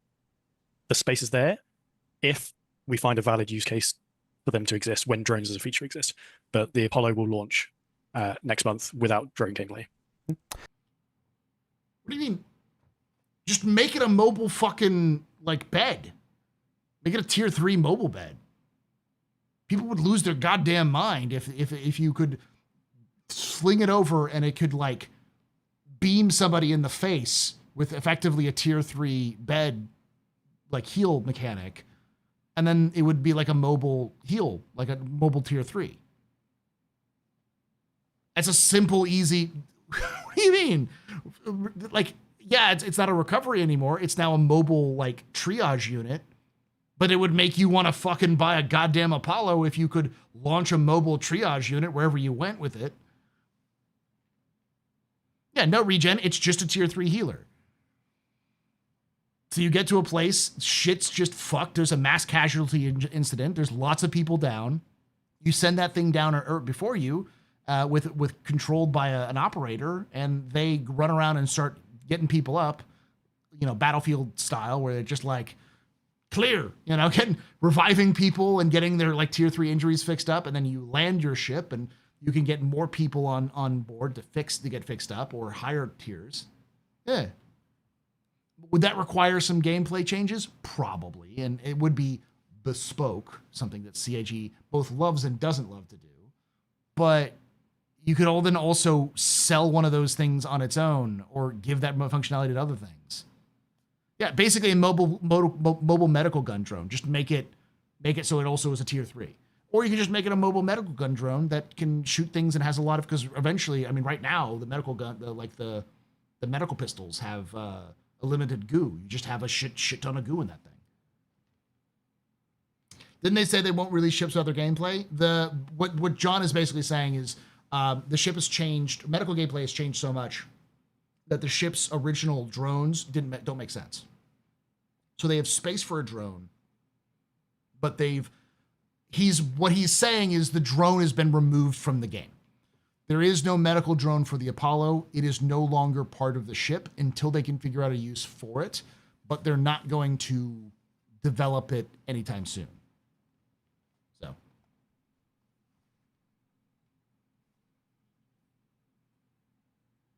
So what's stopping them from releasing the Liberator? It's icky, and they don't want to do it because none of the people who are working at CIG designed the Liberator. Goopak. It could also be, you could also use it as like a mobile medical gun, but also have medical supplies on top of it, so you can use it to deliver medical supplies to people on the ground.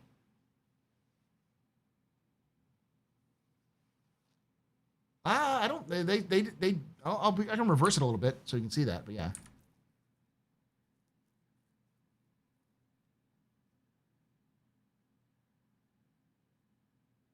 The only drone gameplay people would want is the drone to just do medical stuff for them. Yeah, because what it used to do was just fly out, grab somebody who's unconscious, and bring them back to the ship so they can get healed. It's like, okay, like. That's already, you could do that with a tractor beam. That's like a lot of stuff, The Legionnaire is hacking.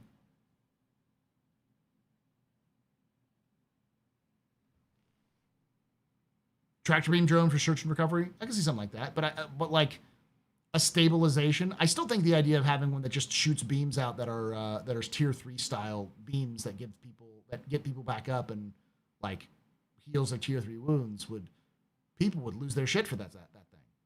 People would absolutely use it. And it would make the Apollo really flexible and useful, because not only can you have multiple tier 3 beds and a mobile tier 3 bed as it is, but you could also swap those tier 3 beds out for tier 2s and tier 1s while still having a mobile tier 3 bed effectively. That's what the original bed was to hover and suck up patients from a hot zone. But like you got tractor beams now. It doesn't make a lot of sense.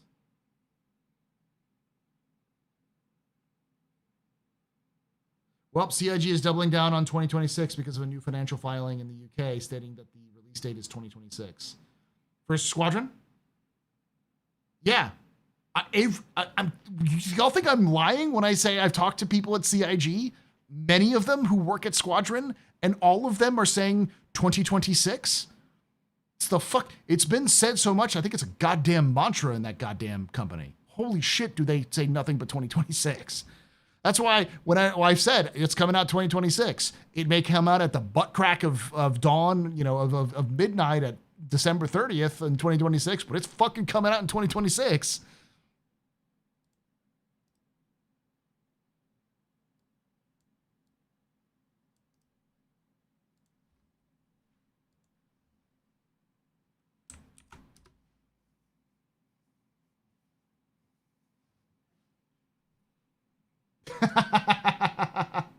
It's AI done, but I like it. I like it.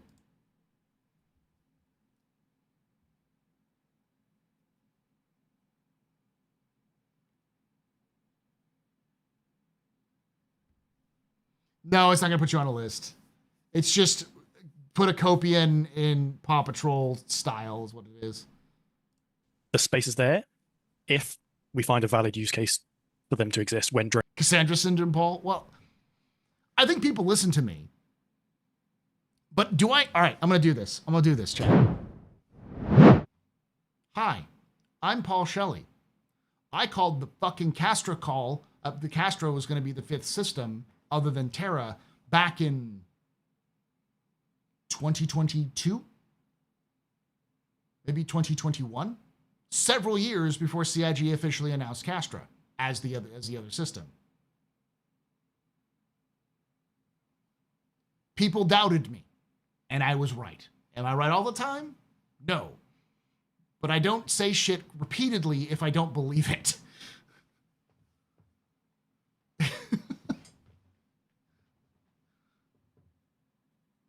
And in this case, since around that time, I've managed to talk to a lot more people who work at CIG and work in various departments at CIG who are willing to talk to me about most of this stuff. And the thing that I find most often, which is weird, is that they're not really... A lot of what they say publicly is what they say privately. It's not that much of a difference.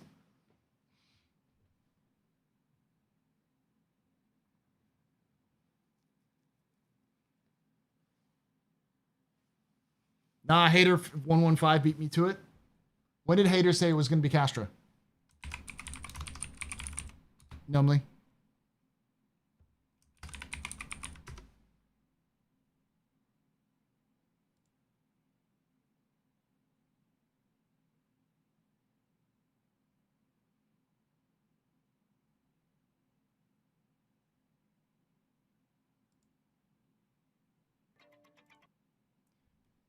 This was posted 3 years ago.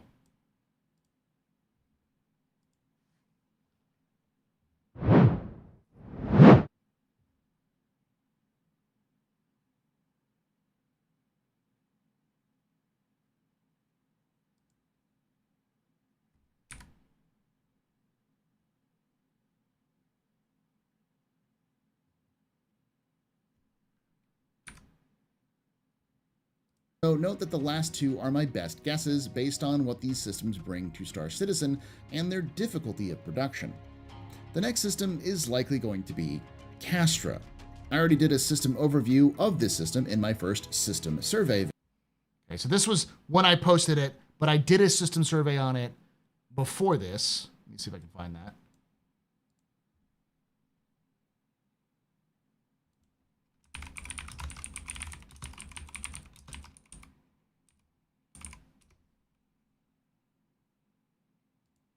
Which I think was the same video.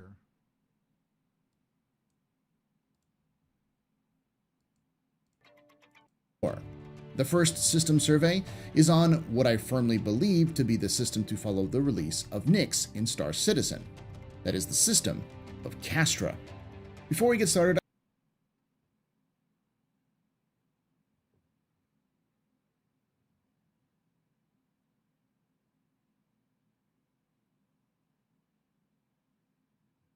I don't run around pumping my fist. But when they announced that, I ran around pumping my fist.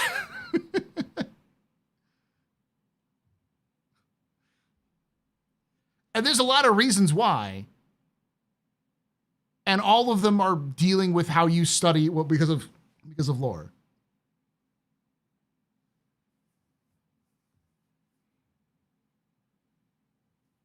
Like, I would love to see when Hater officially said it was going to be Castra. May 2024. Yeah, this is several years before that.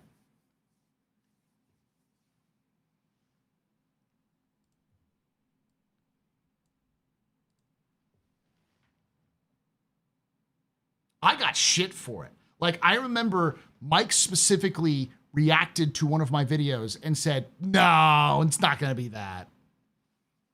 To be fair, I also said that Terra wasn't going to come in the first 5. I thought it was going to be Stanton, Pyro, Nyx, Castra, and Odin. Explore my markets, baby. Yes. So did Michael. Michael doubted me when I said that. Drones as a feature. I don't think he's ever admitted he was wrong in that because it's been so long. He probably forgot he even responded to that. Exist, but the Apollo will launch next month without drone gameplay. Now, I do want to add that because the Apollo is launching next month without the drone gameplay, we are going to do something else. We mentioned those modular bays that the Apollo has. The left and right tier 1 bed, the left and right double tier 2 beds, the left and right tier 3 beds. In the past, when we've added modules to ships like the Retaliator and whatnot. Well, the thing is that I wasn't expecting CIG to go 1.0. I was expecting CIG to go to beta and then 1.0. Like a beta 1.0 and then a full release 1.0 where they released more than 5 systems. I thought the first line of 5 was going to be the first 5 systems for beta, because that was the original concept, not first 5 ships for release, 5 systems for release. Because I thought that Terra was going to be the system they would release at release. So like they would get a full release where they would do a soft launch with Terra releasing, and then they would go through and add more systems, and when they got Earth in, they would do a full official release. So it would be basically released for like years before it was fully released. Oh yeah, Magnus, Berea. Oh, that's Berea and Magnus. Fuck, what is the other one? Bremen. Magnus, Bremen, Hadrian. These are all systems that I think are going to be, and Tohill. Those 4 systems, and Odin. Those 5 systems I think are the next 5. Because Magnus got a connection to Stanton. It's got Drake headquarters. It's all good. Bremen is connected to, I want to say Pyro. Might be connected to Magnus, but it's connected to one of those 2 systems. And it's the headquarters of Consolidated Outland. Also super rural, like very agrarian. It's all art, like farms and shit. So it's cool new art for them to do. Hadrian is connected to Terra, and it's super easy. It's all gas giants and ice giants. So it's mostly systems, mostly stations, like old leftover remnants of the not Tavaran War, but the Meser era. Because it's called Hadrian because it was literally a wall of space stations to stop against a possible Xi'an invasion, which has sort of disappeared. So you kind of got that going for it. Tohill is a completely lawless system, but it's sort of like not shitty. So it's like a chance for CIG to do a lawless system that doesn't have trash everywhere, because even the wealthy live in there. It's sort of like a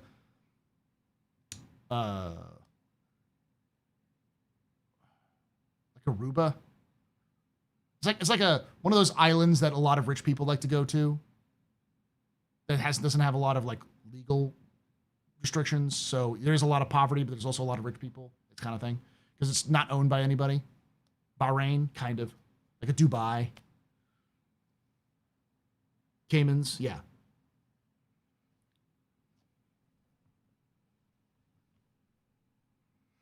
The main landing zone is filled with rich people who built giant mansions because there's literally no regulation, and poor people and smugglers.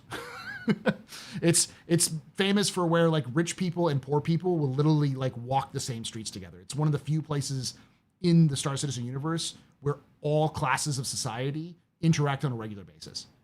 So like rich people will come down to like the cafes built on these floating like botanical islands. They're basically floating islands of dead plant matter that have compacted together.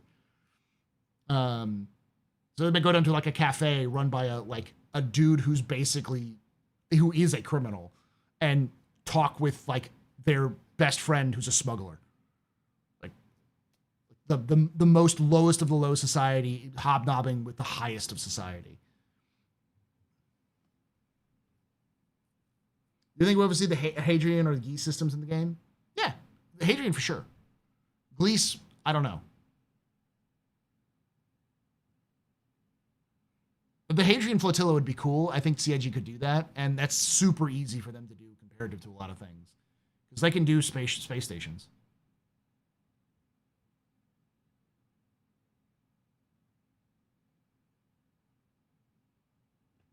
It's basically Gilligan's Isle. They famously have a a race in Toe Hill where people race against each other, but it's like a cargo race where you go from one island, and you load the ship up, like you unload your ship and you load up your ship with new stuff, and then you leave, and it's sort of like a relay race with cargo that you do. So I think it's called the Toe Hill Armada or something like that. Toe Hill Regatta or something like that. There was one of the famous ones, part of the island that's the like where everyone lives, literally sank because it was too overdeveloped, and they had to do the leader of the time, who was leading the race, who was in a 600i, by the way, one of the old 600, not 600, 600s, the old cargo versions of the 600s, broke off from the race when they're winning to go back and help evacuate the people who were stuck on as the island was collapsing. So they managed to save a bunch of people, and so part of the island is completely gone because it fell into the ocean. I mean, rich people interact with poor people all the time. They demand peasants work for them, after all.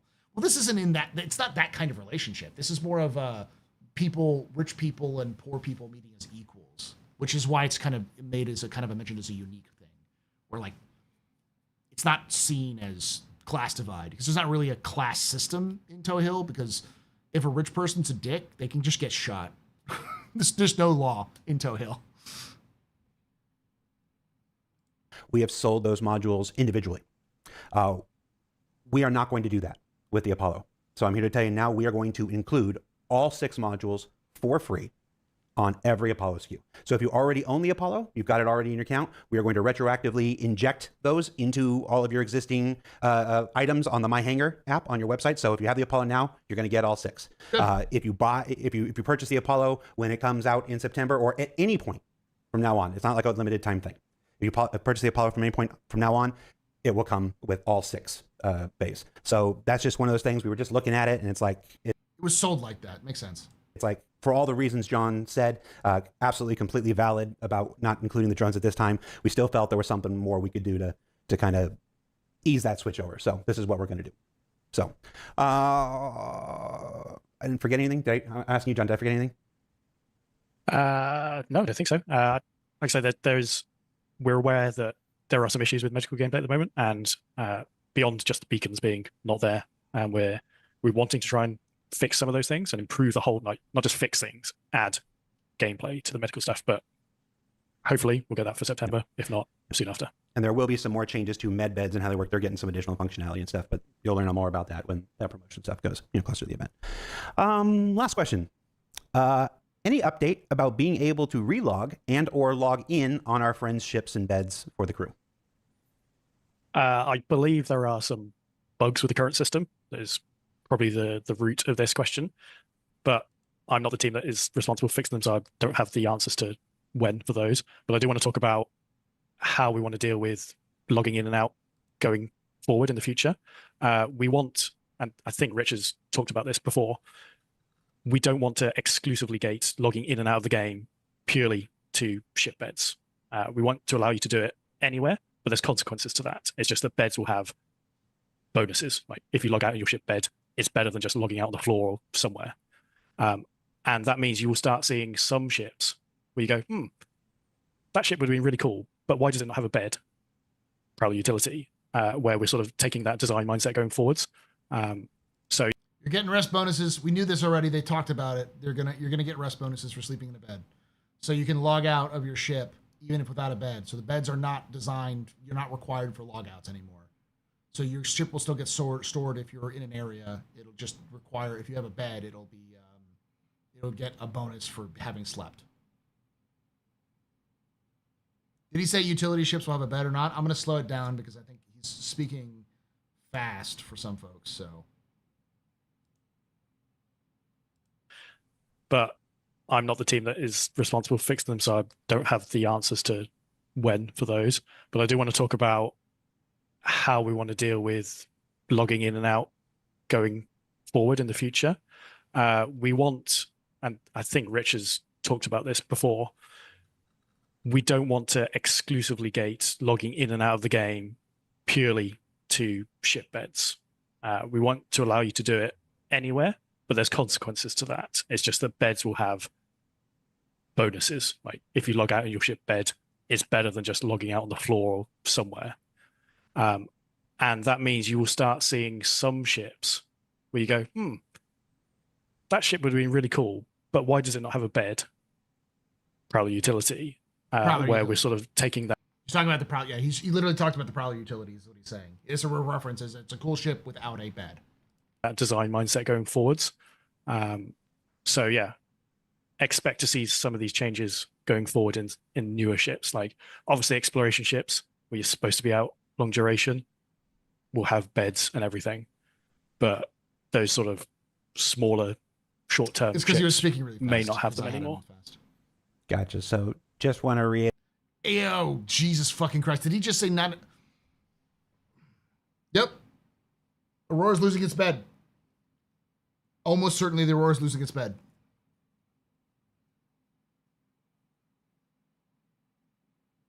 I think that's what because he says may not have them anymore. It's like, yeah, I think the Aurora's losing its bed.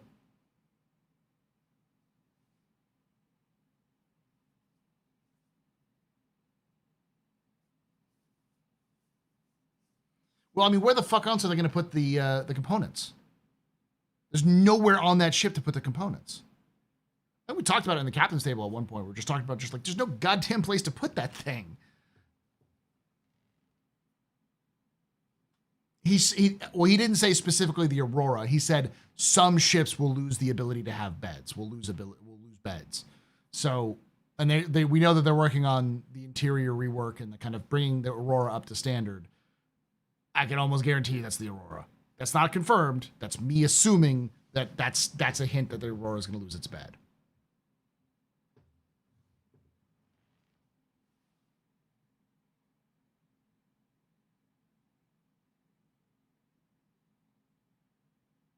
Maybe we might see that it lose some cargo or lose all cargo for the exploration version.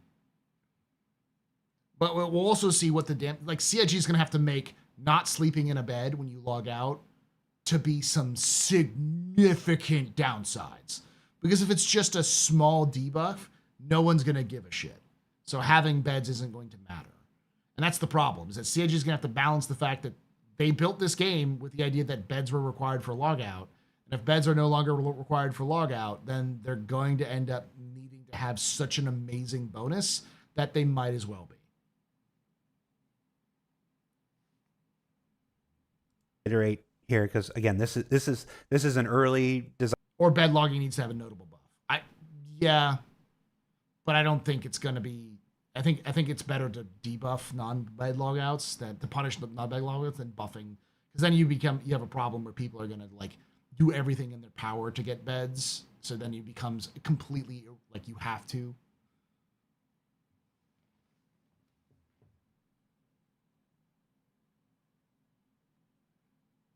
The problem with this game is that meta chasers and sweats will 100% find ways of min-maxing it.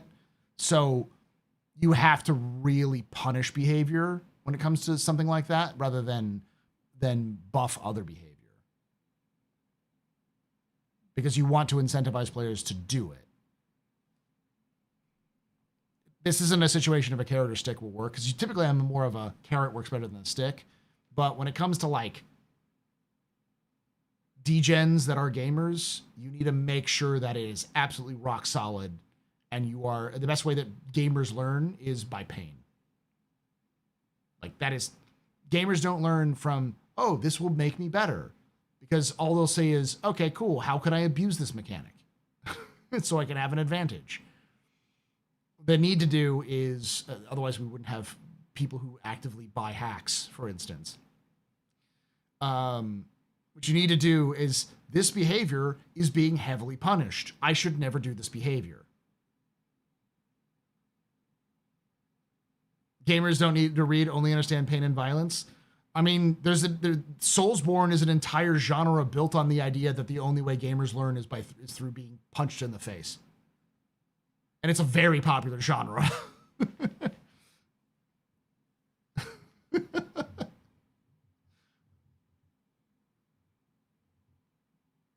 The Sims genre in general is like that too. colony simulators, story simulators are almost always built off of pain and suffering. Survival games are built off of pain and suffering. Like, there is a lot of game genres which are just, the way you learn is by getting punched in the face until you stop getting punched in the face.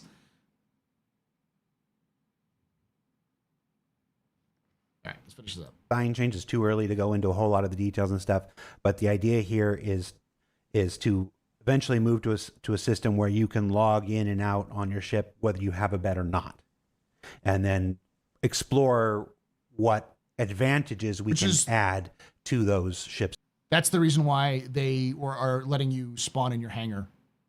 Literally, that's they said that the reason why they're testing on hangar spawning is so they can get to the position where you come back in wherever you logged out. That do have beds on top of that. Yeah, which we can't talk about now because we're still exploring what those might be. I saw a review for Fallout 3, which referenced the original Fallout, and it was like, there's no fucking tutorial in Fallout 1. It's, here you go, don't fucking die. Oh, you suck ass. Here's a fucking instruction manual. Go read, bitch. I think the real answer is that gamers don't know how to read. So instead of learning how to read, they just disfigured that the way that a tutorial works is by dying a bunch. And so a generation of gamers just decided that the best way to learn how to play a game is by forcing players to die. All right, cool. But for people like, oh, my ship doesn't have a bed, I can't log out. Well, that's where we're working towards minimizing the impact of that. John, Ben, I'm sorry, we went an extra 25 minutes. I think I asked you for 10. I went 25. No problem from my side. I'm a piece of crap. We can carry on talking about tints. Yeah, do you want to go just full deep dive on it? Get some examples live. No, that's probably all right. Guys, thank you so much for taking your time to be here. Obviously, we don't do as many shows as we used to. Part of that is the big change to a monthly content. Part of that is the big change to, we haven't released a whole lot of new features, which was mostly what ISC tended to talk about. Part of that was, as you saw in ISC last week, we don't want to spoil the content anymore. We're at the point we're making some of the most exciting content we've ever produced for Star Citizen. We'd really like you to get in game and experience that stuff without having every single thing spoiled for you on ISC. So we knew all that going into January. So the video content has changed a bit. But when we do get to have these times to sit here, I really appreciate you coming on the show and then taking the extra time to answer as many questions as possible. And again, a shout out to the community on this one. I think I did at the beginning that the questions this week were excellent. In general, there were a lot of things that we wanted to talk about. These are all good questions. Thank you so much for doing your part. That said, there will be no show next week or the week after. We're in heavy swing for CitizenCon Direct production, so it's why we're here in my office on Zoom right now. We're filming all of the stories and stuff that you'll see on October 10th. Remember, that is a smaller, approximately 2-hour show. So it's going to be way more focused and direct, for lack of a better word. I almost use the words bespoke, than traditional Citizen Cons. So it'll be a different experience. But remember, there are also watch parties. There's a bunch all over the world, including 9 that we're specifically sending CIG Austin, staff in development to. Come. I believe John and Ben MC. are both going to one, but we won't say which one right now. Nice. Nice and friendly. But yeah, so you can check that stuff out on the website if you want to attend those. But again, if you can find a local one, even though we're not attending, it'll be a really cool experience, and at 2 hours, it won't hurt your butt on a bar stool, we hope. We're going to be doing an entire day of activities, and then we'll watch it, and then we'll do more activities. We're doing raffles, we're doing giveaways, we're doing discussions, and all sorts of things. It's kind of like a mini CitizenCon. It's $20 ticket, I believe, to get in for the Austin one, so pretty reasonable. That doesn't cover much other than it just helps us cover the cost. So, hey, Dancer, the MC for the Bay Area, nice. There was a question that was implied but not answered. Given all the projects that they have no that they have no blockers but aren't working on, why are they not working on them, and why should anyone believe they're hype anymore? Oh, we're talking about like the ones they mentioned. They did kind of answer it. It's basically they have to schedule these out a year in advance. And so sometimes they do have them scheduled, like the G12 was scheduled to be worked on, but other projects had issues and run-ups, and so it got pushed back and back until it had to be taken out of the schedule because there wasn't enough time to work on it. So, like, effectively, they're just lower priority. And I know the reason why. They haven't said it, but I know the reason why, like, the whole B and the whole D and E aren't being worked on, because there's just not enough value in a whole B or a whole D currently in the game. Like, for everything you'd use the whole D for, you have the raft, you know, and other ships like that. So it's mostly just a whole A that's modified. And I'm wild ass guess. I'm thinking that the Liberator isn't being worked on because they want to get that rearm, repair, refuel system for hangars in before they do. Whole B, yeah. There's the whole A, whole B, C, D, and E. We have the A and the C. There's a midway between the two. But the midway between the two is also supposed to be able to land. And so the theory is, and the whole C can't, well, it's fully loaded. So the theory is that they're going to basically take the whole A, expand it out to make it a little bit bigger, and give it a top. You know how the C has the 4 spindles? It'll just give it a top spindle, so you have top spindles and side spindles for the amount of cargo, and then so you can land, so it just sort of extends with no bottom spindles. They're talking about, I think they said they were backing away from the telescoping, so the community has been theorizing that they're going to have just 2 top racks. So they'll have 2 side racks. They basically take the whole A, to take the side racks and double it, and then put those same racks at the top.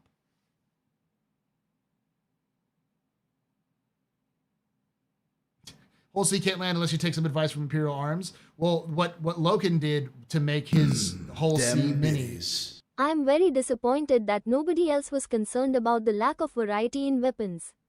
Like rockets being on only 2 ships. Listen, if I had the ear of the ship team, I would 100% argue we need some solid rocket weapons so we can do ground strikes. If you're gonna do ground, what is one of the classic ways of destroying a building? Fucking rocket runs. Run up, dumbfire as many rockets as you can at a building and destroy it. That would be perfect for it.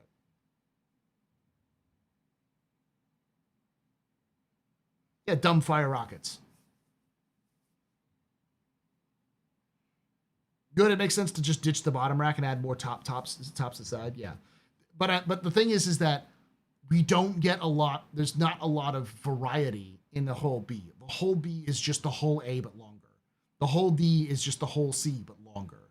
There are some minor changes there, here and there, but it's not enough for it to be like an entire team dedicated that they're going to make a shit ton of money or a shit ton of value on it. That's the problem. Like,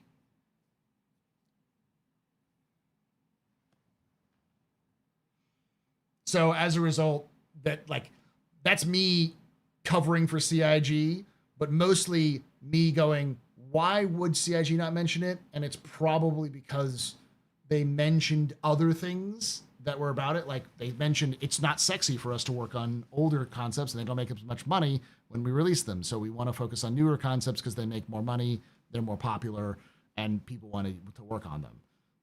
No one wants to take the whole A and make it longer. They don't want to make the long A or the long C.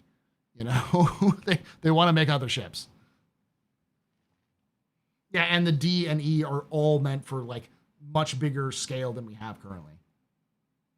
Like, why would you make the D when you don't even have station elevators, freight elevators? The station, you know, the ones that kind of come out from the sides of stations where you can load and unload them.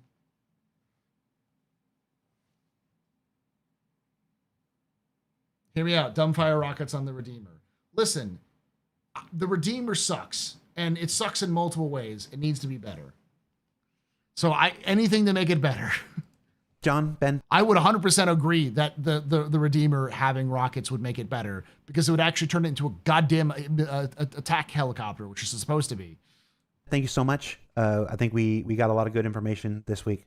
And yeah, thank you guys for watching, and see you next week. Or not next week. George. I just said I won't see you next week. See you later. Let's look at the unfortunate Carrick again. That's a penis. How inappropriate. This is just. How dare you, Jared? I didn't mean to show the tip. I was trying to avoid that because I didn't want to get that to get screenshotted. Too late. Once it's on the internet, Jared, it's always on the internet. Just remember. Someone's gonna clip that shit. That's a penis. That's inappropriate. God damn it, Jared. Calling me out. Bye, everybody. It's a good thing we're taking 2 weeks off. Jeez.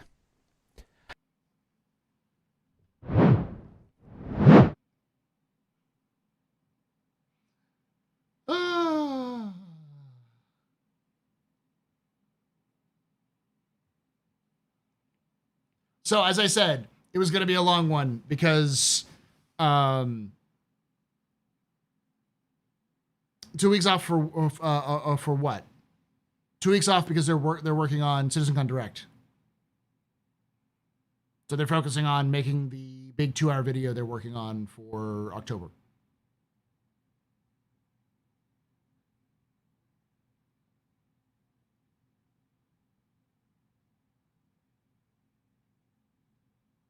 No, you're never getting a boat. I don't even know what boat you're talking about. Pre-convention, yeah, that's very common. CIG never actively says it, but they from like August, end of July, early August, all the way till October. It's basically a lot of content just grounds to a halt so they can support CitizenCon. Hey, Paul, whenever you trail off, your pitch lowers and your mic drops to barely audible volume. I don't know what you're talking about. I'm not going to do that. I'm not going to drop off of this and barely hear me or anything like that. At least you can barely hear me instead of not hear me at all. I just need to learn to talk more. To be like more projection. Gonna be harder to do when I'm sleepy. All right, before we go, you want to watch the Dark Territory trailer because I didn't do that. It's really cool.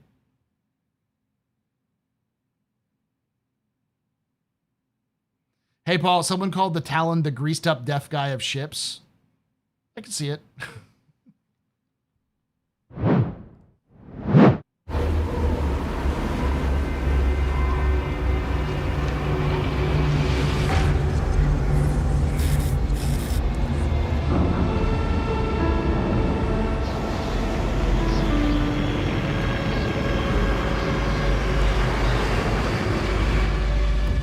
What is this place?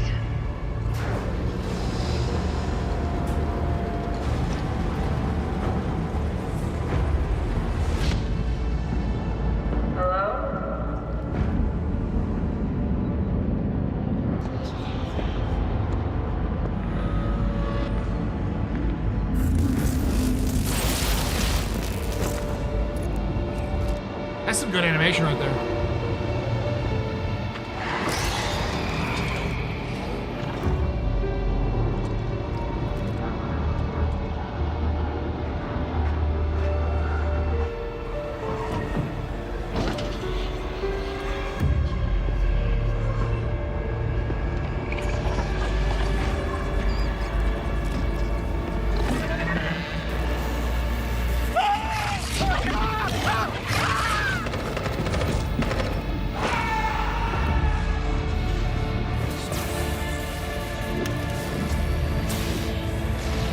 Custodian.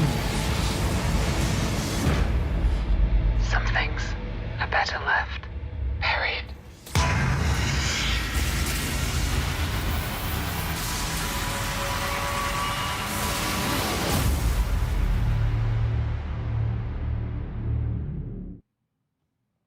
That was fucking great. Fun fact, I showed that to my wife just to see, because my wife's a hoarder author, exclamation point book. Oh wait, I don't have that. I don't have those things anymore. Camilla Shelley, she wrote a book. She wrote a book called published it too. It's been published, not self-published or anything, like a Tay-Home Publishing did it for her. Called Panic Eyes. So I asked my horror writer author wife to see it, and she was like, "That's neat. It looks good. Why are they releasing in August? Shouldn't they release that in October?" And I was like, "Well, technically it's a two-parter, and the second part is going to come out probably in September." And she was like, "Oh, that makes sense." I have a copy of the book. It's good.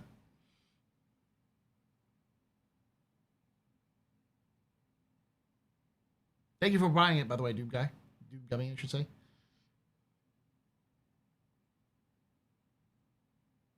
My only gripe about the Onyx facilities is the respawn timer and the mobs is way too high.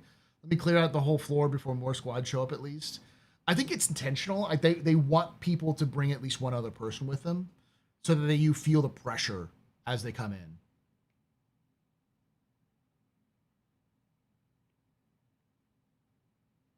I don't think we're going to get zombies. I think we're going to get a monster. I think we're going to get a creature, because they talk about a mini boss and a boss that they've been working on in the last monthly report. We'll know more about it in September, but I'm pretty sure we're going to get. We may not get the September release is the follow-up. I think we may skip it over to the October. So the October release is the Halloween update. So you fight a boss. I think the Vandul are involved, considering there's a gigantic blade there.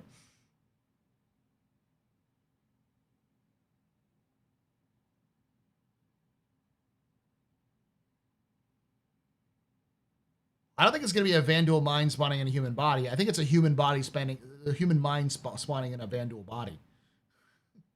So you're going to have some sort of human Vandul hybrid. Hey, Paul, the room with the terminal overlooking the blade. It mentions biomass converter. It also has a gigantic open box, which opens in the trailer, which implies that that box is supposed to hold something. So I think that's the boss battle. Or at least it's a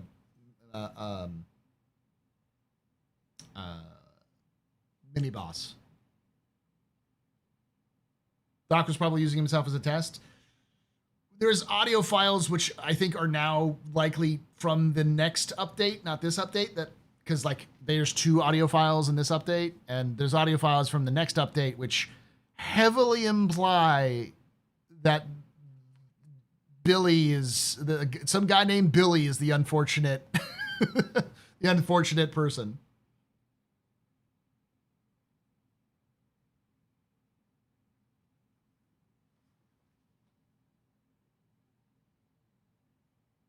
He turns himself into Valakar hybrid, a la Leto II. Yes.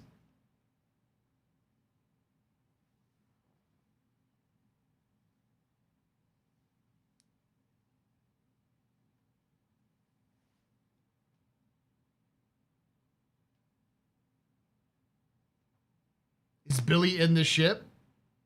No comment. See, that's what I was thinking. Ha ha ha! Billy! But I don't think we're going to see hundreds of Gary clones, of Billy clones. I think we're going to see a very fucked up Billy.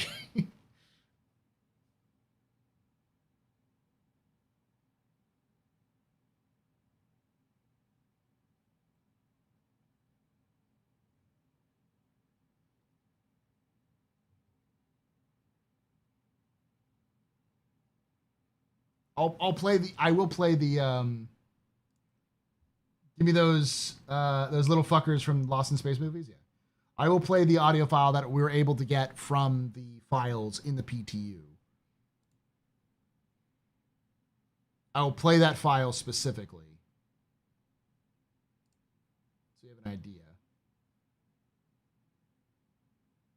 Oh, not Billy, Sam. Sam's his name. Well, Sam, are you ready to make some history as the first person to have their consciousness transferred? Yeah, I think so, Dr. Yor. But I did think of